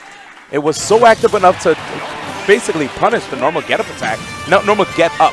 Apologies right there, guys. This is such a weird set right now because the first 2 games, Nairo won without it looking even close. Switch of character, and now Tweek just won without it looking close. But again, counter pick stage choice could mean a lot. We just had Pokemon Stadium 2 come out. Trying to see what stage Nairo is going to choose. Also, what stage that Tweek is probably going to take away. And I think Tweek will most likely stay Youngling for the rest of the set because, again, the last 2 times they played, he's won the last 2 games. So might as well stay with the Youngling, and let's see what stage we're going to. Yeah, guys, let's talk about the seeds for this tournament, too, before we continue. Tweek was the 2nd seed for this event, while Nairo was 6th seed. It's really interesting just seeing how things are playing out right now. You know, regardless of the seeds that you guys may have at a tournament, that doesn't necessarily mean that things will actually work out your way, regardless of how good your seeding may be. That's an opening. Ooh, that's rough. He likes to do that a lot. He likes to up B because it's multi. So a lot of people, they'll Spot drop dodge, shield. right? Yeah. They'll or spot dodge, drop shield, and think like, oh, I blocked the first hit, I'm okay, and then they'll get hit by the rest of it. And you can follow up after it, too. Yep. Oh, my Pretty gosh. good. That could have been a clean KO right there. But 84%, 90%. That boomerang. I love seeing the boomerang tricks coming out from both Young Link and Young Link in this game. The Toon Link doesn't exist. Here we go. All right, so here we go. Right now, 92%. Trying to see if we can get inside. Again, Tweek being able to just like do basically 2 aerials right there in 1 short hop. You saw the back air, saw the neutral air. Nairo couldn't even get the punish. Oh my gosh, did you see the way he actually threw that boomerang off the platform to bounce it downwards so it shoots back upwards? Very tricky. And Nairo with that back throw, the yeet got him. Yep, managed to get it still. Falling neutral air? Yep. Oh, that was beautiful by Nairo. He actually made it look like he would fall neutral air, and he 2nd jumped below the ledge, drop zone, 2nd jump neutral air. Fantastic to get that KO. It was so smart, and right there, capitalizing on the fact that there's invincibility on the dash attack with that shield, so that it's very hard for Tweek to land safely. Ooh, okay. Beautiful feedback too, right there on the fair. And another thing to even talk about the neutral air that Nairo did, he made sure to go forward as much as possible so that he was close to the blast zone. So great job right there by Nairo, managing to just keep this lead right now on Tweek again. Tweek on the verge of getting knocked out of the bracket, a person who I thought was going to take this tournament after that amazing performance at Frostbite. Yes, that's the thing a lot of people forget. The last big major tournament, or the biggest tournament that has happened besides Summit, Tweek was able to win that pretty cleanly. I don't know if anyone came close. I think it was only Cosmos. Yep. So it just, people seem to be forgetting about how good Tweek can be, especially when he decides to go his full mains. No Ridley. I know he still plays Ridley, but I'm does. sorry. I'll be honest. I mean, I think Tweek is amazing with a lot of characters, but when it comes to playing against top level players, you're gonna have to bring your best weapon on the field, right? You can't half-ass it. Yep. Sorry, TG Gaming. Anyway. And he's actually bringing it back right now, doing really well. Nice neutral air, and he missed the fire arrow. Oh, if he had gotten that bomb into a potential up B, that would have been a KO. But remember, Young Link isn't that heavy either. And I like that Zair grab to be able to get the ledge. Oh, he looked like he was looking for the F tilt, but did not get it to work. And forward throw. Let's see if we get a boomerang confirmed. Nairo has to be a lot more safe with how he's recovering. He's actually starting to realize those aerials. No, even the dash attack. Even the dash attack, right? He still wasn't able to punish. But he gets the neutral air right here. Now the recovery of Young Link, not the best, and that's the thing. Such active frames on the neutral air, and Nairo made sure to space himself in a particular manner where he would still be in range for that be recovery. Nice, he waited. Nice by Nairo by not trying to punish after the spot dodge because the players using spot dodge canceling to their advantage. Here's a chain. Nairo! Oh my God, Nairo! Okay. What in the world? He was looking for it. that second jump. He almost actually got it. That would have been a very clean Seer 0 to death to get that. That air dodge was so clutch because it gave him the opportunity to have stage before Tweek did. Okay, he waited. He understands there's barely any lag, but there's the parry. That was fantastic DI coming out by Nairo. I know it's at 160%, but he did down tilt, and a lot of times you could do down tilt to up air or down tilt to up B, but Nairo is so far away that Tweek couldn't go for anything. Okay, right there. There's a backdoor setup. No, Nairo's waiting. He's not trying to get too happy with those grabs. He understands that he has a big lead. 0% right now. Final stock can still take the set right now over Tweek again. Seed number 2 at this event. Down throw! Ooh. Gets the air dodge right there. Good DI again, but he needs to come back on the stage. It's very safe. 123%. Another neutral air possibly off the stage. Might be able to get the KO. Tweek has to be able to recover safely, and good stuff right there. Being able to recover. Yep, with the immediate roll at the edge. I was going to have to look out for that. Oh my gosh! Yes, and there you have it, ladies and gentlemen. Nairo moving forward to the losers quarterfinals here at Prime Saga. Well, what a start to top 8. We have Nairo taking it over TSM Tweek. Can I get some Nairo hype? There we go. There we go. There's the hype. That's the hype I love. Now let's get me some more hype as we introduce our next set of players, Echo Fox, MVG, MkLeo.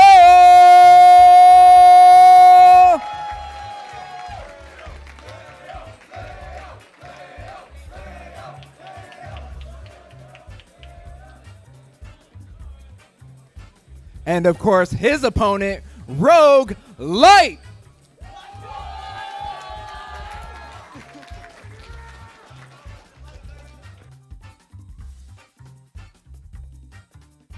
The Lucina. Leo also has Marth now that he tried out a little bit, but remember, he lost to Mr. R using the Marth for a little bit. So now he's going to stick it to the Wolf to start off against Light. This is going to be interesting. I know Wolf does get earlier KOs than Fox, but I want to see how this goes. All right, let's keep going. They both taunted in the beginning. Here we go, guys. Both of them. MkLeo versus thank you, Katara. I appreciate you. Oh my, how did he jab lock him off of nothing? He was laying on the ground. He fell asleep for like an hour and still got the jab lock. Jeez, man. Wake up.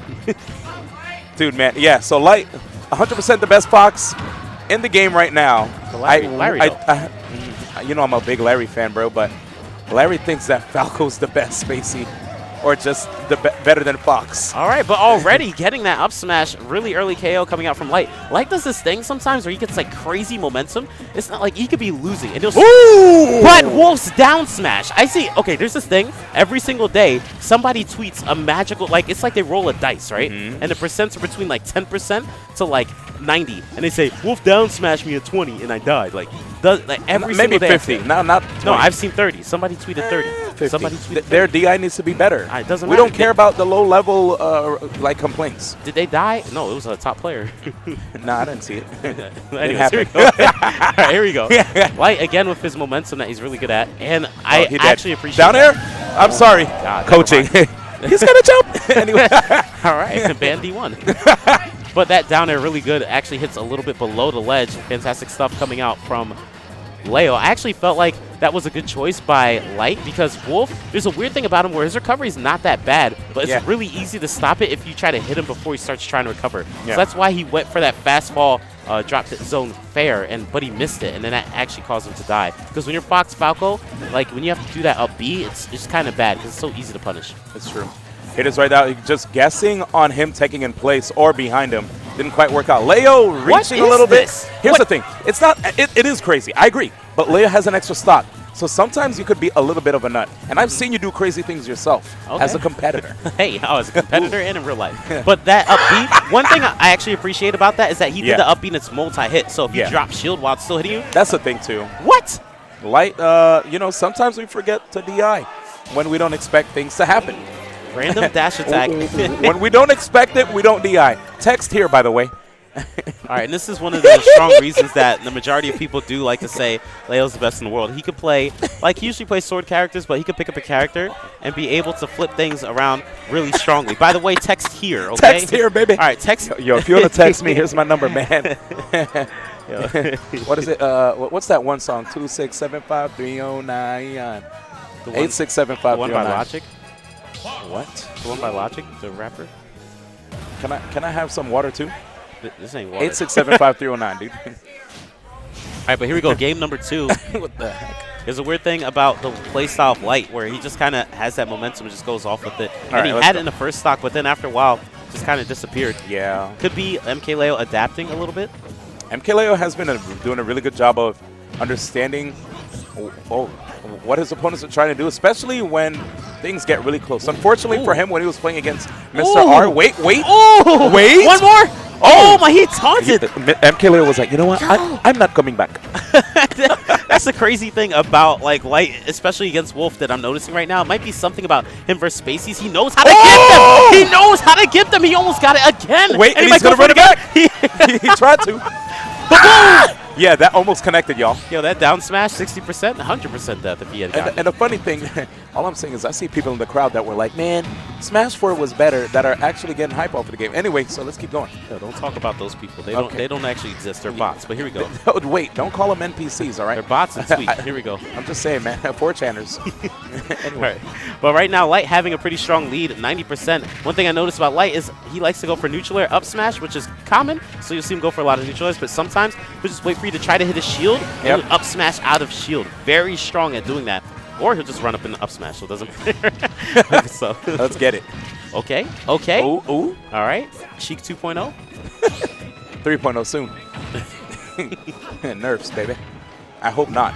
Yo, Zackray actually let the Wolves rock. You know that, right? What? He was like, yo, your down smash, it's cool. I meant for it to be like that good. And there it is right there. I feel like a lot of people aren't starting to realize that, okay, I'm at like 100%. I'm fighting Light. If I hit his shield, he doesn't even need to parry it. He will simply up smash me out of shield. So if you do hit his shield, you have to try to hit him and land behind him because that down smash is going to do anything. And Leo, he's going to go off. Yeah. Ooh. Wait. Up smash. He's up smashing.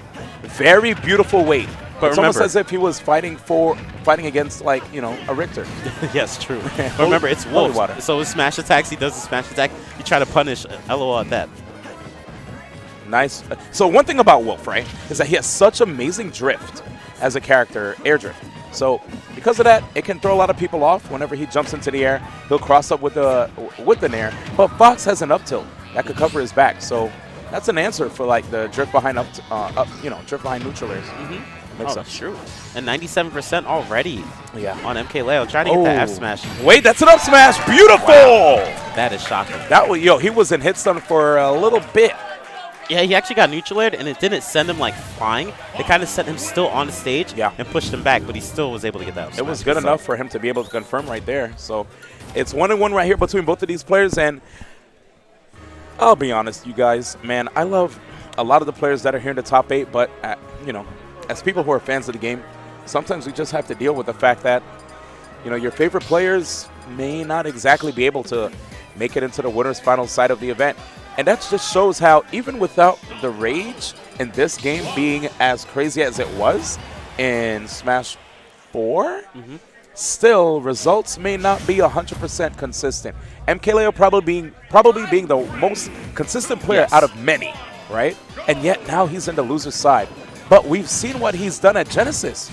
Remember, Void worked his way through the winner's side. Did such an amazing job, and then yet he took it away from Void and won the entire tournament. So maybe we might see a crazy Grim Reaper run from MkLeo here.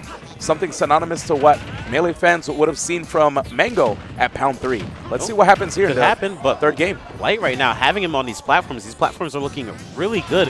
Oh my gosh. See, I was going to say that was smart by him dropping down and trying to get that up B, but that down smash simply just hitting below. Yeah, man. And almost, oh my god. Yo. Okay. Wait. Jab, jab. Oh, beautiful. Didn't even want to waste time with the down smash, fam. Didn't even want it. Goodness. This stuff I like, getting that double jab block right there to confirm the up smash. And even, immediately reacted right there to the roll-in too. So smart. All right, but right now, Leo still looking fantastic. 94%. A smash attack should be able to get the KO, especially near the ledge, like a down smash. Yo, did you see how he even like aimed the F tilt upwards? Yes. That was crazy. That was deliberate, dog. All right, looking for F tilt again. Oh, no. He had the read too, but he did not get the grab. Did not run further enough. He understands that in this game, grabs got like super nerfed, right? Yeah. So you don't want to keep forcing it, especially in situations where people could use spot dodge cancel to their advantage. And here's the other thing about this Wolf. This Wolf at one point was able to, did it win Nimbus? Say it again. This Wolf was able to win Nimbus. This Wolf definitely won Heart of Battle. Heart of Battle. Okay, that's what it was. Yeah, one Heart of Battle, right? And this Wolf was 3 days in at that time. Keep in mind that that was months ago. So yeah. That was his first time playing Wolf, too. Yeah. He saw Zackray's Wolf. He decided, you know what, I'm going to try this character out myself. And honestly, with a lot of the top players, they mentioned that Wolf is a character that the moment you put your hands on him, he just makes sense. He keeps going for that. Every time he's an entire stock ahead, that's when he goes for it. But he didn't get punished super hard, you know? It looks beautiful, though. It seems like MkLeo is a lot more risky with trying to go for KO attacks whenever he's a stock ahead. And it makes sense. But it's like, it's just such a huge different play style. But I feel like he might be doing it on purpose because, like, you won't expect me to do something like this. Agreed. Okay, trying to get the tech chase here. That's an up smash. Yep. Gosh. There's a lot of lag right there for you to be able to get that solid punish. That back air, one back air should be able to clean it out. Even a neutral air with bad DI might be able to get it too. So he's going to be throwing those out a lot. Yeah, do not forget though, Light right now is at 129%. This is a tough situation. He has to watch out for potentially like a back throw. Dash attack. MkLeo does a really good job of making it look like he doesn't want to go for the dash attack, and then he'll catch you off guard right there. Neutral air has decent knockback rope too. Up tilt is a good option if you make him scared. And of course, up air right there, taking away that stock. 2-1 right here.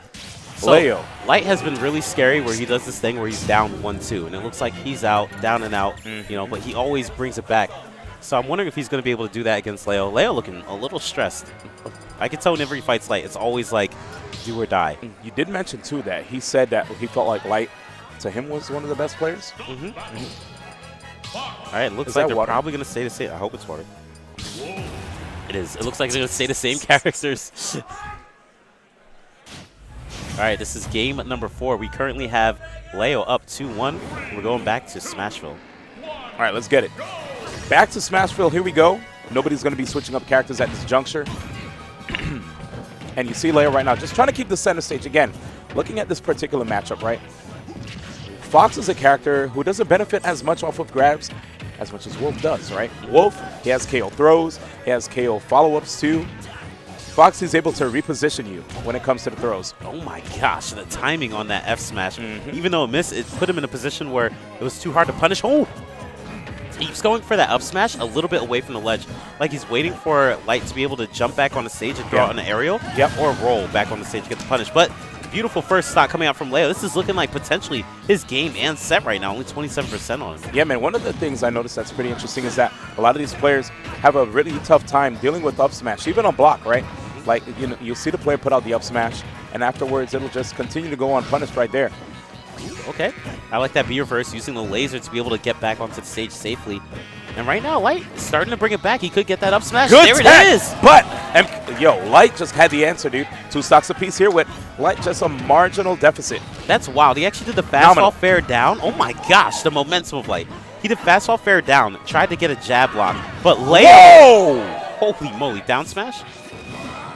I'm mad that they playing this song, though. To be honest, we got way better songs. Saga actually put in work with this game. It's actually my favorite song in the game, but calm down. Okay, no punish coming out there. Down smash! Oh my Okay, God. I was waiting. I was like, bro. He was at like 60% when he got that down smash and it KO'd. That's Wolf for you, buddy. Roll the dice. No, 54 actually. And very smart right there. You saw the jump option. Didn't want to get punished for his normal get up with the forward smash. But there it is. Parry. Fox mains, especially Light, so consistent when it comes to parrying. numerous things right here. Uh-oh. Drag down. Uh-oh. Beautiful. Uh-oh. Keep it going. Uh-oh. Wait. And, oh, this is a tough Down situation. smash? Oh my Okay, God. He tried. The crowd wanted it too. He mistimed it just a little bit, but remember, we're talking about Wolf here. Wolf can get that down smash out of nowhere. 65%. He got it last time with 54, and remember, he has Rage too. Yes, he does. Okay.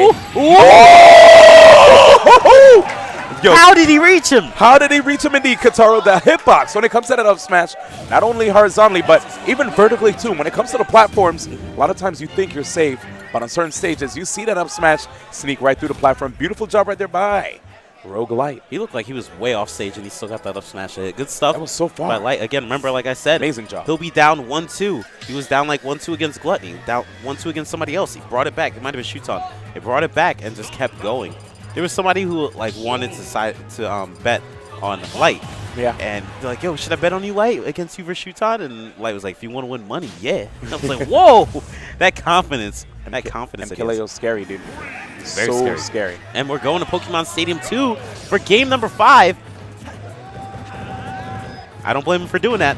Every time you do down air or neutral air on shield with Fox, a lot of times you want to go for that jab attack. A lot of people will stop blocking and get hit by it. Yeah, but, you know, one thing is that now that Gimmer, you know, exposed that tech with, like, the 11th hit on shield, who's Gimmer? People could just get that frame 1 invincibility roll behind and get a solid punish, too. Who's Gimmer? All right, here we go. Gimmer is a scientist. Here we go. Back to the lab again. Sir, I love oh, it. no. Back to the lab again. Uh-oh. Okay. He had a second jump, so he's able to make it back. Oh, he keeps going for that down air. You have to watch it. Leo is so good at timing those down smashes. He got the last 2 out of 3 to work on that up B, especially after that fair is missed. Guys, we could have one of the craziest top 8s in Smash Ultimate history right here. What happened? Okay. But we'll see, as MkLeo is currently in the lead, 73%. Trying to hold down to that lead, dude. It's not going to be easy. Right, can he get that up smash? You know he's looking for it. I love the play style of Light where he always tries to either make it like look like he's going to jump up and hit you with the up air and wait for you to land and get the up smash, or he'll just jump up and up air out of nowhere. One back air might be able to end it. Good pensive stuff right here from Light. Fading back, he's looking to find something that's not too committal, but you see MkLeo. He's challenging the neutral airs himself with his own air-to-airs so that you don't see Light convert a nair to an up smash. Oh my gosh, that F smash. That actually there it is. KO too. Beautiful again, job. The Light special, waiting for you to hit his shield. If you land in front of him, he gets that up smash immediately. He won't even wait for you to land. He'll up smash you while you're still hitting a shield. There it is, Light. He's waiting to play again, but MkLeo. Okay, kind of an opportunity there. He didn't bite, though. Don't up B. You don't want to get in that up B situation again versus Leo, especially with how good he's been timing. Wait, but whenever, yeah, exactly. Whenever you get knocked on a platform against Fox, that's going to be a lot of damage. And you saw right there, the triple up air chain helped Light be able to come back with a lot of damage. Right. Beautiful mix-up, too. I thought we could see the jabs after the nair on shield. Oh my Everybody expects the nair to interrupt the grab attempt. He went for the mix-up with the grab, and that caught MkLeo off Dash guard. attack again! So potent! Dash attack's so good at getting these KOs. He does it simply out of nowhere. Light not expecting it. Light could get this up smash KO really soon, though. Yes, sir. Here it is. Wait a second. Gosh. Oh, it doesn't matter. Spot dodge. And Light takes a quick swig of that water. You guys can't see it, but we're the commentators. We see everything. 0% last stock game number 5. Yes, the best kind of set. We could potentially have the number 1 and number 2 in the world. Wait, Katara, wait. In 7th place for this tournament. And here come the jabs. He's at the, okay, he didn't roll in. Oh my gosh. One. Oh my gosh. He DI'd away. Good stuff, Light. He wants to stay in control. Oh my God, goodness, 90% already. Oh my This is looking really rough for MkLeo. MkLeo not even picking Lucina in the second. Oh my God, goodness. he's living though. Barely living. Let's see. No, get up. You're risky. Back air. Top players punish that so consistently. He has to watch out because the thing is he can start combos with the fair, but if he fairs Light shield, Light will simply up smash punish him to get the KO. So you have to be careful on how you hit a shield. He has no shield left. Okay, MkLeo, it's time to cook. It's time to cook. Oh my gosh. MK Ramsey. Leo brought it back to 51%. Oh, the empty jump though. Wait, he has to go off stage. Yes, he does. No, get up. Back air. He rolled. You're oh, there's the back air. Oh my God. Light does it. Taking out MkLeo, arguably one of the best players in the planet, out of the tournament. This finishing is in 7th place. The 2 people seeded number 1 and number 2 of the tournament both place 7th. Yes. And we have 3 Japanese players still in winners. Olimar needs a buff, man. I want to see more Olimar. Can I get water? I heard that and maybe a new commentator? I heard Olimar is actually one of the favorites But let's see what happens. Remember, he does have a Richter, just in case Olimar doesn't work out. I want to see how this matchup will work. All right, here we go. In any event, guys, we're going to get straight into this match. Hate it or love it, Olimar and Pac-Man is happening right here, right now on the winner's side of top 8. Winners semifinals here. And T, I have to say, man, his combo's right there into the apple. Man, the Pac-Man lovers, beautiful future right now for the Pac-Man players, man. I'm actually curious on how he's going to try to edge guard Shuton. He's doing really well so far. You could see right now, when it comes to at least, like, yo, the pressure? Yo, I've never seen such an aggressive Pac-Man.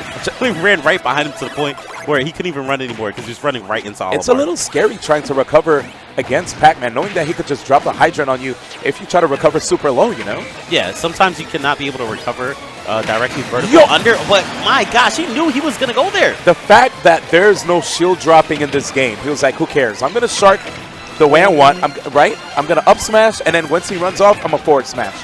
You can't shield drop. It almost looks like... You have to parry. Yeah, that's true. But it almost looks like T is right now in Shuton's head. It's only game 1. Only game 1, but it's been a minute. He's put like over 150 damage already on him, taking off a stock too. Look at that, like he knows exactly where he's going to land. And right now he's about to overlap him, dude. Look at the percents. Right now we got the key. Oh, dang. He immediately throw it? I think that was a good choice too, because he did know that he was most likely going to hit the hydrant, and you saw that right there. He actually had the read right there, but he mistimed it. And the back air again, Nairo style.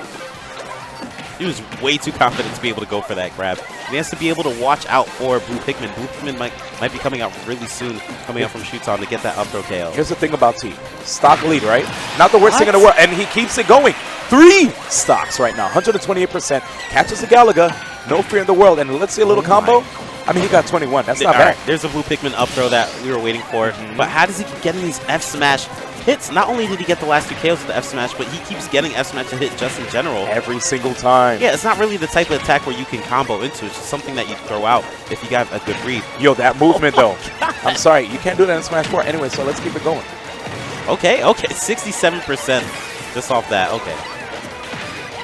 I'm waiting for that hydrant. There goes hydrant. Yep, there it is. It's out, and he tried to damage it a little bit to see if he could send it. Interesting. He actually threw the item that way. Oh my god! Okay, 97% on Shuton. 2 Shuton can land. Oh, what type of grab was that? What? Is this Ice Climber glitch? Thank you. I'm telling you right now, the movement that we're seeing from this guy. We kept talking about how, like, Inkling smooth, but yo, Pac-Man. Did you see that? He actually threw the bell behind him on purpose, then tried to F-tilt kick him into the bell to make him get stunned. Fantastic by him right there. So smart right there. The key going right through. And Shuton, yes, he was able to take away that stock, but it's 113% currently on Shuton. It's a little bit of a tough situation. And a little bit of a charge. All right, and I like the choice for going for the key. Sometimes Pac-Man just likes to hang out on the ground and taking out Pikmin.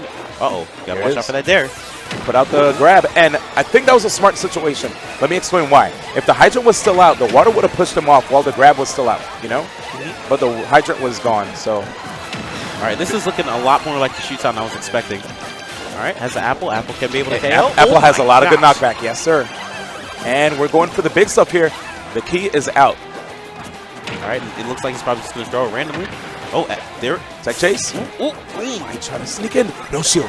That shield is so bad. Okay, good. The purple actually got rid of the threat of a back air because T was about to lay on top of him with a back air to get rid of that stock. Wow. It would have been a shield stab. I like that. He actually threw the bell off the stage this time around instead of trying to throw it at the ledge for an edge trap.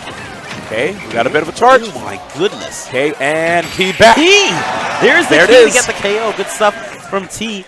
Keeps focusing on getting the key, especially whenever he's hiding behind Hydrant. He's like, I'm just going to get the key, hit the Hydrant, and throw the key straight at you, or I'll just throw the key and the Hydrant will go over my head. One thing that T is doing that a lot of people might not notice is that he stands a certain distance away from the Hydrant that if you hit it with a hard attack, the Hydrant goes over his head. Yeah. And he can keep charging his attack too. So it doesn't even matter. Very smart. So smart. And again, guys, we have waiting after this particular match, just in case you guys are now joining us, Zackray and Ally will be battling in the winners semifinals. And the matches that just transpired were Tweek versus Nairo, with Nairo getting the W over Tweek, and Light versus MkLeo, with Light getting the W. So See what's going to transpire after this. This is just the first game here of the winner's semifinals at Prime Saga. Kind of scary though, because T had like such a huge lead, and then Shuton was able to bring it back to the point that it was last hit. So it makes it seem like maybe Shuton was like a little flustered in the beginning. It was like, okay, I got it now. I know these Pikmin. I'm going to get these combos. But then again, the combos that Shuton were getting was because T started to approach a little bit harder at the end. Yeah. Maybe seemed a little too confident. Nice sneaky grab right there. Very aggressive with the wave that he's just approaching Olimar. Understands that when it comes to Olimar, right, he's a character that has a lot of great projectiles with the Pikmin, but if you do not have the purple in hand, you don't quite have to worry about Olimar tossing a Pikmin at you with his side B, because there's not going to be hit stun. So you could actually punish the toss, which is a thing that a lot of people don't understand. You could actually rush him down if you pace yourself. He up-beat out of the double jab into grab. That combo that worked earlier against Light where he did double jab into grab. I know it was lower percent, but shocking to see Pac-Man be able to get out of it so easily with the up-beat. Yeah, man. Here we go. Okay, there's a charge. But the White does so much damage, but T not having to worry about that. Immediately kills the White. That didn't sound proper. Sorry, guys. All right, he's not going for the F smash as much as he used to before, but that time around he used the Hydrant to try to approach the F smash. So Hydrant, yep, good choice. But Olimar, Shuton able to actually knock the Hydrant back before even being able to throw the key. Oh, wait! Back air. He has to go for the back air. Makes sense. That's the thing about Pac-Man. Whenever you're like that high in the air, you know that he most likely cannot get the KO. It's usually when they're on the ground. And T, again, somehow sniping him out with all these F smashes. Okay, here's the Galaga. Coming through. He comboed it with the get up attack from the edge, too. Okay. All right, I thought we were going to keep seeing them go for the jabs, too. Oh, man, they ain't going to play around. Oh, I wanted to see a spike right there, even though I want both players to win. Yeah, Olimar's downer, not actually that easy to spike. A little hard to get the sweet spot of the Shuton. Oh, interesting. I didn't know you played Olimar. No, I don't. All right, here we go, guys, at the second game at Prime Saga, winner semifinals. And T, again, going really aggressive right now. No shield. Hydrant. Watch his shield, though. Okay, he wants... So the purple could get the KO throw for sure. Yeah. No blue Pikmin out right now. It's looking really hard for possibly F smash. And there goes back air. Fantastic aerial. Yep. Very strong. And that's a melon? What is that? I don't eat fruits. You don't? I don't. I don't even know what a strawberry I'm telling your mom. Don't tell her. She knows actually already. Dang it.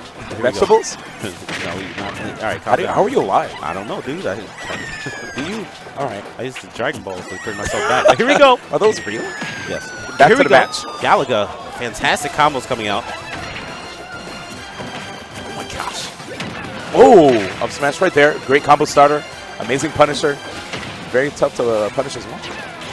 Okay, trying to do falling up air to try to knock him into the air. Hydrant again, not trying to go for the key. Okay, there. But I like how you use the platform to be able to throw that apple. Oh my gosh. So much shield pressure. Yep. Landing right behind, but you see Shuton keeps repositioning himself. He doesn't want to damage the Hydrant either. Ignoring it, trying to get around. Oh has my to watch out for the bell. He threw the bell and then tried to get an F smash sneak in using the Hydrant water. Okay, bell again. Yep, we have the win box. Oh, you have to watch out, man. You can see Shuton right now just wants to see if he can take the stock first. One of the Pikmin actually got caught by the bell. I feel that's a purposeful, tricky thing that he does. Yeah. He takes out the bell, and he makes it look like he almost kept the bell, but instead he got the key at the last moment and then put it away. Put it away, so you can't see it. He has the bell, and then boom, the key gets thrown out. I agree. All right, Hydrant. He probably waits for an audio cue to allow him to know that it's time for the key to, you know, or it's just time. The edge guarding right now coming out from T. Fantastic. Pac-Man definitely a little bit more of an aggressive character in this game than the last. Oh, yeah. I love it. Galaga, it's time. Take to the skies. And missed its mark, but we're going to keep it going. You see that trampoline right there. Kind of makes it a little difficult, but you see, as Shuton keeps throwing the Pikmin on it, it actually gets rid. Galaga again? Yeah. Catch it again? He catches it. Another catch. Okay. Uh-oh, he's getting caught right here. Monica's out. Can't play around with it too much, especially when you're dealing with Olimar. You could just throw Pikmin past the Galaga while you're trying to run up past behind it. Okay, here we have some aggressive T right here. He has, to be honest, having that Hydrant helped him out so much. He's able to get a free charge while having a Hydrant shield. Again, that's so beautiful how he knows that the Hydrant's going to go over him. He doesn't even flinch. He literally lets the Hydrant hit. It's like, again, he lets the Hydrant just hit his fruit. By the way, here's an apple. Apple's pretty good. Has diagonal. Wait. Oh, hey. I like that down air. He was able to get a shield stab. Oh, keep it going. Let's see. Okay, he threw it too soon. Ooh, wait. Down air. Shuton is still alive, though. Back air? Back neutral air? air? Okay. Oh, he missed it. Beautiful high recovery right there. Going for the F smash hard read. However, throw, yes. you do not want to fight against Olimar when Olimar's rage and purple Pikmin's out. Not even taking out another Pikmin, just going straight for the purple. Oh my my God! How did he know that he was going to press forward there? That Something is amazing. he just knows. It's like he knows exactly where Olimar is going to land, and he keeps getting those F smash KOs. Because you have to understand, you know, as when you're on the big stage like that, as a top player, you understand that there's risk with using some of these moves that have a lot of cooldown, right? A forward smash. When you use a forward smash, you're being deliberate. You understand that you're using this because of the fact that you understand it's going to find its mark.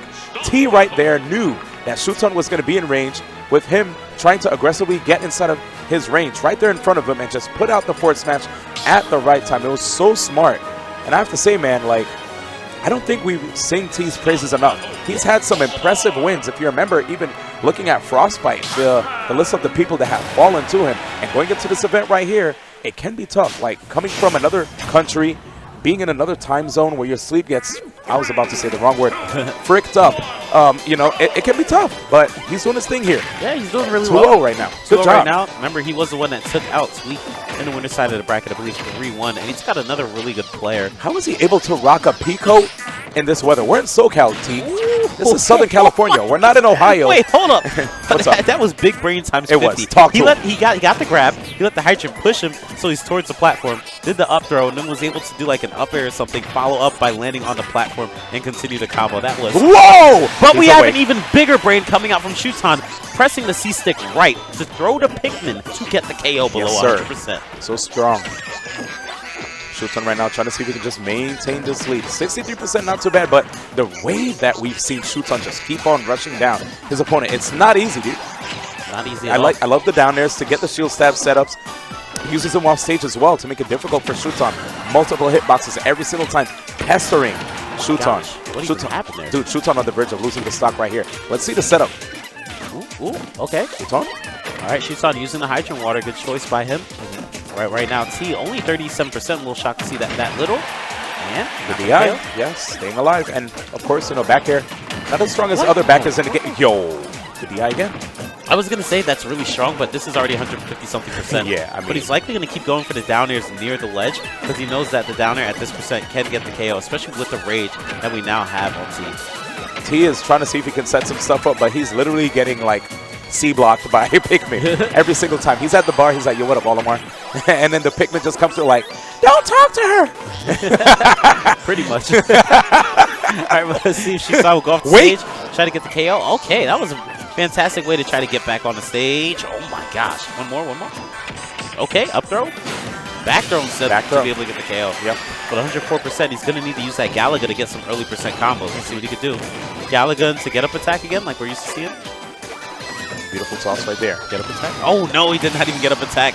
Getting that, I think that was an F smash coming out from Olimar. And you saw the range he was at, too. He was covering roll, covered normal get up, and could potentially get the jump. Nice, T. He's still cooking, but the up smash shot shield. Oh, my God. So beautiful. What happened? All right, I'm going to say another word. I said beautiful too much. That was wild. Yeah. He had the momentum going 100% there. Somehow, it didn't even look like a parry, but he just got the punish and did like 50-60% Shuton. Actually gets a trade here, but T, 86% now. Okay.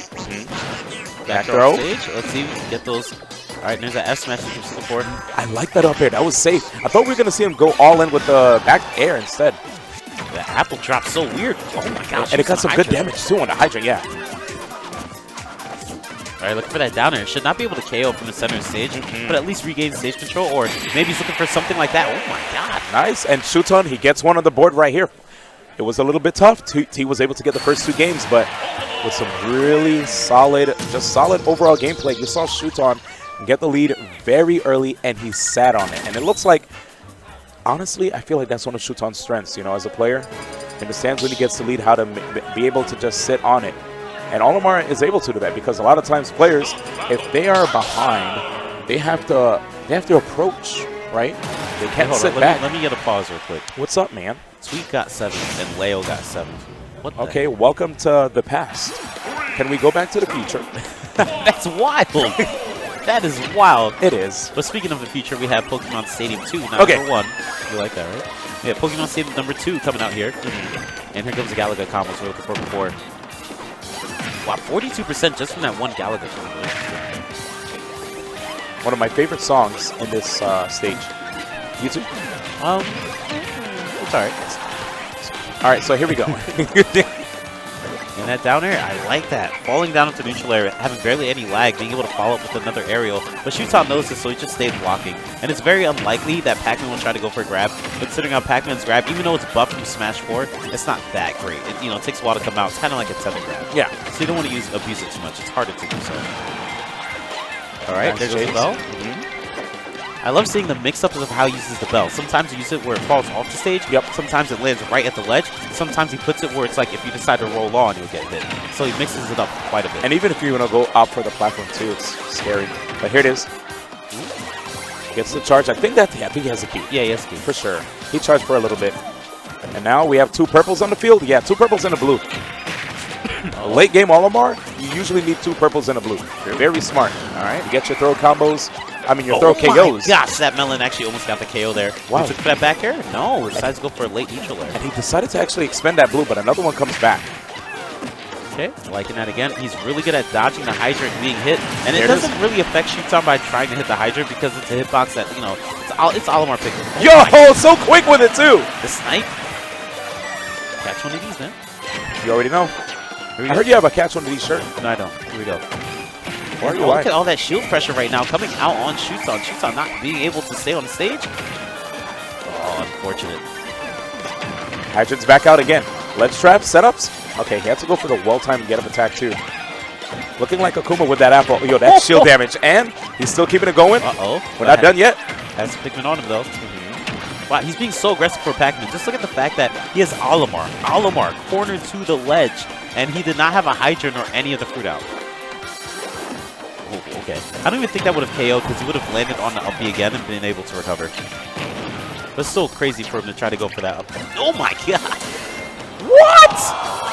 That was a charge. That should be a death. Yeah, there it is. That was a charge F smash on shield, and then he threw a purple. It was from a purple Pikmin, and then another purple Pikmin hitting him on the shield. So I guess I understand that. Just I'm really shocked that broke shield. Yeah, the purple Pikmin does such amazing shield damage, of course. And the damage, I mean, look how right there, Shuton's able to just maintain the lead in such a stellar fashion right there. Uh-oh. Okay, he goes high up above the ledge. A little scary. Good choice.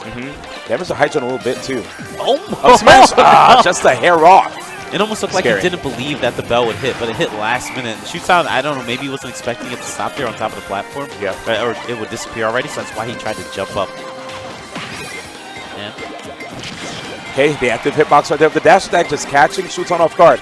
And it's key time. Yep, key time. A little bit of damage. Is it going to jab it? Oh, it's smart by Shuton. I like it. Oh, the snipe? No. Too Downer low. off stage? Yep. He's going to go for it. Tried to go for a rising one, too, with the double jump, but it didn't work out. Yeah, I don't blame him, especially with all this rage. That downer, especially near the ledge, should be able to get that KO. Or even an apple, so you might just keep going for apples. Yeah. There we go. And it works out well because you jump up in the air, and then you have a diagonal, diagonal-like trajectory with that toss when you have the apple in hand. But now, he's going for the Galaga, going to recatch. 0% here. Beautiful. He gets the 2-frame again. That down single time. Really good at getting that 2-frame, and I like the fact that he didn't just roll away after getting hit by that. It's hard, though, because... No. Up throw. Yep. Very, very, very clutch stuff right there. And Shuton gets it over T. You have to be careful if using tether grabs or grabs that have a lot of lag, or moves in general that have a lot of lag whenever Olimar has the blue Pikmin out and you're at like 110, 115, basically up throw percent for the blue Pikmin. So good stuff by Shuton for just playing patient and being able to get that throw. However, remember, T was up 2-0 and now just lost the last 2 games. I felt like after the first game, Shuton was starting to adapt, but it might have just been after the second game where you truly started to say, okay, I got this. This is no problem at all.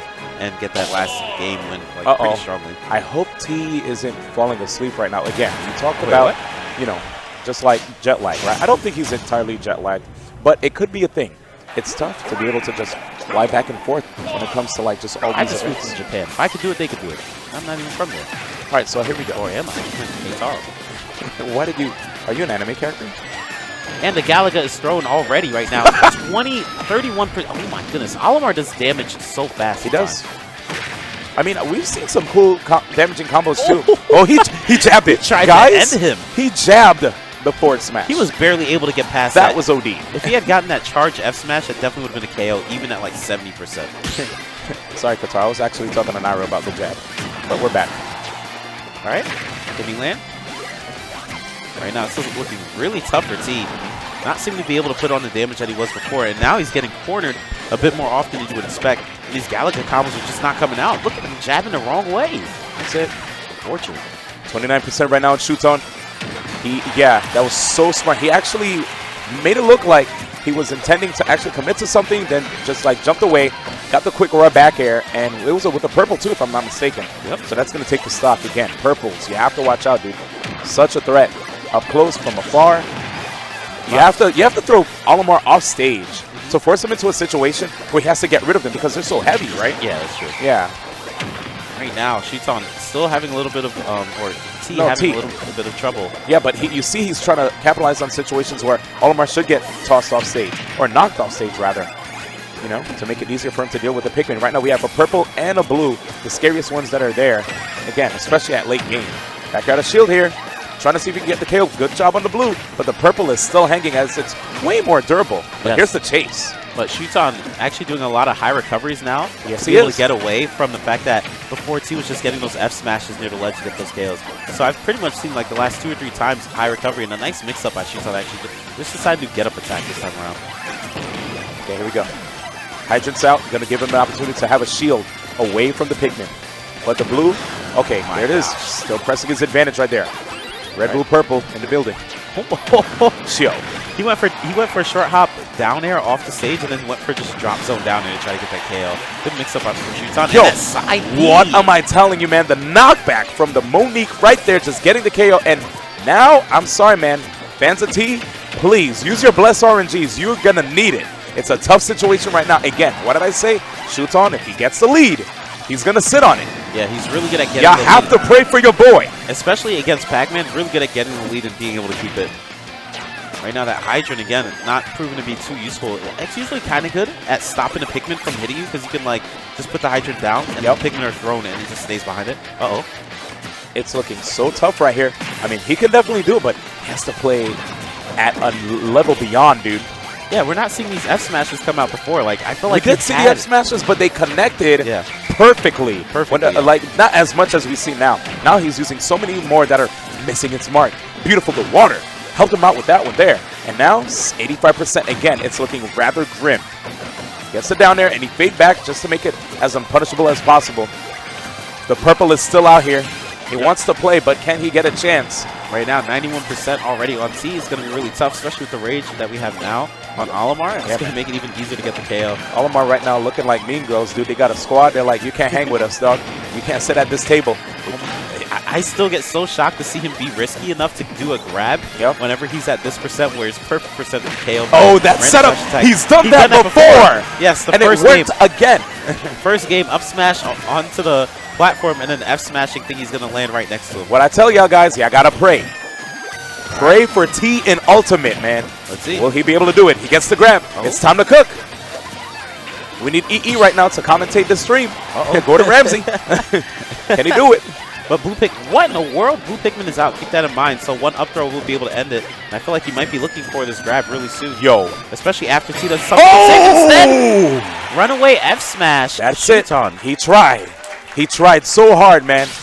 A lot of Game 5s happening at this tournament. I thought that was zero. A lot of Game 5 situations indeed. Great job by T to put everybody 6 feet under. That's it. End the game, of course. Not in real life. Okay. All right. That's why I'm happy that I'm a commentator now. I'm way more happier. I'm chill, relaxed. Anyway, here we go, guys. Here we go. Winner semis. All right, this matchup that some people like to say is in Wolf's favor due to the fact that he can shoot laser. But Ally, I don't know if he's going to care, especially with how aggressive he is. Such an aggressive player. He's really good at being able to combat against people that try to camp him out because he just runs in. But it doesn't even matter. It's Zackray right now. Yes, Zackray, a player who's been rocking Pokemon Trainer, Wolf, and Lucina, even to beat Void, right? 3-0. So many, yes, sorry, Void. So many different characters he's been rocking in tournament. But now we get to see the character that put him as the best player in Japan, Wolf. Going into this first game on Side Pokemon B? City 2. That's one thing I actually love about Ally. Dude, I'm excited to commentate this match with you because I know you love his character. I love and I love Wolf, so let's get it. All right, they're weird. But here comes another up tilt. No, back throw, side B. I love the fact that he uses Nikita. Esam was saying that he thinks side B might be the best move in the game. Not just any side B, but Snake's Nikita, to be exact. Press 1 chat if you actually agree that Snake's Nikita is the best move in the game. I'd say the best projectile. Best projectile for you because you can be able to KO with it. You can turn it around. You can like get hit and still have the Nikita hit from behind. But Zackray with those amazing up airs, 195% to get the KO versus Snake. Oh my goodness. We're gonna need. I'm gonna need more case studies to let you guys know. But here, wait. No, he's gonna stay on the stage. One thing I love about Ally is his usage of a lot of Snake's CQC. Right, he'll use the down air out of shield. Like there are a lot of times where a lot of people would more focus on not so much Snake's physical attacks, but more on his projectiles. Even though his projectiles are godlike, so it makes sense to do that. But it's not gonna be the end. But it's always cool to see a combo into the blast roll. All right. At this point, I'm actually just waiting for Ally to be able to use a side B back throw off the stage. It's a side B. Here it goes. Catch one of these. Not quite. Great usage of the up tilt right there. It's still to this day, you don't want to jump in on it. And the reverse. Oh, very nice. Really tricky. Never mind. You got the grab anyway. Let's go. All right, I like how Ally usually likes to try to jump towards the ledge. You would think he's going to up B, but he just air dodges to the ledge. But that time around, just jumping to the ledge, being able to grab it. Looking very even right now. Double dash attack. Okay. Has the bomb at the edge. He cooked it quite a bit, too. Ramsey. I like how he does that. He puts a grenade at the ledge, and then he tries a second jump back air to be able to hit you if you try to jump above the grenade. Ooh! And he was trying to go for the jab immediately afterwards in case there was a tech in place or a mistech. Up smash, one up smash, perfect to be able to put pressure onto the ledge. Yep, you can see Ally right now is on top of things. He was waiting to see Zackray land on the platform. Oh my gosh. Ally. Oh! You got to be careful with that. Everybody. Yo, guys, if you were able to see how the crowd was going to react, first, the charge down smash. Everybody clutched their chest. The runoff back air, raw, off stage, man. Sheesh. Wolf is... I don't know why Light looks annoyed. Wolf is just... Look at Light. What does he He's say? like, what the heck was that, man? Because keep in mind, Ally was at like 50%. Yep. And he got charged down smash. And then like it was all over from there. A lot of people, they get annoyed at Snake, but they have to realize they put Snake in the air, especially off the stage. Yeah. He's at such a disadvantaged state where he has one of the worst landings. recoveries. And the landing options too, right? Like Snake, if you look at his landing options, a lot of them usually could end up with him being laggy. Like he does have, he could probably like take out a grenade, but it'll explode on him and the opponent. But still, that's not quite the best option, man. Yep. It's hard to land with him in Brawl and in this game. That will forever be one of his biggest weaknesses. All right, that's tilting the wrong way, but still able to try to get the punish. Okay. One thing I still like about MVD in comparison to Ally, though, is just the fact that even in situations where the opponent is immediately in front of him, MVD understands to go immediately for a grenade pull, you know? It's not like there's crazy startup on a grenade pull. Yeah. You pull it out, you hit shield, and you keep it moving. It might be frame one. Yeah, that's what I heard from some people. Yeah, that's wild. That's what separates MVD from a lot of the Snake mains. Yeah, he's very good with projectiles. I'd say so good with the best grenades. projectiles for sure. Hell yeah. And I like Ally. He's really tricky with how he tries to land on the ground, where he makes it look like I'm going to grab, I'm going to throw out an aerial. Instead, he just lands on the ground and tries to throw out that dash attack to mix you up and actually try to predict that you're going to drop shield. Oh, already looking for the KO, but only 92%. I feel like I guess it's still good KO. Let's see. Good job right there by Zackray. Just wanted to keep pummeling until that grenade was gone, too. Get it out of play. Ally approaching with back airs, 3 back airs in a row. No fear, dude. All right, these up tilts. However, he needs to get a little bit closer to get these up tilts to hit. Jeez. Okay, that's closer. He just jumped on the platform and got it to hit. My favorite thing about Ally, though, is that he likes to take out grenade, drop it on the ground. Yeah, that was a mistake. Yeah. Take out grenade, drop it on the ground, pick it back up. Yeah, run it up to run it. Then we'll talk about it. There you go. Pick up the grenade, hold it in his hand, wait for it to explode, and then try to. No. I definitely jinxed him when I said that. My bad. Very unfortunate, actually running off the stage or jumping off the stage, thinking he grabbed the ledge, did not. And his down B was on the stage, he didn't even recover fast enough. That tilts again. Right, still not out of it yet, I would say. Okay. Ally again likes to hang out near the grenade. He did this back in the Brawl days, but it's a little different on how he uses it this time around. Trying to throw the grenade up, not gonna explode him, but he doesn't even matter. Exactly. The fact that he was even scared to go for that up air. Okay, here comes the grenades again. Not going scared, moving forward, but Ally finding his way out of the corner, mixing it up even with the B reverses. He's trying to see if he can hold stage down, but that neutral comes out so quick. Great range on the hitbox too. Ooh, Zackray Zackray. looking for that. Let's see, Ally's crazy, so he'll go for the fairs at these over percents. And oh my gosh, almost double damage. Yeah, this is the type of character you have to capitalize on when it comes to recovery. Okay, Wolf. Just spaces in general, you know? Okay, there it is. People's cheering for Ally. They're screaming. Oh Wait, my gosh. he has to work harder. He ain't done yet. Up smash again. Wait for the roll. No roll coming out. Beautiful by Zackray, able to come back. Yeah, and you see a lot of parries right now from Ally too. Okay, try to go for that grab, but risky business. Oh, that okay, was super and risky. tech. Oh, good job. My God. Oh my wait. That's it. Ally. Beautiful tech into air dodge onto the stage. Wow. Okay. Right. Wow. I like it. That was crazy. That was pretty crazy. You did get it. I thought Zackray was going to tech that. So, you know, when I saw that backer against the wall, I was like, it's over. Jeez Louise. All right, 1-1 right now, and it looks like they're going to Smashville. Zackray feeling very confident on stage. Most likely going to stay Snake, and Zackray, again, he plays a lot of characters, but when it comes to these majors, usually he sticks with almost full Wolf. I know I've seen him play Wario quite a bit, but yeah, usually Wolf. He usually stays Wolf. Okay. Wolf versus Snake here again. Smashville, game 3. Yep. All right. I like this so far. Again, you know, people were mentioning the fact that we're seeing a lot of game 5 scenarios, and it is quite the case here. Zackray fading back a little bit. Doesn't want to force situations too hard here. Okay. Ooh, gosh. Yeah.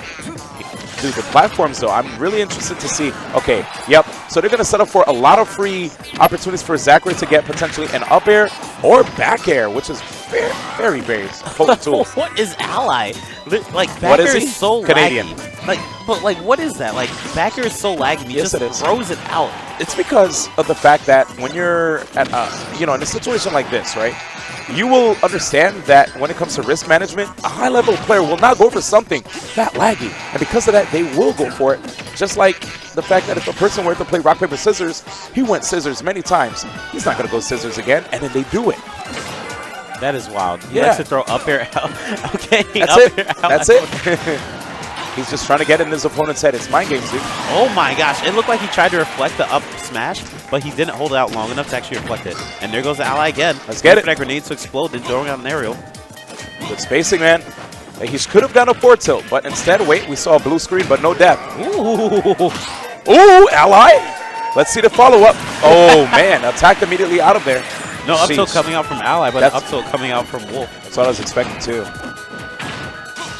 No dash attack right there by Zackray. But then again, it's like when you're at a low percent like that, you'd want to go for up throw to up air or forward air, depending on the percent. This is the most brawl Snake Ally I've ever seen. There's the dash He's like attack. playing this playstyle. Wait, down air! Down air! Oh, no, he's... Yo, Wait, what? Yes, when you get a knockdown like that, if they tech towards the edge, you immediately tech chase with forward air, and you get that down air. Full jump. Yes, God. you don't play Wolf.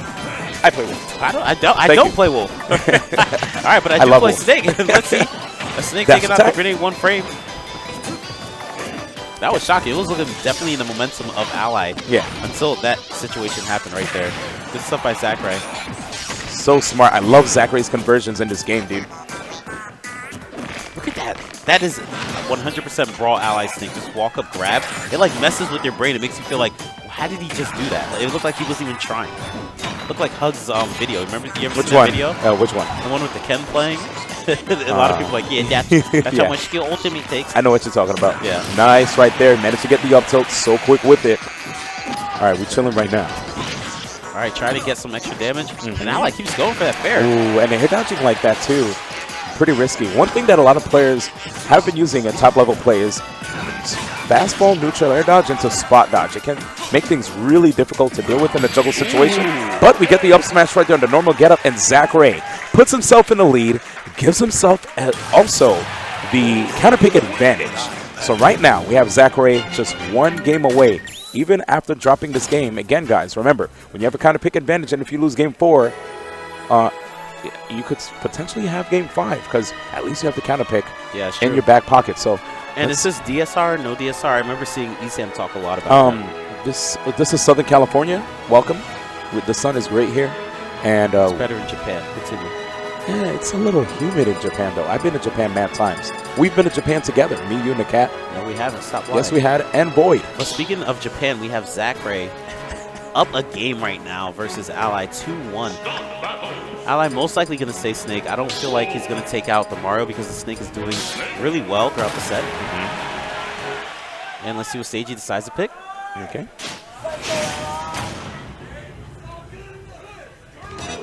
Are you guys ready? All right, Battlefield. All right, so here's the thing. I feel like people need to ban this stage versus... Explain why. Never mind. You can go to stage, man. Oh, okay, yeah, you could go to stage, you know. No, because of the fact that you feel like it can be harder for Snake? Okay, so now, all right, since he's doing damage now. Wait, are you saying people don't pick this against Snake? They should ban it versus Snake. Because of the fact... Yeah, because he can just camp on the platforms and throw a whole bunch of bombs, explosions, and make it really hard for him to get hit. And he can always revert to that at any time. I agree. But Zackray, though, bro. I agree on your opinion, but I think that Zackray could still make it hard for him to land here. You know? That's true. Just everywhere. Snake has a hard time landing, period. Yeah, there's platforms, but Zackray, though, he could shark with continuous up airs. He also can use his combos really well on the platforms. Like, if he hits them just a certain like height enough, he'll be able to follow up anyway with forward air and up airs. He never gets that down smash hit, even though he's always looking for it. Okay. One up tilt should be able to KO now. Nice. I like the interception here. Should go low. He tried to see if he could get the save spike. Beautiful. Okay. Air dodge right towards the edge there. Didn't have that cipher anymore. Snake 101. Just go for up tilt on the platform, hoping somebody will just jump. Yeah. I mean, and there it is. One of the best projectiles, if not the, in the game. All right, and Zackray dodging that every single time. I guess you're expecting the down air there. I like how Zackray jumped around that C4 just to bait Ally into, like, activating it too. Yeah. Okay, high recovery. Good right there. Just waiting for Ally to spend one of his resources, wait for him to either do a move or even like an air dodge or double jumping. Just resources. Ally bringing it back, especially using these trades. Wait! Oh my God! The clutchness! He went for it like 4 times and he finally got it to be able to work. Ladies and gentlemen, this kind of stuff is what separates the top players from everybody else, man. Ally. What do you mean? He went for it like 4 or 5 times. He finally got to work. But the fact that it connected, though, would you connect it against Zackray? All right. Hey. I was about to say, hey, let me know. Yeah, I mean, no, I wouldn't. All right. And that's what separates us. Anyway, so here we go. Game 4 situation. 1 stock apiece. Almost thought he tried to sticky him right there. Yeah. Up air. And yeah, that was fantastic fair coming out there. He really needed that because he was losing by quite a bit. Now, in this situation, that momentum is left right back to him. But the combos coming out from Zackray, not being able to let Ally land, even with these platforms right now, just these like soft hits of these neutral airs. Kataru, wait a second. Wait. Oh my goodness. Zackray looking like he might be putting himself in a great position. Oh no, that was too aggressive. Back row stage, side B. I agree, my friend. No side B coming out. He actually went for the up smash. I agree. He's looking for that up tilt. He's looking for that up tilt. He wants it. Oh my God. Did he throw it out? He's picking a corner. Okay. Okay. Nikita? No. He didn't even grab it. What is he looking for? What is he looking for? I don't know, my friend. He's not even throwing out KO attacks. He's like, let me punch you in the jet real quick. And the parry? Didn't get it. We're still waiting. The back air? No. He's going to land. He fell on the floor. He's in a good spot. What is he? Wait. It's a tense situation. It's a hard. Are you living? Are you? He's gone. Ladies and gentlemen, Zackray smiling up on his feet, representing Japan. Great job by Zackray. Moving on to the winners finals here at Prime Saga. For the most part, it looks like y'all all are saying this might be Zackray's time to shine. Thank you for tweeting at us again and letting us know how y'all feel. I'll be honest, man, seeing how Zackray's been playing, depending on what happens in here in the winners finals, I might be right. Let's get it. Winners finals here at Prime Saga happens now with these two on the battlefield. Well, Pokemon Stadium 2. That would be nice to see, but keep in mind at the pre-Saga, I know it's pre-Saga, but I feel like the people were trying. Shuton was the one that won it, but he won it while being able to take out MkLeo. Let me actually correct myself. Even though I heard Koreans say that Zackray is 16, apparently a lot of people said he's 17. So I apologize for that. I was just going off of what Korean told me. Oh my goodness! You know what's crazy? That double jab leads into grab. Double jab leading into double jab again, but double jab leading into fall off the stage down air. Fantastic by Shuton. Yeah. I don't know, man. I feel like there might be a change of pace coming out from Japan. Yeah, man. Where, you know, Zackray might still be the best player with results, but Shuton might be able to overtake him pretty soon. There you go. This guy was one of the best players and almost top 10 player in the world back in Smash 4 with Olimar, too. And Olimar was nowhere near as good as he is in this game. Yeah, dude. And there's the down smash. Such a scary option near the edge. Normal get up, a 2-frame threat. It just does so well. Even when it comes to tech chases, too. You have to watch the way you tech, especially after a knockdown against this character. Here it is right now. Zackray holding down the edge. Let's see the ledge traps. Okay. Right now, using the Olimar, doesn't quite care about them. He says they're expendable as he tosses them into the blasters. What? That is wild. Yeah. I keep seeing that now. He knows the percents. Like, yeah, he must have been practicing that because that's not something he was doing before. And but now? And he holds down, too, when he side B's Katara. Not to cut you off. I'm sorry, dog. No, you're good. Okay. Okay, looking for that up smash. I had a feeling it would come out, especially because Olimar, or Shuton's Olimar, likes to approach from above a lot of times to get out of sticky situations. Yeah. And another up smash. Ooh, okay. There it goes. Let's be very careful, especially at this percent. That blue Pikmin that's on him could come off and be able to get that grab to up throw, especially with all this rage on Shuton right now. And there it is. He tried to get a grab there, but it looks like that pivot grab worked out well in his favor. Getting the up throw with the blue, and now Zackray, final stock here. First game, though.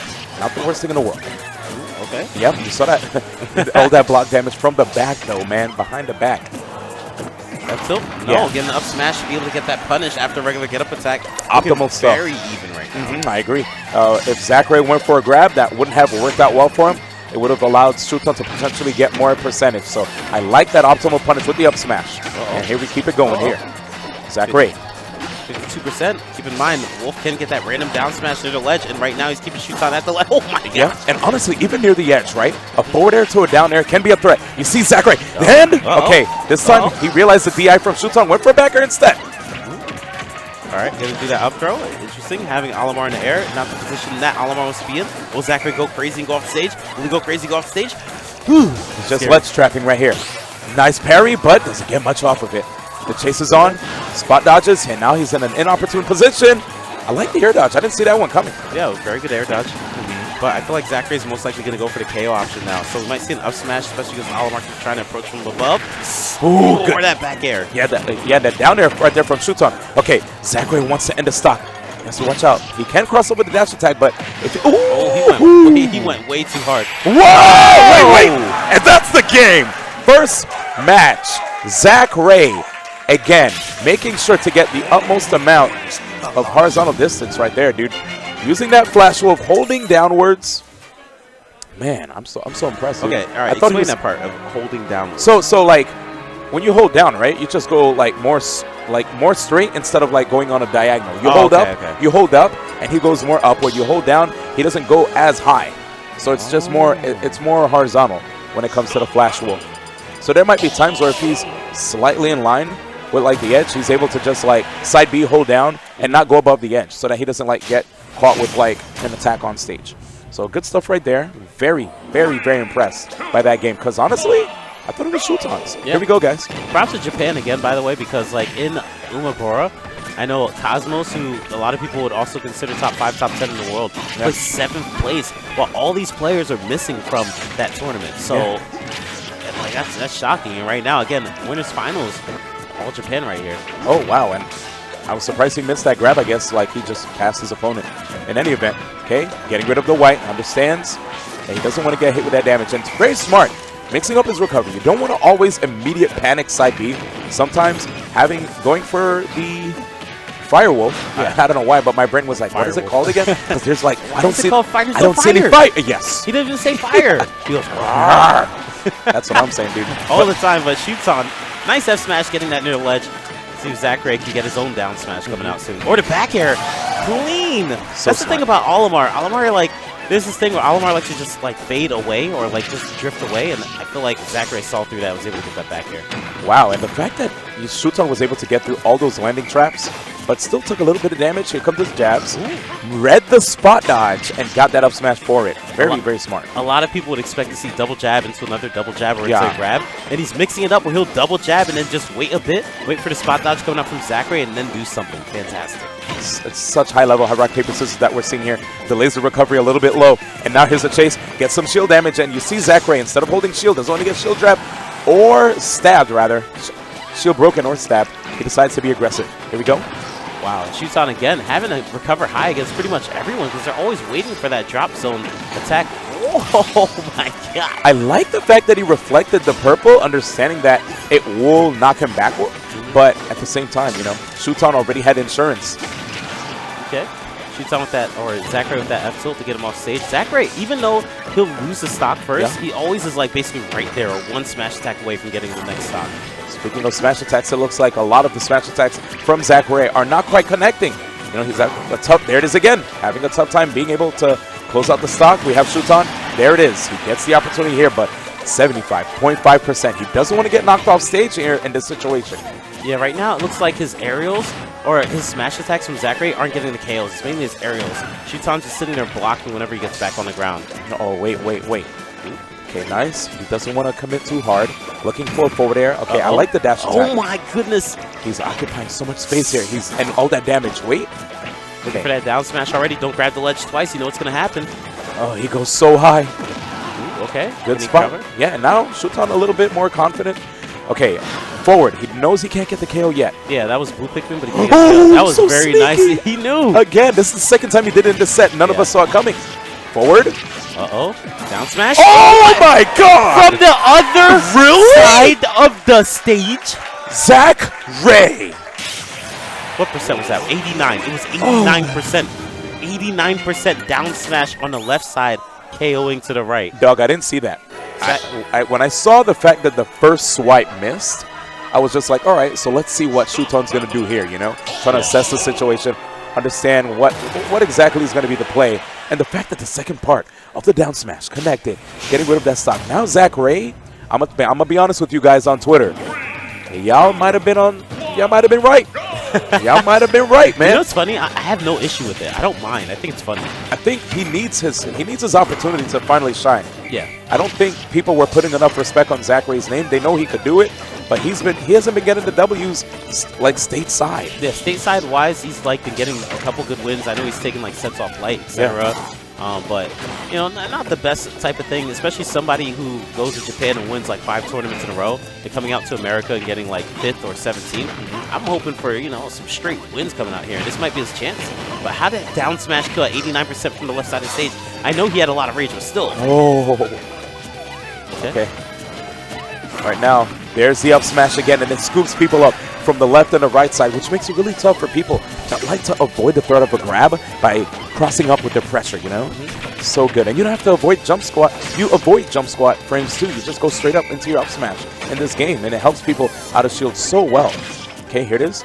Well-timed blocks, and you see this time Zackray respecting the out of shield, like the fairs, the back airs from Shuton. Yeah, he's doing a lot better to avoid it. And wow. Good. That's the thing. That's the thing about when Shuton's fighting against the players from his own region. Yeah. Whenever he down airs them, they seem to always tech. People from over here, they do not tech. They just get spiked. But these players, they are ready for it. They fought enough Alamars over there. 48% was that 3 hits. That's what makes it hard against Shuton, dude. Especially, like, look at Wolf too, right? The kind of faller that he is. It makes it easier for him to combo too. But Olimar, we've seen him be able to combo the best of them. Nice fade back by Shuton. Doesn't want to fall into the forward smash. Okay. He's an experienced player. Oh, and the double jump. Jump is gone. Wow. He used his air dodge to try to give him a little bit of a boost. Yeah, it actually really almost helped out doing that air dodge into the stage. Ooh, okay. Zackray keeps looking for these early KOs, trying to go for those F smash reads, and there goes one. Actually he's only 1 stock away from being able to win winners finals now. The down throw. He got the one more stock chance. And right there, you saw the double jump. Zackray was trying to see if he can just catch a forward air off of a whiff from Zackray, either a spot dodge or an up smash. Okay. And good jump right there. Doesn't want to land it to give a free tech chase. I like that by Shuton. Yeah, right now we see Zackray using a lot of tomahawks and trying to go for these grabs a bunch, hoping that Shuton will be scared. One thing we're seeing too is both of these guys battling for center stage. Uh-oh, double jab into almost an F smash at the ledge of purple Pikmin. Yes. That could have been it. Okay, again, center stage. This is mighty important, especially on a stage as small as Smashville. If you look at it, man, that center stage helps out a lot. It's a big boon to a lot of players. Okay. Looking for that down smash coming out from Wolf. I feel like it can KO from any side of the stage at this point. Okay, and tries to go for the fourth, but you saw the DI right there by Shuton. He was a little bit too high. That's free. Oh, wait, oh, what? He actually still able to come back? Maybe we were wrong. Nice drift. Yeah, it was a really good angle. Right now, only one purple Pikmin. What is this and technique? Wait. Double jumps. Still has the air dodge.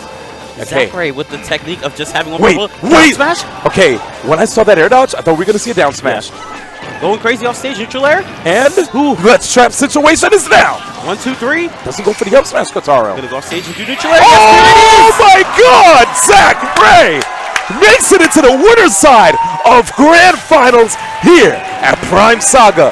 Congratulations, man. You've earned it. At that one event, Suplex City, which was like the wildest ultimate event that I've seen so far, where Dabuz was sent to losers early, Nairo was sent to losers early, Light was sent to losers early, so R was sent to losers early, and Nairo was able to bring it back and still be able to win the tournament.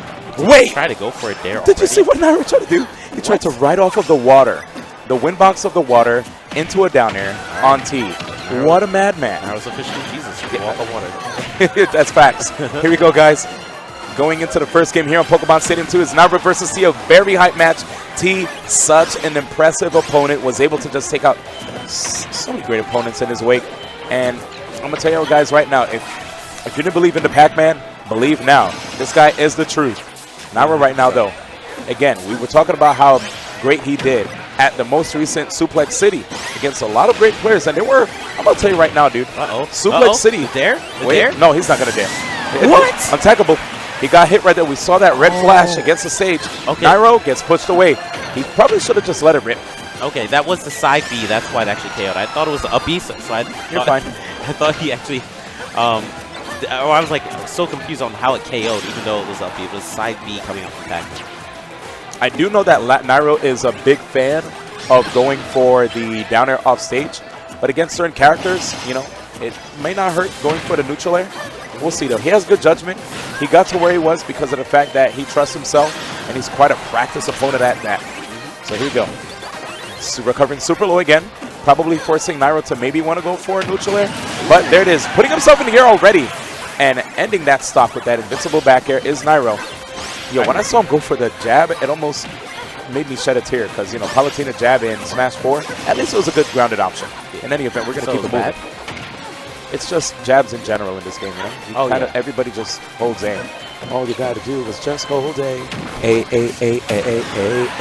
I'm done. All right, and I like that T decided to throw down the bell, making it bounce on the ground a couple times. It's really good just in case you try to block, you might still get hit by it anyway. And there goes the apple. That move is so surprising. It looks like it's not going to send you anywhere, and it KOs. In that situation, Nairo could have went for a reflector. You know, especially because he was going to land right there, but it's hard to call, and you have to be really precise with the timing, too, because if you miss it, you get a counter. Here comes Nairo, making it tough for T to recover. Very nice by T. Back here again, though. Okay.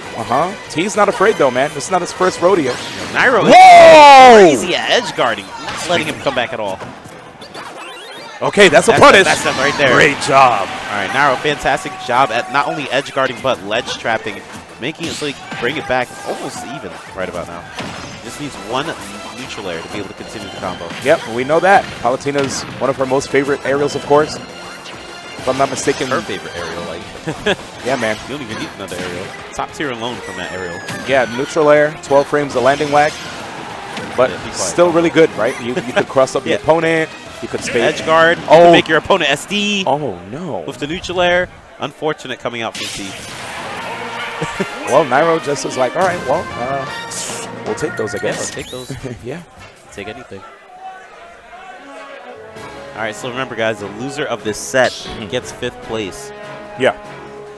5th place again. 7th place is MkLeo and Tweek, unfortunately. Great players. But Nairo the best player in the world? Honestly, okay, let's look at the people we have left in the bracket, and you let me know.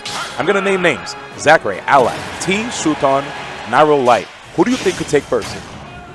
If I were to put anything on anything, I'd say... We already got Zackray and Shuton in winners finals. I'd say Nairo the most, and then Shuton second. Real? Okay. With the rest of you guys at home, feel free to tweet at us and let us know.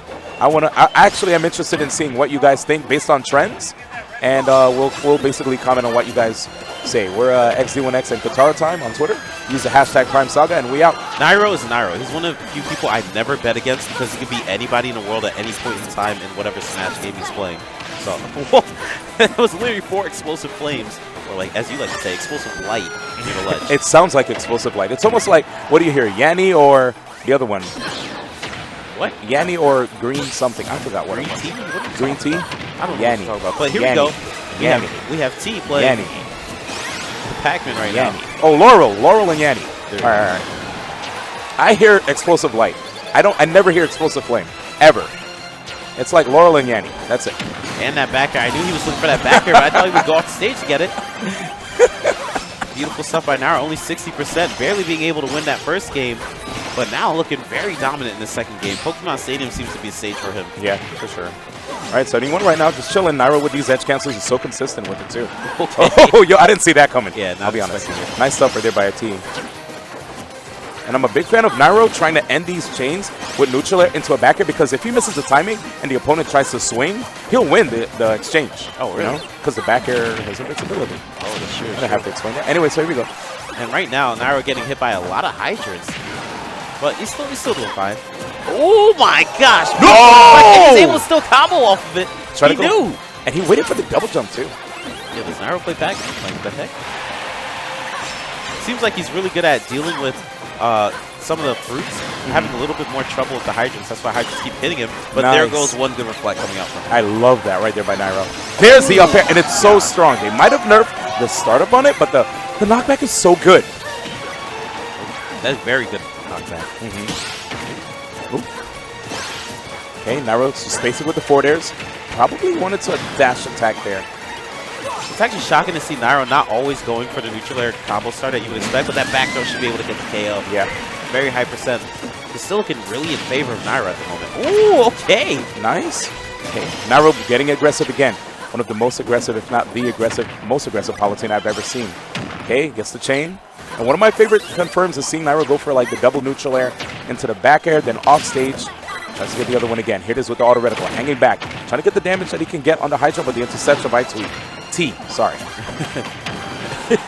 I was like, whoop. TSMT. Okay. All right, but here we go.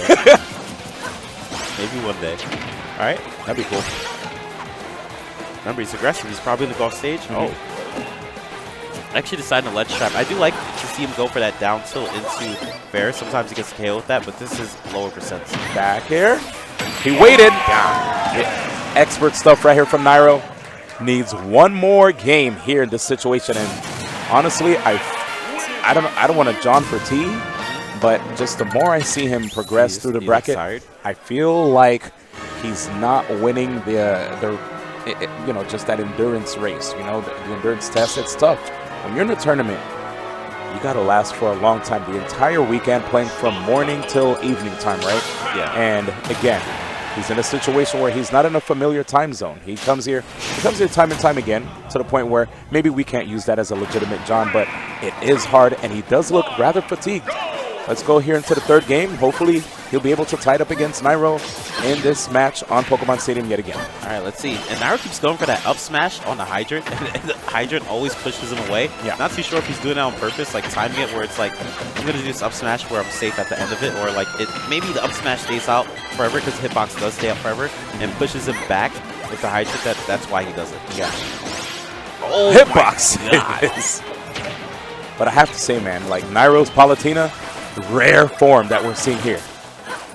Yeah, really good. Oh my god. Okay, getting explosive flame. I like how he does that whenever the hydrant's out. He wasn't doing that in the beginning, but now he just throws out the explosive flame where it's like it can not only hit the hydrant, but it'll hit Pac-Man hiding behind the hydrant. So you actually can't run away and stay behind the hydrant. Another back air, and the hydrant might be gone, so Nairo doesn't have to worry about getting like. Okay, another one comes through, but I thought he was gonna get like. Oh my god! Burst it off. Here it is. This guy is way too aggressive. He got very fortunate. It looks like T didn't go for an option that could punish Nairo being at the edge there, especially after grabbing it the first time.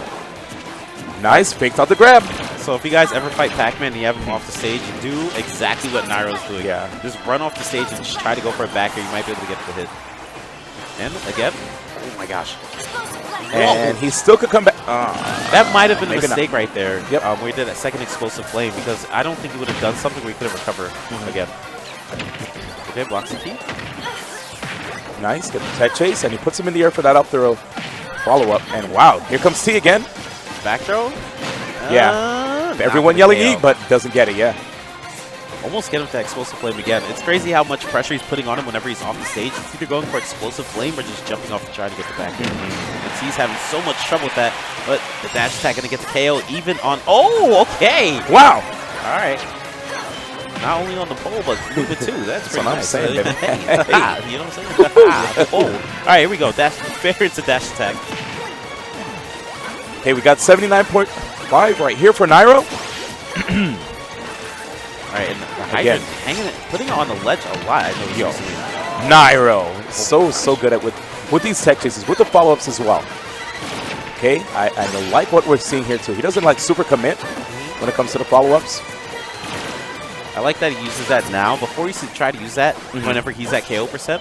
Like auto-reticle and explosive flame? Okay. Yeah. But now he's using it a little bit more just to rack up some damage after he does a combo and the person's too far away. He just does auto-reticle to add some damage. I agree. A lot better. Gotta watch out for that up air, Pac-Man. Ooh, wait, did the windbox push him? No. It was a hydrant windbox. Yeah. Okay. A little bit too far to get a grab punish, and now T's in control, gets some charge. Down throw, back air? Wait, he didn't DI out. Nairo's definitely going to threaten. I do like that. I like that T did not DI out. He was trying to mix it up, and he mixed it up pretty well because he probably thought, or Nairo looked like he was waiting for air dodge. Oh, he has the bell too. Oh my God! Yeah, he's too far, and Nairo understanding that he can't always get that timing down when it comes to the punishment, especially if they go for the grab from far. At this point, I don't even think it's Pac-Man's screw. I feel like it's Nairo's because he's just using it so well. I mean, honestly, even if Pac-Man were to throw out the Hydra as Nairo up airs, Nairo could still up air through. Oh. Wait, good snipe. That snipe coming out from T. So smart. And he does have Galaga. Galaga does really good percent combos, 30 to 40-something %, but Nairo going completely past it. And he gets he burns him again. Nairo, one of the players that are really good at using auto reticle when it comes to this character off stage against opponents. I don't see too many Palutinos use it as well as he does, which forces people to recover low. Down throw. Oh, he tried to go for the thing he did last time to be able to get that delayed back air. And, oh my gosh, I'm surprised. Again, that move is kind of buff. So, the grab. It's not like Smash 4, man. Different game. Okay. Keeps it going here. Hydrant's out, but that's going to help out T a little bit. Shield is very small for Nairo. Small. So you might as well just throw out that F smash, knowing that even if it doesn't hit, it'll put a lot of shield pressure. Potential break the shield. Wait, oh my God! T got caught unawares. No DI into the blast zone. A 3-0 victory for Nairo representing NRG. Wow, very sudden KO coming out from Nairo. I don't believe the DI was too fantastic on that. I mean, if you look at Super Splat Bros in Northern California, Ally was put into a tough situation against the likes of Larry, where he decided he didn't want to go Snake against Larry, and he instead decided to go Mario. And I think it was a Game 5 scenario, but Larry still managed to get the win, allowing him to face off against Void in the Grand Finals. But still, seeing that, it doesn't really surprise me after especially seeing Ally wanting to try out the character before at an event way earlier in Smash Ultimate's meta. That is true. Yeah. And sometimes a lot of things that did happen at the beginning of the game, they do matter for this part, like the future of the game. Because it's not that long ago. It's only 4 or 5 months ago. So might as well go for it. But Ally taking a lot of damage, 105 already. And remember, Light loves to do that thing where it's either down air to up smash, neutral air and up smash, run up smash, or shield and get the up smash after you hit the shield. Look, he's waiting for it already. So hurry up, hit my shield, hit my shield. But Every very time. smart by Ally. Dude, Light is so good at parrying too. Yeah. So you gotta watch out when it comes to applying that physical pressure. And there it goes right there. You didn't even need to hit his shield. You just do a move.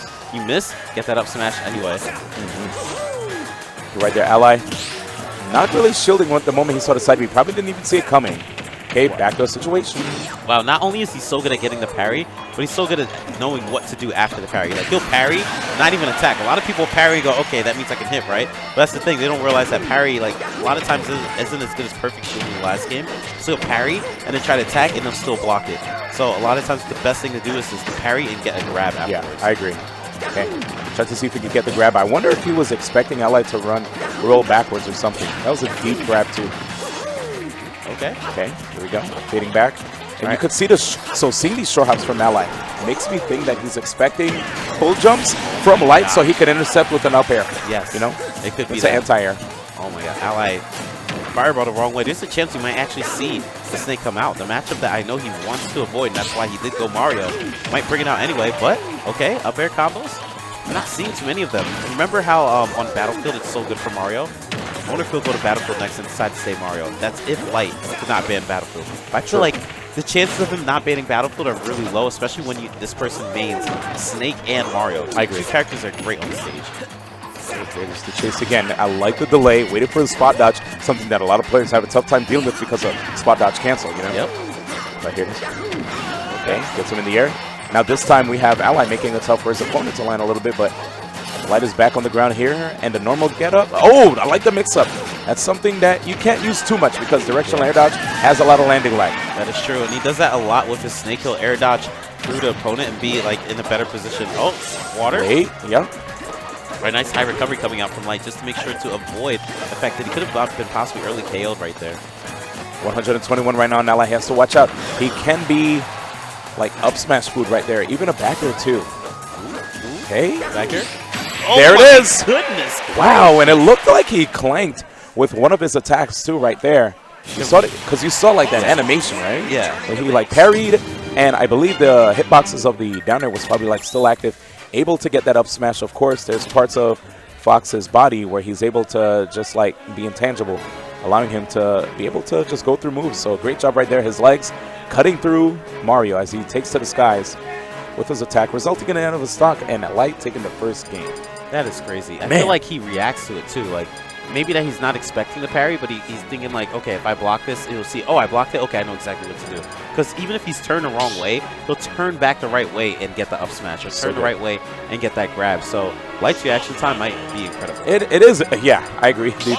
It's so strong. All right, this is what I was expecting. Even though the matchup isn't the most fun, a lot of Snake players do this at high level, and sometimes they're able to win against Fox players to Light's level, but there's only one Fox player at Light's level, and that is Light right now. Yeah, Qatar. I'm very scared, man, looking at this, dude, because, again, you talked about this situation, right, as a person who loves Snake, and to see this particular matchup, it can't be easy. But can't move. Look, yeah, look at running it. past all the grenades. White on rice. White on rice. You have to wait for Fox to make a mistake to be able to punish. And there's another example. That downer on shield, he tried to punish with an attack and immediately got hit. Oh, deluxe! Oh, no. And he's still going. Great. But he was a little bit too far. He was able to just DI out accordingly. All right, and that's very nice by Ally. He doesn't have much aerials, or Snake doesn't have much aerials to get out of punishing Fox or making a mistake or doing something a little laggy. But that downer is one of the very few aerials you can actually use on him. Nice, and he was able to catch that full jump right there. Again, a lot of players are good at that one. B? But he reflects it right back in his face. I actually thought that was it. That Me would too. probably be it for every Fox player. That's what it is? Not quite. Oh, no back throw coming out. Decides to F tilt. Oh, one more? No, he tried to turn it around. I thought he was going to up tilt there too. Yeah, he actually went for an up air for some reason. Almost worked. You might see up tilt come out. There it is. Ooh, it's a little bit too quick on the draw though. Yep. Yeah. Ooh. Okay, that up tilt should be able to KO. Very high percent. Lots of rage on Ally. At the edge here. Keeping the pressure up. He's on the chase though, and I like the up throws. He understands what to capitalize on when he's facing off against his character. All right. Oh, nice! And he definitely tried to save there. Yeah, he tried to blow it up, but it was like really far on the left side of the right platform. Yeah. So I'm shocked he tried to do that anyway. Explosion. Oh my god, he went for it. That would have been a clip. Yeah, Sir Toasty, I know you're waiting. That's one of the Snake specials. If they pick up the grenade from mistake and you hit them off the stage, the grenade will blow them up and you can try to get the pair after.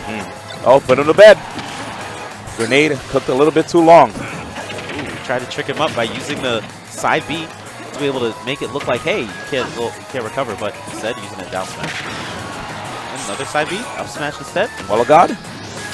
Oh, but good tech. That's really scary whenever he tries to go down and do that back air to get the stage spike, because if he might get the hit, but if he doesn't get the spike, it puts him in a bad position.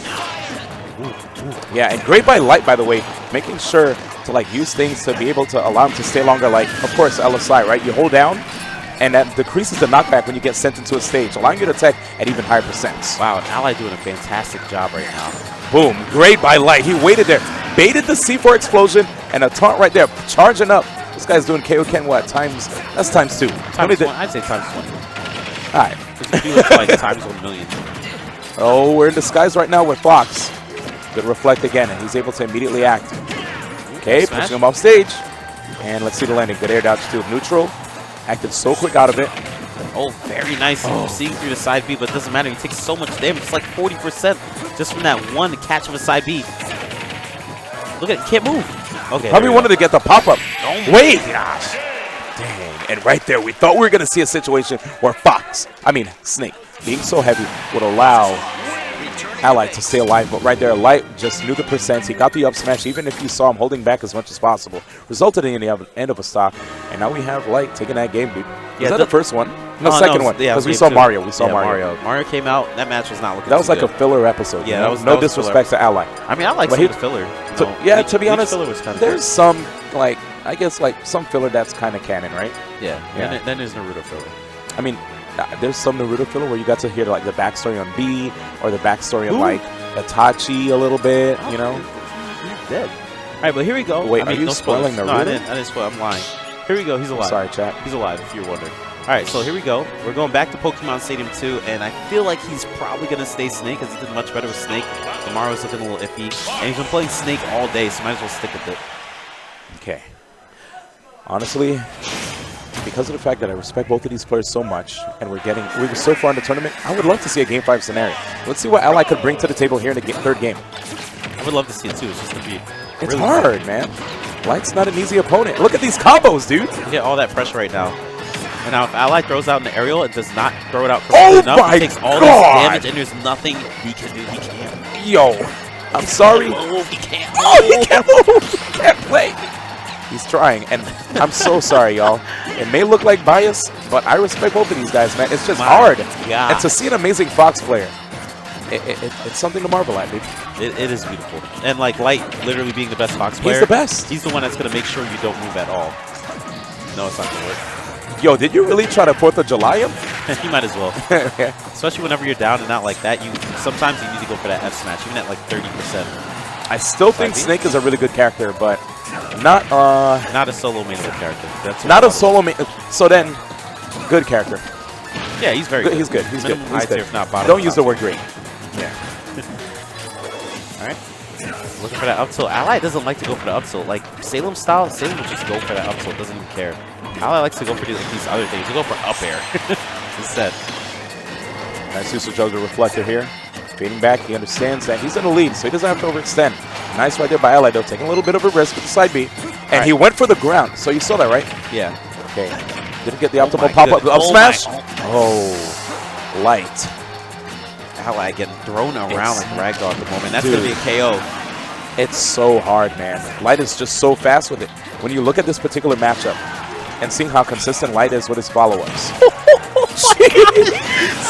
Okay, that was big brain. One thing I'd like to say about the fact that Light did that was he went for the grab because he knows he was at over 160%. Exactly. Most likely, Ally's going to go for the grab for himself. He's like, I will grab you first. I will let that up smash not hit me, and I will make you not move. Drag down? Nope. Yeah, Ally's still trying his best here, but that dash attack, you could just run in on Snake and like screw all of his bombs. It doesn't even matter. Run in and get that dash attack and it's stuffing off. Yeah, dash attack's such a good burst option, right?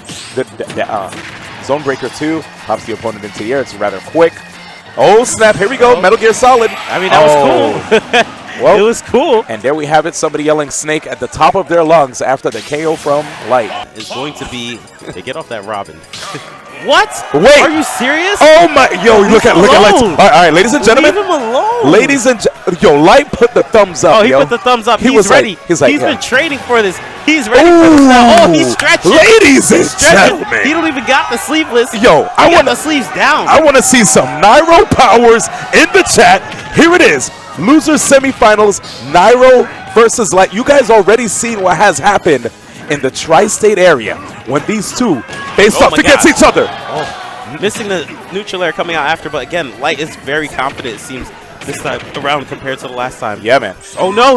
He tried to see if he could get the down air right there. And the thing about Ganondorf, right, and almost like a lot of the games where Ganondorf is he could lose a lot, but the moment he gets 1 or 2 or even 3 hits, all of a sudden he brings it back. Or 1 hit. Or 1 hit. But this should be it. Oh, no, it does not get the hit. That's unfortunate. But random up smash. No! My God! What just happened? What the Somebody gave me a paper. What I miss? Ganondorf. Yikes! You miss 1 KO confirm. You die at 75% from the left side of the stage to down smash. Down smash. Doria. Oh, Nairo. Do not do this to us. Again, Light gave us the thumbs up, though. So, like, that means he might have, like, labbed with, I don't know, Kool-Aid or Hazmat. Like, maybe. I don't. They're way different from Nairo. However, again, there's a chance that he might have just not have been ready for Ganondorf way back when. Yeah. And this time around, it's looking actually similar to last time. Yo, like, can I get a little bit of game audio? I want to hear Ganondorf's hits. Yeah, I want to hear a lot. Just a little bit. I want some Durians, man. Yo, chat, press 1 if you want to hear some game audio. Oh, let's go. Let's go. Let's go. It's time. The big hits are coming in. Oh, no. Coming out. Yo, we jinxed it. We jinxed it. That's your fault. Sorry, Qatar. Game audio increased. All right, let's just put EE in Qatar. TK. All right, getting a side B into dash attack. Right. 1 more neutral air should be able to get the KO. Yeah. A 1, a 2, a 3, a 4. Oh my God. Yo, extra credit? 5. Yeah, 5? Oh, I 6 now. Oh my God. Is he going to say Ganon again? Okay. That was scale for the left side. And now? Oh! That was for Gunblade, man. We don't see him in the stream anymore. He did that for his boy. Oh Baby Blade, baby. Uh-oh, 1. Wait. Ooh, Hey, waiting for shield to drop. Oh! Nairo, you madman. 1 up smash should be able to That's end enough. That's enough. Oh, he did not even go for it. For the optimal punish. Yeah, I agree. No. Oh, he's not dead. And you don't want to go for side B because people can mash out. Yeah, I was going to say it's going to be really hard to be able to get off the ledge as Ganondorf's such a big character, not having too many options to get off the ledge safely. So, Light, again, always liking to go for the back airs. Even if he misses the first 3, he'll go for the 4th and get that KO. I still feel like Nairo might stay Ganondorf, Katara. Yeah, he 100%. I think he might stay. He will. I think he'll stay. He knows he can win it. He just had like a really bad first stock, and he started to bring it back. All right, let's wait. You guys are all blessed, by the way. We gave you game audio. Make sure to thank us. I feel like they hear the same amount of game audio. No. They didn't. They literally asked. Oh, really? Yeah. Oh, we're doing it for the people. They really want to hear the Doria. We're people of the people. All right, I'm down. Yes. Keep in mind, guys, it's the first game Light has ever taken off of Nairo's Ganondorf in tournament, because when they played back at Collision, Nairo was able to reverse 3-0 Light with the Ganondorf after going to other characters. So Nairo's pretty much game-wise 3-0 against Light until this game here. Okay, it looks like the Palutena's out. He wants to win, dude. This is hard. He wants to win. But Nairo has made it before. Void leaves the venue after seeing Palutena come out. Wait, really? Yeah, look at Void. No, I think it's the first credit. Probably. That's actually but here we go. Oh, Mike's saying, hey, go back to Ganondorf. Yeah, he tried to put him on the platform there, too. Here it is, Nairo. There. One of the things that can be really tough with regard to this matchup is just Fox has a really solid ground game, amazing frame data with, in comparison to Palutena 2. It can be very tough. And I've seen, just rising Nair from the edge. Wait, Nairo? Beautiful edge guarding coming out from Nairo. Nairo! Like a mix of edge guarding and ledge trapping, and he gets Nairo! Yo, Nairo, it almost looked like he just finished working out his item. And don't forget to stretch. We fit trainer Nairo. My man was like, if there was an emote that could signify yawning, I guess Resident Sleeper. If ever Nairo does that again, I need a Resident Sleeper, man. All right, here we go. Nairo doing a much better job right now with Palutena. However, Fox having crazy combos at low percents, and again, that parry that we speak about, Light being potentially the best top player when it comes to parrying, be able to get that parry again. That's why he's able to take out MkLeo's Ike way back there. Here it is. So, okay. Well, here's the thing that I want to talk about. Wait. He's going to still be able to side B first. But double jump. One more up air. Good.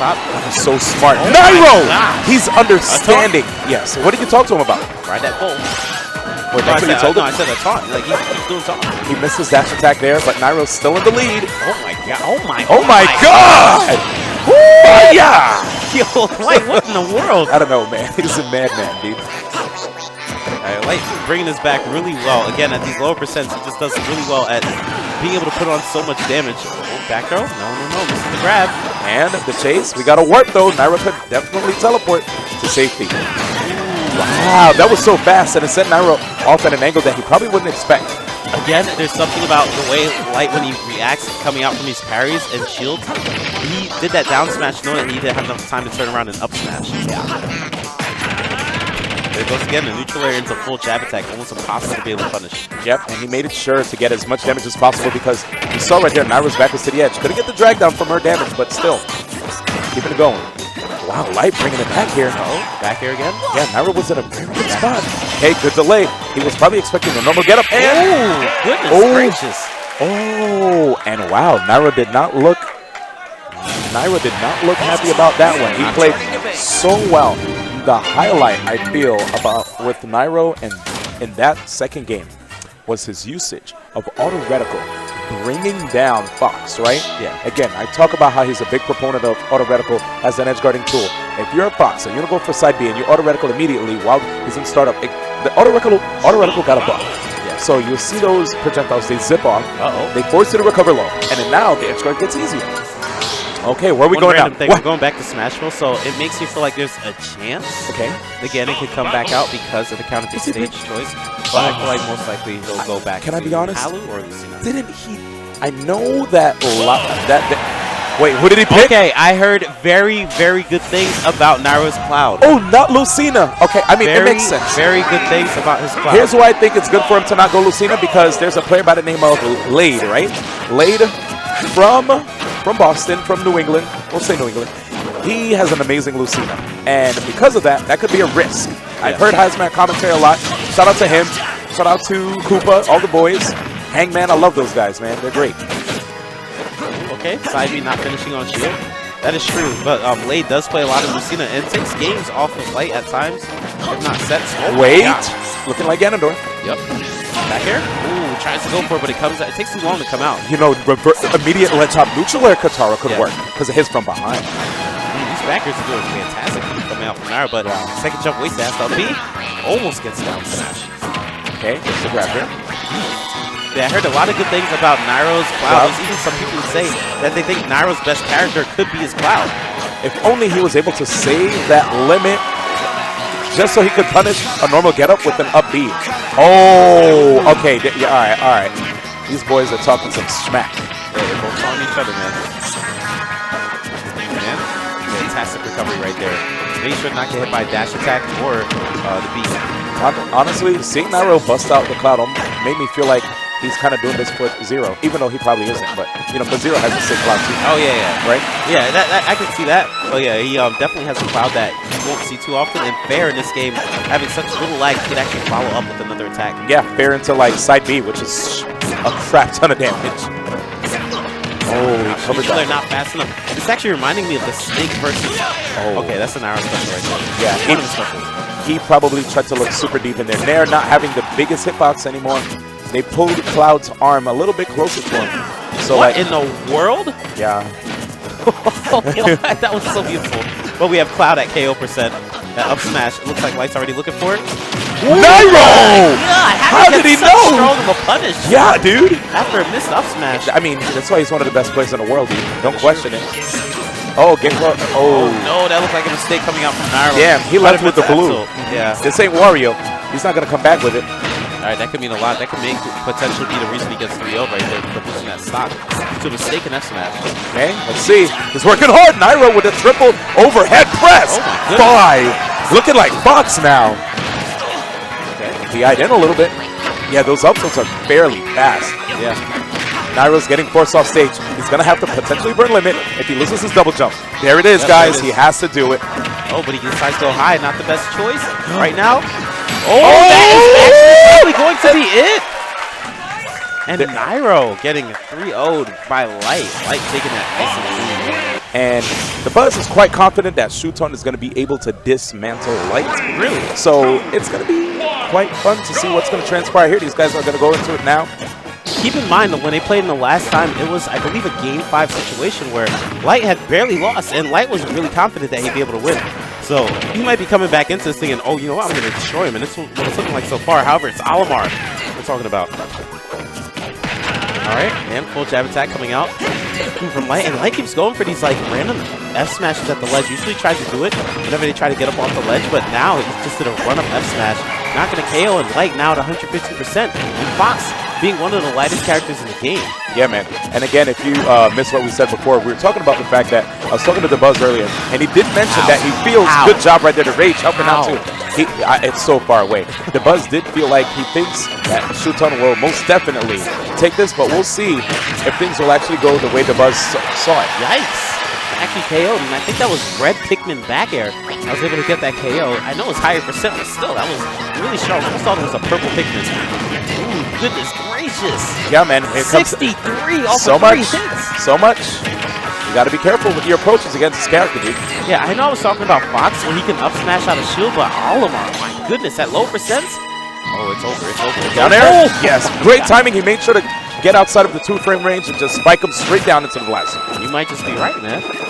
We'll see. I mean, right now, as far as like the recovery is concerned, he does a really good job of being able to capitalize on it. But I mean, there's no hitbox on Olimar's recovery either, unless he has a Pikmin with him and he's able to swing. But let's see what we see here from Light, who's been racking up a lot of good damage. Yep, very good damage right now, and he might have him at percent to get the KO, and maybe like 10 or so percent. Probably gets to do a couple hits. Like, okay, there we go. And now he might be able to do neutral air into up smash, or just running up smash. He might have to charge it though with the KO. Okay, charging it. Here comes the Pikmin again. Using the platform as a safe zone so that he doesn't have to worry about dealing with a forward smash, a side B, or even a potential up smash. But Light, a little risky there. And, oh no, did not run far enough to be able to get that up smash to hit. And it looked like he was late too on the draw, right? Yeah. Okay. The Shuton, you might just see the backer coming out from Purple Pikmin. Wait, what? Oh, wait, that was so quiet.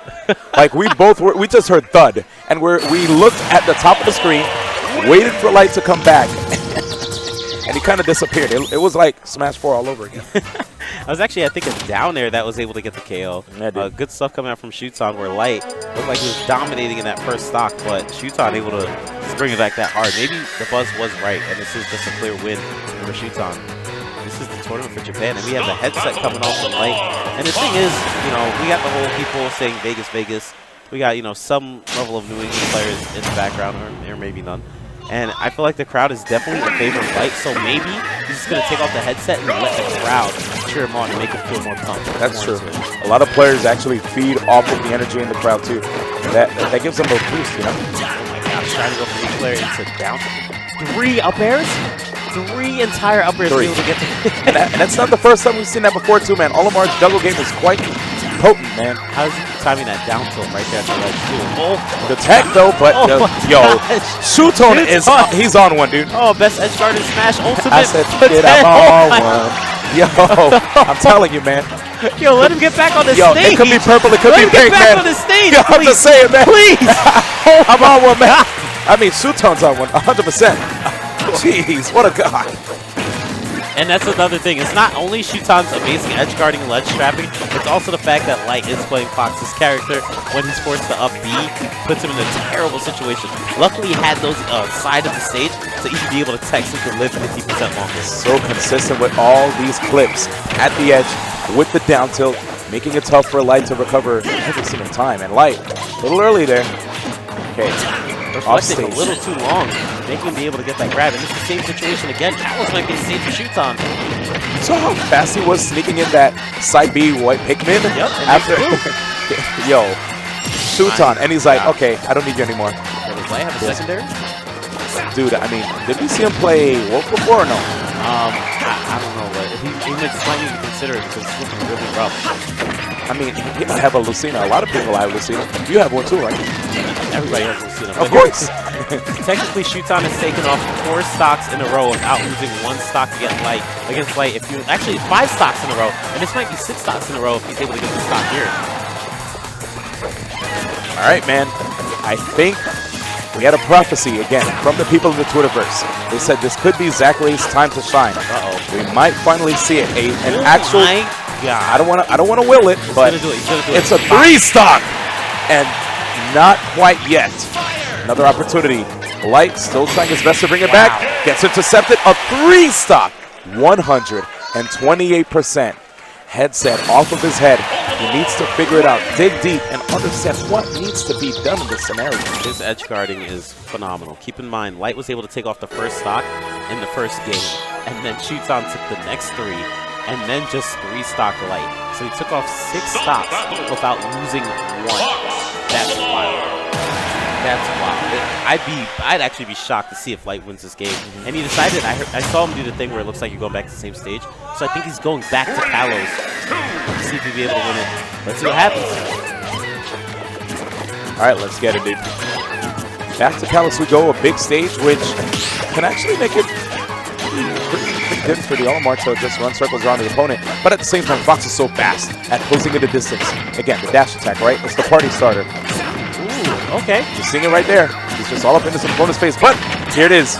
Okay, I thought we were going to see him dashboard and up smash. I see that a lot from Dabuz. Gets him a lot of good damage. Just dash, up smash to double up air into like Pikmin throw. One of the things that I noticed that Shuton's taking advantage of is that Light likes to throw attacks on Shuton's shield and then try to draw another attack. So Shuton will block both attacks and then punish with up smash or something like that. For example, you saw right there. Yeah. He blocks it and does a very strong punish.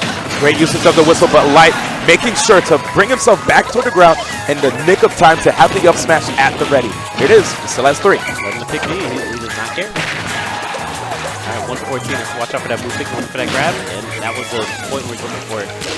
And I like him going for that back throw. It put the opponent on the platform to set up for some more sharking again. Here we have it. Okay, he has a Pikmin on him, but he's going to keep applying the pressure. Understands. Nair, safe approach option. He has grab or jab as a mix-up. Or even he could land Nair into like immediate short hop buffered Nair, like fade back. That's how fast Fox is. You rarely see that mix-up from people, though. All right, this is looking a lot better for Light. Looking for that back air. Nice. Hey, going for fair. Does he get the drag down all the way? He commits. Okay, pulling back.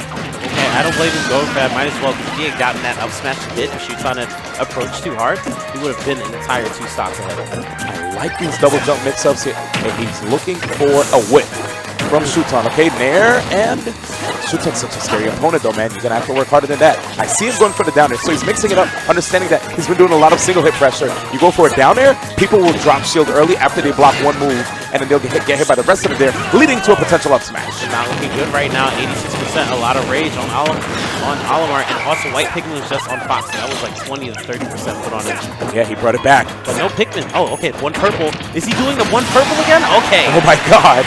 No Pikmin on the field here. The purple gone. Wait, actually back at it again. That back air. Oh my. He missed the first one, went for it a second time, got it to connect. Right now, Light at the end of the road, potentially. Potentially, yes, sir. Okay, he gets the neutral and crossed up his opponent with the grab. Okay, there it is. Safe on shield. Smart stuff, dude. Okay, getting a lot of good damage. Here's the chase. Okay, that dash attack, again, like I told you before, man, that's what usually is the catalyst to a lot of good damage for Fox. You don't want to get clipped by that. Okay, Light, though, he understands that Shuton could rack up a lot of quick damage in record time, man. The 1-up smash. Can't be too errant. There it is! What did I tell you? Yep. He dropped shield. Wow. Really good DI coming out from Shuton, too. He almost lived that. Dude, he did a really good mix-up right there on the shield, man. A lot of times people have to remember late game Fox, end game Fox, when you're at higher percent. And that's when you'll deal with the 50-50 of 1 hit on shield or multiple hits on shield. Oh, down air Yes, you rarely see that. I remember I asked Larry Larry, like, why do you use more down air when it's like later percent after using so much neutral air? Well, you condition the opponent to expect neutral air, to the point where when it's at later percents and they're expecting it, they're going to try to block it and then release shield, and that's when you get them. So good job right there. Light again, using the amazing mix-up that opens up free up smash conversions, as you saw right there. And now, guys, hopefully your faith is restored in Light if you are representing NA, because this is the last North American representative here in the bracket. We have 3 players left here, 2 from Japan, 1 from North America representing New England in Light. Here we go, game number 4. Let's see if the Buzz's not dream or wish can come true by saying that he thinks Shuton will take it free. Light went from having 6 stocks unanswered taken away from him to being able to win that last game, taking 3 stocks from him too. But right now, 98%. The edge guarding from Shuton again, fantastic, especially with that down tilt. Decided not to go off the stage and try to stop that up B. Very, very difficult to deal with right here. Light getting swatted off stage with that purple. Had a double jump, and I like the usage of the air dodge. We've seen that before from the likes of Zackray, if I'm not mistaken. Okay, whistle, allowing him to continue to work. All right, but landing, what's he land with? Okay, I like that. Sign an air dodge into the stage. Yeah, it's never too bad to bust it out once in a while, right? Just don't use it too much. And just, wow, okay, there it is. So he noticed right there that Shuton was being a little bit too pensive, waiting to see what he was going to do. So he's like, in that case, I'm going to grab you immediately. Okay, playing it really patient on the ledge before he just go for F smashes and try to get the KO. And, he didn't even go at an angle. Almost thought he would go at an angle to try to mix it up. Because Shuton, again, really almost 100% accurate at getting these dairs to work against Light. Wow, and Qatar, to be honest, I was surprised to see the range. That up smash hitting the roll behind. Yeah. But right there, 48. 3 hits into 48%. And now we wait. Very short character. Yeah, he wants to, but the character's so short, right? Yeah. You got to be way more accurate and hit him later. Yeah, character's so short, it's going to be really hard to keep going for these back airs. The Shuton still doing a fantastic job. And the white just keeps tacking up damage. Wow, it did almost 40%. Wow. Up throw with blue Pikmin, yes, it's going to be a stock. And now it's game, set, stock right now for Light. Honestly, Qatar, we are potentially at the end of the road here. Put the white on him already. Yeah. And the percents. Okay, the white's gone, but yellow clipped him right there. We're not seeing him go for any drag down forward airs. Instead, he's staying on stage. Good drag down forward air. Oh, good try. Also has a lot of good frame data. And there's a white Pikmin on him again. He keeps getting caught by that white Pikmin. He's not shielding it. It's giving him so much damage. And it's making it harder for him to mount a comeback, too. Okay. All right. Back here. Good. I like him going back to the stage like that, but he has to watch out. There's a white. Okay, the white miss. Uh-oh. No, he cannot do blue Pikmin up there. Oh, he's brave. I do like that. He wanted it that, up though. straight too. Yeah. Oh, no. He And gets it every single time. Nice. Right in the wall. Okay. Guys, 114%. He's gonna have to go for the craziest combo. You literally have to give him all of your energy if you want to see him stay alive here. But we have a purple, and it might be gone. He might go for it again. Yeah, he's keeping it. Okay, wait. Oh my! Misses the tech chase. Goes inward. The blue. Oh yeah, the blue Pikmin. You're right. He can actually do a blue Pikmin up throw. Yeah. And he can do purple Pikmin back air. Light has to play absolutely immaculate. It's a situation. He gets the read. Beautiful. Wow, Shuton actually going for that second double jump read. Shuton and Zackray, such amazing talent coming from the land of the rising sun. Sticking with their characters through and through. There are a couple times, well, not 100% because we've seen some counter picks here and there. But as far as the top 8's concerned, sticking to their guns.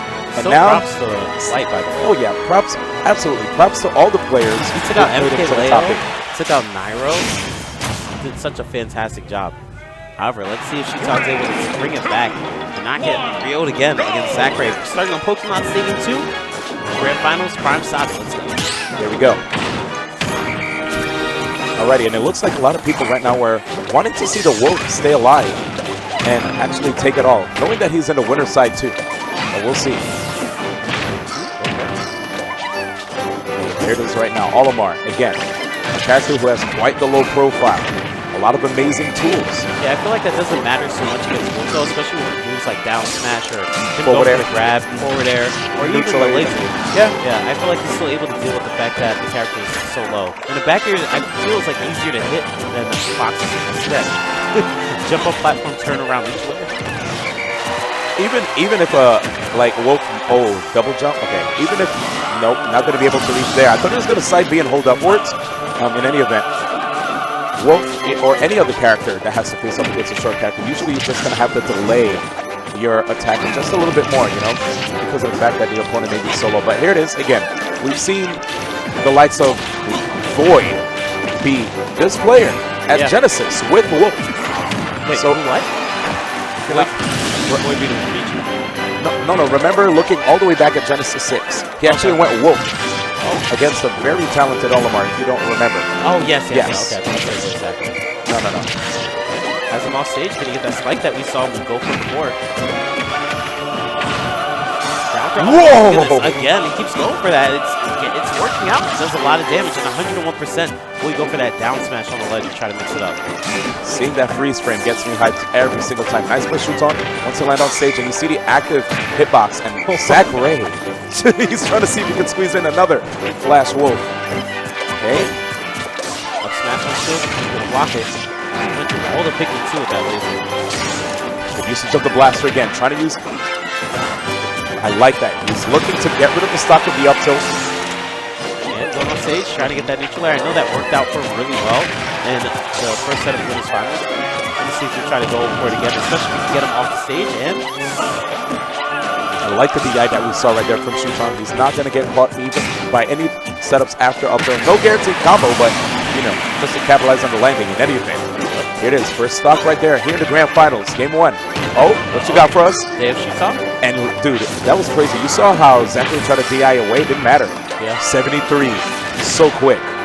What? That good attack actually worked against Zackray. All right, back throw is still not going to be able to KO. Can KO if it was a little closer to the left side of the stage. And okay, I like that charge up smash. All right, this one might be a little hard to bring back. I can say that Zackray for certain is really good at this matchup. That's it. I mean, I still agree with you. I actually still agree. But that was funny. Just the timing. Yeah. The timing was funny as He's still good. He's still I really think he's good at it. He's still really good at this matchup. I swear he is. I agree with you. I do. That was just unfortunate commentary timing. That's all. Yeah, and what I noticed that Shuton's doing a lot differently this time is he's getting those like clips of getting Zackray after Zackray uses the second jump. So Zackray will try to recover, the second jump will hit him again, and after that second jump hit, it makes it so that Zackray's too far to be able to recover. Like, for example, right there, where I feel like Zackray maybe could have tried to recover, but there's no way he'd make it back anyway. Why are Samsora, Nairo, Light, and Paired and all just turning up, having a... I feel like they weren't even watching. Anyway, let's go to the second game. Hype argument. They're smiling, though. Yeah, as long as they're all happy. Anyway, we're going to move on to the match. As you can see, that increased knockback on the down throw can make it a little bit hard for Olimar to follow up sometimes, but you can also toss the Pikmin on the opponent. Yep, and there goes the samples. They're throwing the white Pikmin on in. Fully charged down smash, almost getting that to flip out. Zackray from recovering. And here it comes again. Yo, I actually love seeing this. Oh, wall jump. It's over. And wait, he wall jumped. He wall jumped. Wow. Give him a little boosty.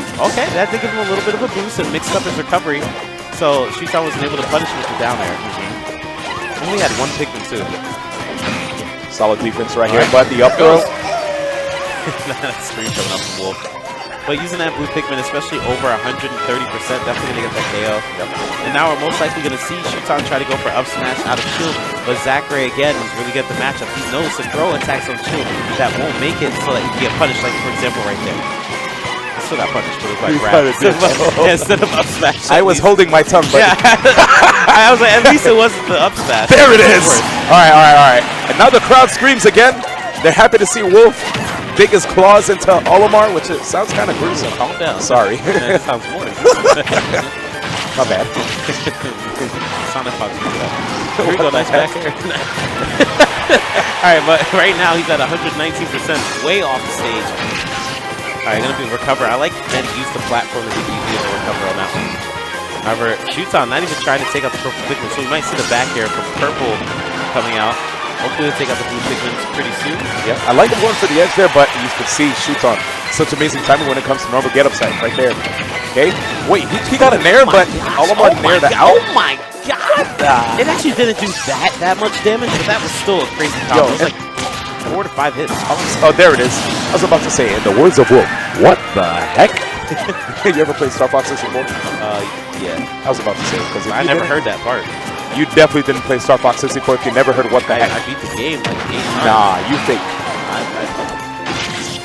And game number 1, 2. It's definitely 2. But that down tilt into up air, he keeps getting this on all the spacey characters, especially Light and against Zackray. Down tilt into another attack. This stuff by Shuton, I wonder how Zackray was able to win the first set so cleanly. I'm going to tell you right now, man, Shuton is a problem. Zackray, it can be a little difficult when you're on the winner's side. For so long, you got to wait for all the people on the loser's bracket side to have to bring it back. Poor Zackray right now, again, young, Young Warrior, looking quite tired. We got a bunch of cats here in the bracket, just waiting. Well, actually, in the crowd, waiting to see what's going to transpire. So right now, though, I like what Zackray did here, or Zackray did there. He went back to the character selection. He reselected his character, kind of reset a little bit. And again, though, Zackray has so many characters. I'm surprised to see him not try another character. Maybe it's because he's so confident he can win it. These are all close matches. They are. They're not bad games. And I feel like this is a matchup that I would expect Wolf to win. I'm not too sure what the Wolf and Alamar means actually think of the matchup. But especially with Wolf being able to catch the landing of Alamar so well with the down smash and up smash, I would expect him to win. I love those immediate neutral airs at the edge, just to punish numerous options when it comes to ledge getup. Okay, that's a punish. Forward, oh, he goes upwards. Might as well. He always likes to go upwards or throw Alamar upwards because Alamar's not the best in the air, or at least above you. But the smart thing that Shuton does is that he drifts towards the edge, so that at least now he'll force Zackray to try to read one of his ledge getup options, you know? Yeah, so it doesn't even matter. Yeah, he's like, I could just 50-50-50-50 or 25-25-25. Anyway. It's like he knew he was going to recover low and went for that delayed down air. Fantastic again by Shuton. Not getting it 100% of the time, but most of the time. Yo. 70, 80%. Oh my God. Oh my. What happened? Yo, I think they switched bodies, man. Captain Voodoo style. Like. 3.0. I don't know what's going on right now. Where Shuton is just going on a rampage. Shuton is a monster. Yeah, exactly. The only reason I said 3.0 because I want Alamar to be able to, have that buff for charge smash attacks. My goodness. Really rough for Zackray right now. Definitely not looking pleased. All right, well, let's see if Zackray can still bring it back. I love seeing players be like this far down and still think like, hey, you know what, I got it. And he was getting that down smash to work after get up attack so much earlier, but that time around he did the smash attack a little too late. Okay. By the way, guys, the score is 2-0 right now. Yeah, 2-0 in the favor of Shuton as a heads up, and it's a best of 5 set. Oh man, right there, the parry not even saving him. Okay, didn't want to set up for a back throw, just going for that F tilt. Okay, downwards F tilt coming up. Zackray having so much trouble getting the KO. Shuton is so smart. Pikmin? Is that, okay, I thought that was a blue he wants a little bit more damage. But Ooh, great job again. Back air. Shuton with the reset over Zackray. A consistent winning streak right here. 3-0. Putting Zackray into the loser's bracket. And right now, Zackray, he's going to have to dig deep, man. Shuton, to be honest, he looks like he's up and at him, man. You look at his face, he ain't exhausted. Zackray, he's exhibiting a bit more emotion than I've seen at Genesis. All right, this is interesting. Zackray has decided for the second set of Grand Finals to go Lucina. So you might say, Lucina, since when did he play Lucina? If you're watching the tournament earlier today, he actually went Lucina against Void and was able to beat Void 3-0 with this character, which is shocking. Guys, and I think this is a very good character to pick against Alamar, especially for everybody. And now looking at the strengths of this character, Lucina, especially when your opponent's damage gets higher, down tilt becomes an amazing tool. You can use that for tech chases, and that could potentially net a forward smash, which forward smashes Lucina's, if I'm not mistaken, her strongest KO tool, reliable one right there, on the ground. If she gets that forward smash, man, you gotta watch out, buddy. Yeah, I'd say it might be her best smash attack, simply because, like, it's definitely her best smash attack. You catch someone off guard, like, not DIing the correct way, you can KO them at 40% off the ledge at times. Okay, and right now, Shuton has to watch out. He's doing a lot of blocking of these Lucina aerials. You block a Lucina aerial, guys, and you keep your shield up, that's when the shield breaker comes out. And that could also allow Zackray to take a stock. Nice. Nimble stuff right here by Zackray, putting himself out of harm's way. All right, Zackray actually reset the situation, but is he going to go off stage and get that free fair? I feel like the recovery of Alamar is like really susceptible to sort of characters that can just run off and swing and sometimes get the KO. What type of punish? All right, it works. Run past double jab. Okay. Oh, and that's what I was looking for, but he did a little too late. Yep, and right now, you see what Shuton was doing. He's capitalizing on the fact that Zackray had to chase him, but Zackray managed to take that stock. He's going for a lot of these grabs. Shuton is a little bit too mobile for him to press his advantage with grabs, understanding that at low percents, run-up grab can yield a down throw up air, right? And depending on how the opponent reacts after the up air, that can give you something big. But right now, talking about big, we have a lead right now by a stock. from Shuton, we could potentially sit on this again, like we talked about how he's so good at just maintaining. Oh my! Okay, Side throw purple Pikmin jumping in the air into forward air from yellow Pikmin. I don't care what y'all have to say about Olimar. If y'all didn't gasp at that, y'all are just people that don't appreciate good play. What is Olimar, man? A character? Because Olimar actually fights also with the double jab. Right there. Every once in a while, I was like, I can throw hands too. He's trying to throw hands. So 2 purples out. I feel like he's probably going to be looking for F smash or back air pretty soon to try to get the KO. The yellow's just batting away at Zackray. Gets that neutral air. Of course, you know, it's a different ballgame now, right? Before, you used to see near jab juggles, but now things are different. Wow. Off the top with 2 stocks. Like I said before, Kataro, sitting on that 2-stock lead. Everyone is just amazed at how consistent Shuton is. You know, it's not the fact, it's not even about what he's doing, but the fact that he's able to do all this to such an amazing player. The player who is on the throne in Japan. Yeah. Looking at Japan, the #1 guy. And Zackray usually beats him too. Yeah, dude. With he has like the reticle on his back everywhere he goes whenever he enters the tournament. And yet, Shuton right now is like, I'm finally understanding how to take it to you, and I'm even forcing you off of your character. What's up? All right, still looking kind of rough for Zackray, getting 2 stocks just now. We're going to Battlefield. Yeah. This is a stage that people would say is really good for characters like Marth Lucina. It is. Or even Marth in Melee too, like going way back then, or even Brawl. But I don't know, man. I don't know how I feel about it. Just the sharking, right? Being able to put those characters on there. I've seen what. Ooh, he landed inappropriately right there, dude. That would have been death if he had gotten that back air, but Shuton went a little too high to get hit by that back air from Zackray. Yep. There it is. There Okay. it is. Optimal punish, forward smash. Out of any other punish you had to go for, forward smash was the key. At around 85% for a lot of characters too. They just fall prey to a KO. That's low, Qatar. Not even 100. You know? Our average 85%. That's sick.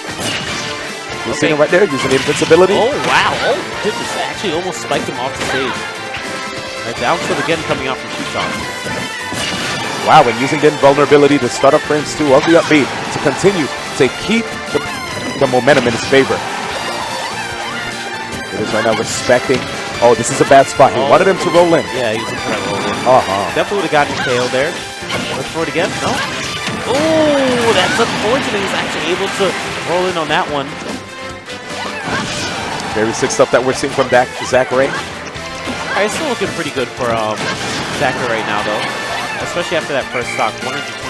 Oh my God! Oh my God, indeed! I was like, brother, what are you doing? Yeah, I was like, what is he looking for? A dare? That doesn't look like a dare. Exactly. We were all confused. That But he was showed actually, us. yeah, an up air facing away from the stage. Or not up air, up B facing away from the stage, and he got to use his KO. And then he drifted right backwards to tell the tale. Here it is. Gets the grab, catches the landing. Red Pikmin falling prey. I think they call that Lawrence at the summit. I usually like to give the. Anyway, here we go. Yeah, I like to give them girl names. I just think it's cuter. Anyway. Wow. I call the white one Amber. She likes Starbucks. Anyway, so here we go, guys. Forward throw. Oh, the side B coming out from Purple Pikmin, doing just enough pushback to be able to get that KO. And this is now an even a game again. After Zackray would look like he had a full stop lead. Here we go. Okay. I like that he goes for downer and neutral at these low percents. And right now, he's going to have to look out for that F smash, random F smash right there to end it. And here we go. Oh, he catches the jump, but Zackray needs to tie this up. All right, so now he has a blue Pikmin and a purple Pikmin. Oh! Let's watch out recovery. And he lands on top of him, so risky. Purple Pikmin back air. Let's see if he goes off stage. Oh, he went way too hard. He actually air dodged off the stage. But it looks like the crowd will take that. They're totally fine with it. Definitely totally fine, but it seems like Zackray at the moment might be the crowd favorite. I saw on Twitter. What were the results? Oh, yeah, let's check the results for the poll. My bad. I feel like it might have been 90% to Zackray. 88%, yeah. We got 1,615 votes, and it's like 88% Zackray, 12% Shuton. Somebody with the highest rated comment said, anybody voting Shuton is lying, to be honest. That's not nice, Ganabrader. Shout out to you, though. You're my boy. You're my boy. Hey, people like underdogs, and in this situation, I would definitely say that Shuton's the underdog. Yeah. And if he wins this, that's 2 tournaments he'll win in a row, and 1 over Zackray. This kind of reminds me of, Apex Brawl. Yeah. back in 2013. Yeah. Where Atori would always lose to Nientino. And then the one time he went to America, or they both went to America, Atori beat Nientino in a situation where he would usually lose. So this could be the same thing for Zackray, where Zackray normally might win in Japan, but Shuton might win over him in this section. We'll see. That SD definitely hurt Shuton a little bit because now we're in a tight situation. But wait. How did he tried to drift. It didn't even spike, but the fact that he was able to time that dare so perfectly to when he was going to up B. Okay, going for the up throws again. He just wants more damage, but you see how Shuton cuts the juggle short with the dare upon landing. Moving forward. Probably, I thought he was going to opt for a forward air, but at least he's able to consistently get the punishes on the up smashes on shield. A lot of players miss that, and then they fall prey to a spot dodge cancel up smash. Ooh, sorry about that, guys. Losing my breath. All right, and Shuton not looking to leave the ground, or actually trying to get back on the ground. It's going to be a little hard. And he always seems to go for that aggressive option, like a landing neutral air, to try to get back on the stage instead of just going for like air dodge on the stage. But he knows that Lucina might just do an F smash, so just watch out for that. Yep. Okay, we have. Yep, that's the white right there, and he called it back. Yep. That's actually a nightmare scenario. Yeah. You want that white Pikmin to be gone, doing the most damage of all the Pikmin whenever latched on you after the side B. Okay, multi-hit. A lot of people like to drop shield. Good solid punish right there on the down tilt. Trying to move in with the forward tilt. Oh! I do see Zackray do that sometimes. He does like a fall down counter whenever he's trying to recovery. But in situations like that, you can get punished and get KO'd even at 80%. Oh, I thought he was going to walk away forward smash there, but I don't think it would KO. Yeah, I think he went for the grab. He's a lot less risky. Like, if you just grab, you shouldn't have got that. It's a little bit more damage for forward smash to actually get. Okay, he's looking good now. 91? Yeah. Stage again. Oh my god! Falling short hop neutral air, delayed neutral air into up smash. I saw him trying to go for that before, finally getting it to work. There it is. Whistle. Okay. Again, whistling as he works. Second jump gone. Had to up B early. Here's the tough spot. He wants to get inside, but the back airs. Wait! Uh-oh. Okay, tables have turned. Ooh, okay. Racking it up. Great. Okay, that purple though, saving. Oh, he has to get back down on the ground. Shuton? Yep, no purple.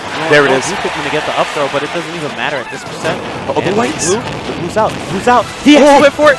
Oh! He was a little too risky. Decided to go for that side B the moment he was able to dodge that blue Pikmin grab. I thought we were going to see a grab actually in that situation, you know? From who?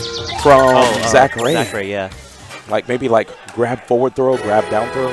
Maybe so, but the thing was, Shuton tried. He had the blue Pikmin out, so he's like fishing for grab.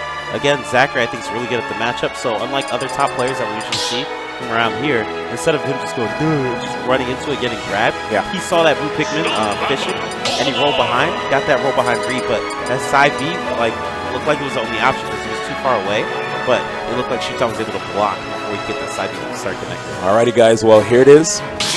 This is championship point for Shuton coming from Japan against Zackray. Zackray came from the winner's side of Grand Finals, yet Shuton brought him down to Hades, and it's both of them now in the loser's bracket with Shuton just one game away from taking it all.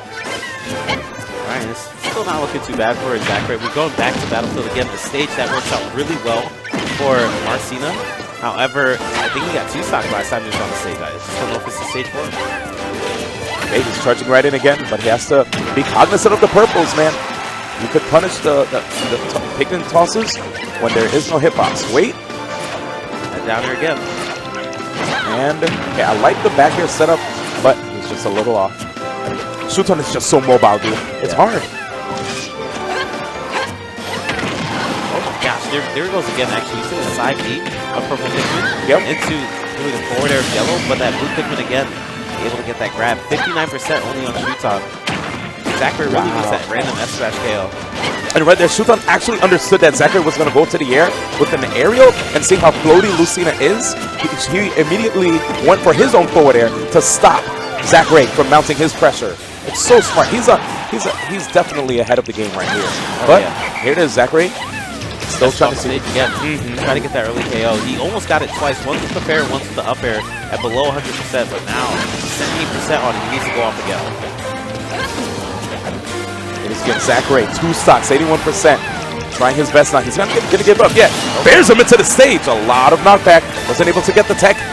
Now, Zackray is charging it. Good grab right there because there could have been a potential threat of a shield breaker soon.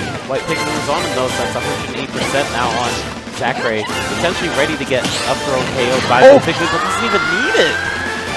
That joint hit from behind. Hit from behind Alamar, but from the Piglet.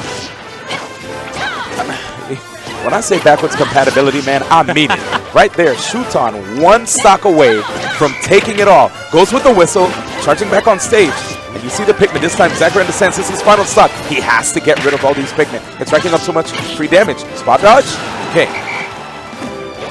All right, going way off stage and try to get that back here. It's really good, however, he's still close to stage. That one should be able to get it. Yo, this is a good spot for Zackray. Just yet. Such great knockback growth on that back air. Zackray, 24 down, 32 down now. He needs to get inside. Will he be able to do it? This is, again, Shuton's potential win. Ooh, okay, I like how he decided to do that really slow to still try to get the side beats to connect. Okay, 50% now, dude.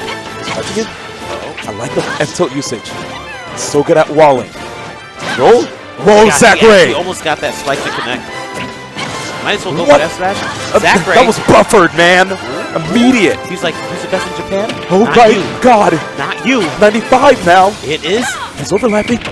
But wait. Oh. Oh. Oh.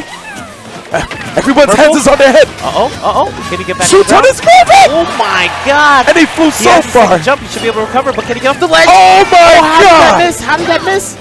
No shield breaker. No shield breaker. Okay. I don't know. Maybe he'll use it. He has a purple. Will he get another? Okay, he doesn't get it back here.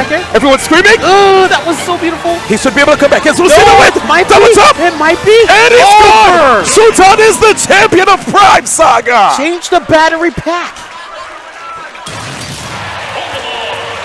Beautiful stuff coming out from Shuton, catching him after a second jump to be able to end the set. Congratulations. Battery packs changed. And also history actually rewritten too.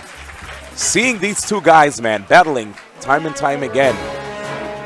Wow, dude, amazing job. Like you said before, just seeing them when it comes to trying to see who could take over Japan, and Shuton actually being the one to get the W, which a lot of us already been saying that. We know Shuton is broken. Yeah. He can do it. Definitely the best Olimar, I would say. 100%. Like, at minimum, maybe it could be the Buzz, but right now I feel like Shuton's the one who would be the best because he pretty much solo mains Olimar. He plays Richter every once in a while, but I feel like it's pretty much just Olimar all the time. He's able to place this high, you know, top 8 of Frostbite, in the first place at this event, clean, only losing, I believe, 1 set? Yeah, only losing 1 set. So I just feel like it's all him. My boy Z5, I've taken away. All right, no, he's not. All right, guys. All right, now he is. Yeah.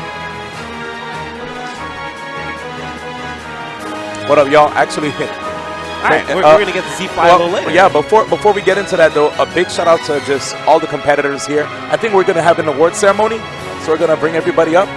Or is it too late? In any event, so as far as this event is concerned, it's been super sick. We had like over 800 people enter. Wow, looking at the people that enter the bracket, very surprising results, right?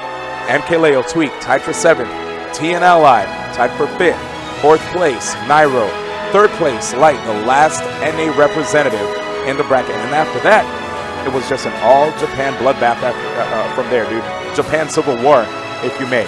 We saw Zackray. He was on the winner's side, and he was sitting pretty. He was able to slice through so many amazing players with just great counter picks, amazing gameplay. And what did we see? Him actually drop not only in 1, but 2 sets to Shuton. Undefeated the entire freaking time.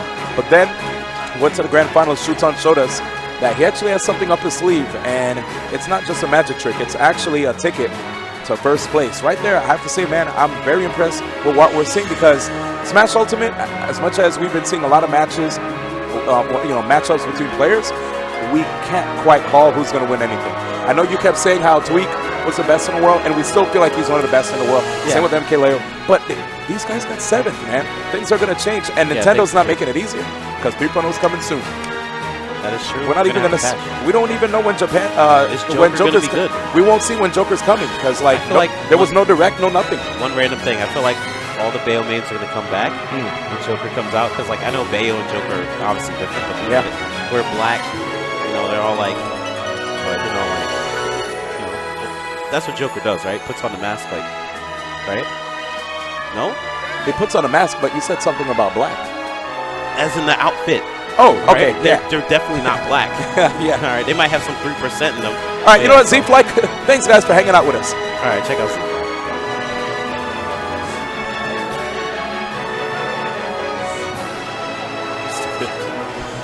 We're done.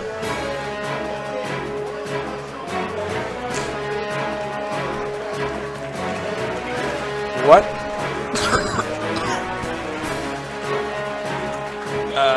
Parroted?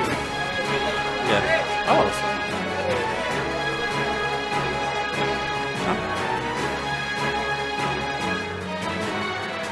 Wait, what? My shoes? Oh, it's not mine. Yeah. Is Tweek here?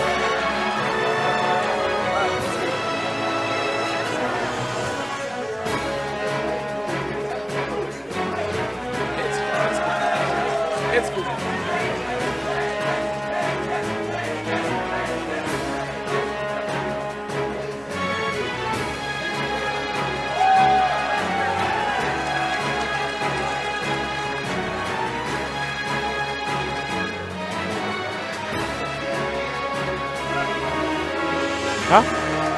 Okay.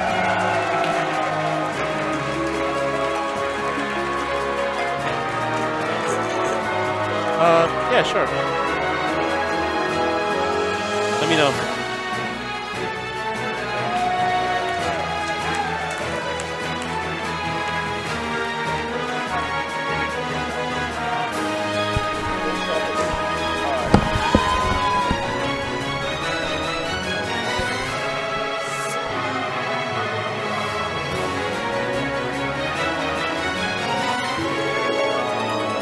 I mean, you can just send it off. Yeah, you could set it off.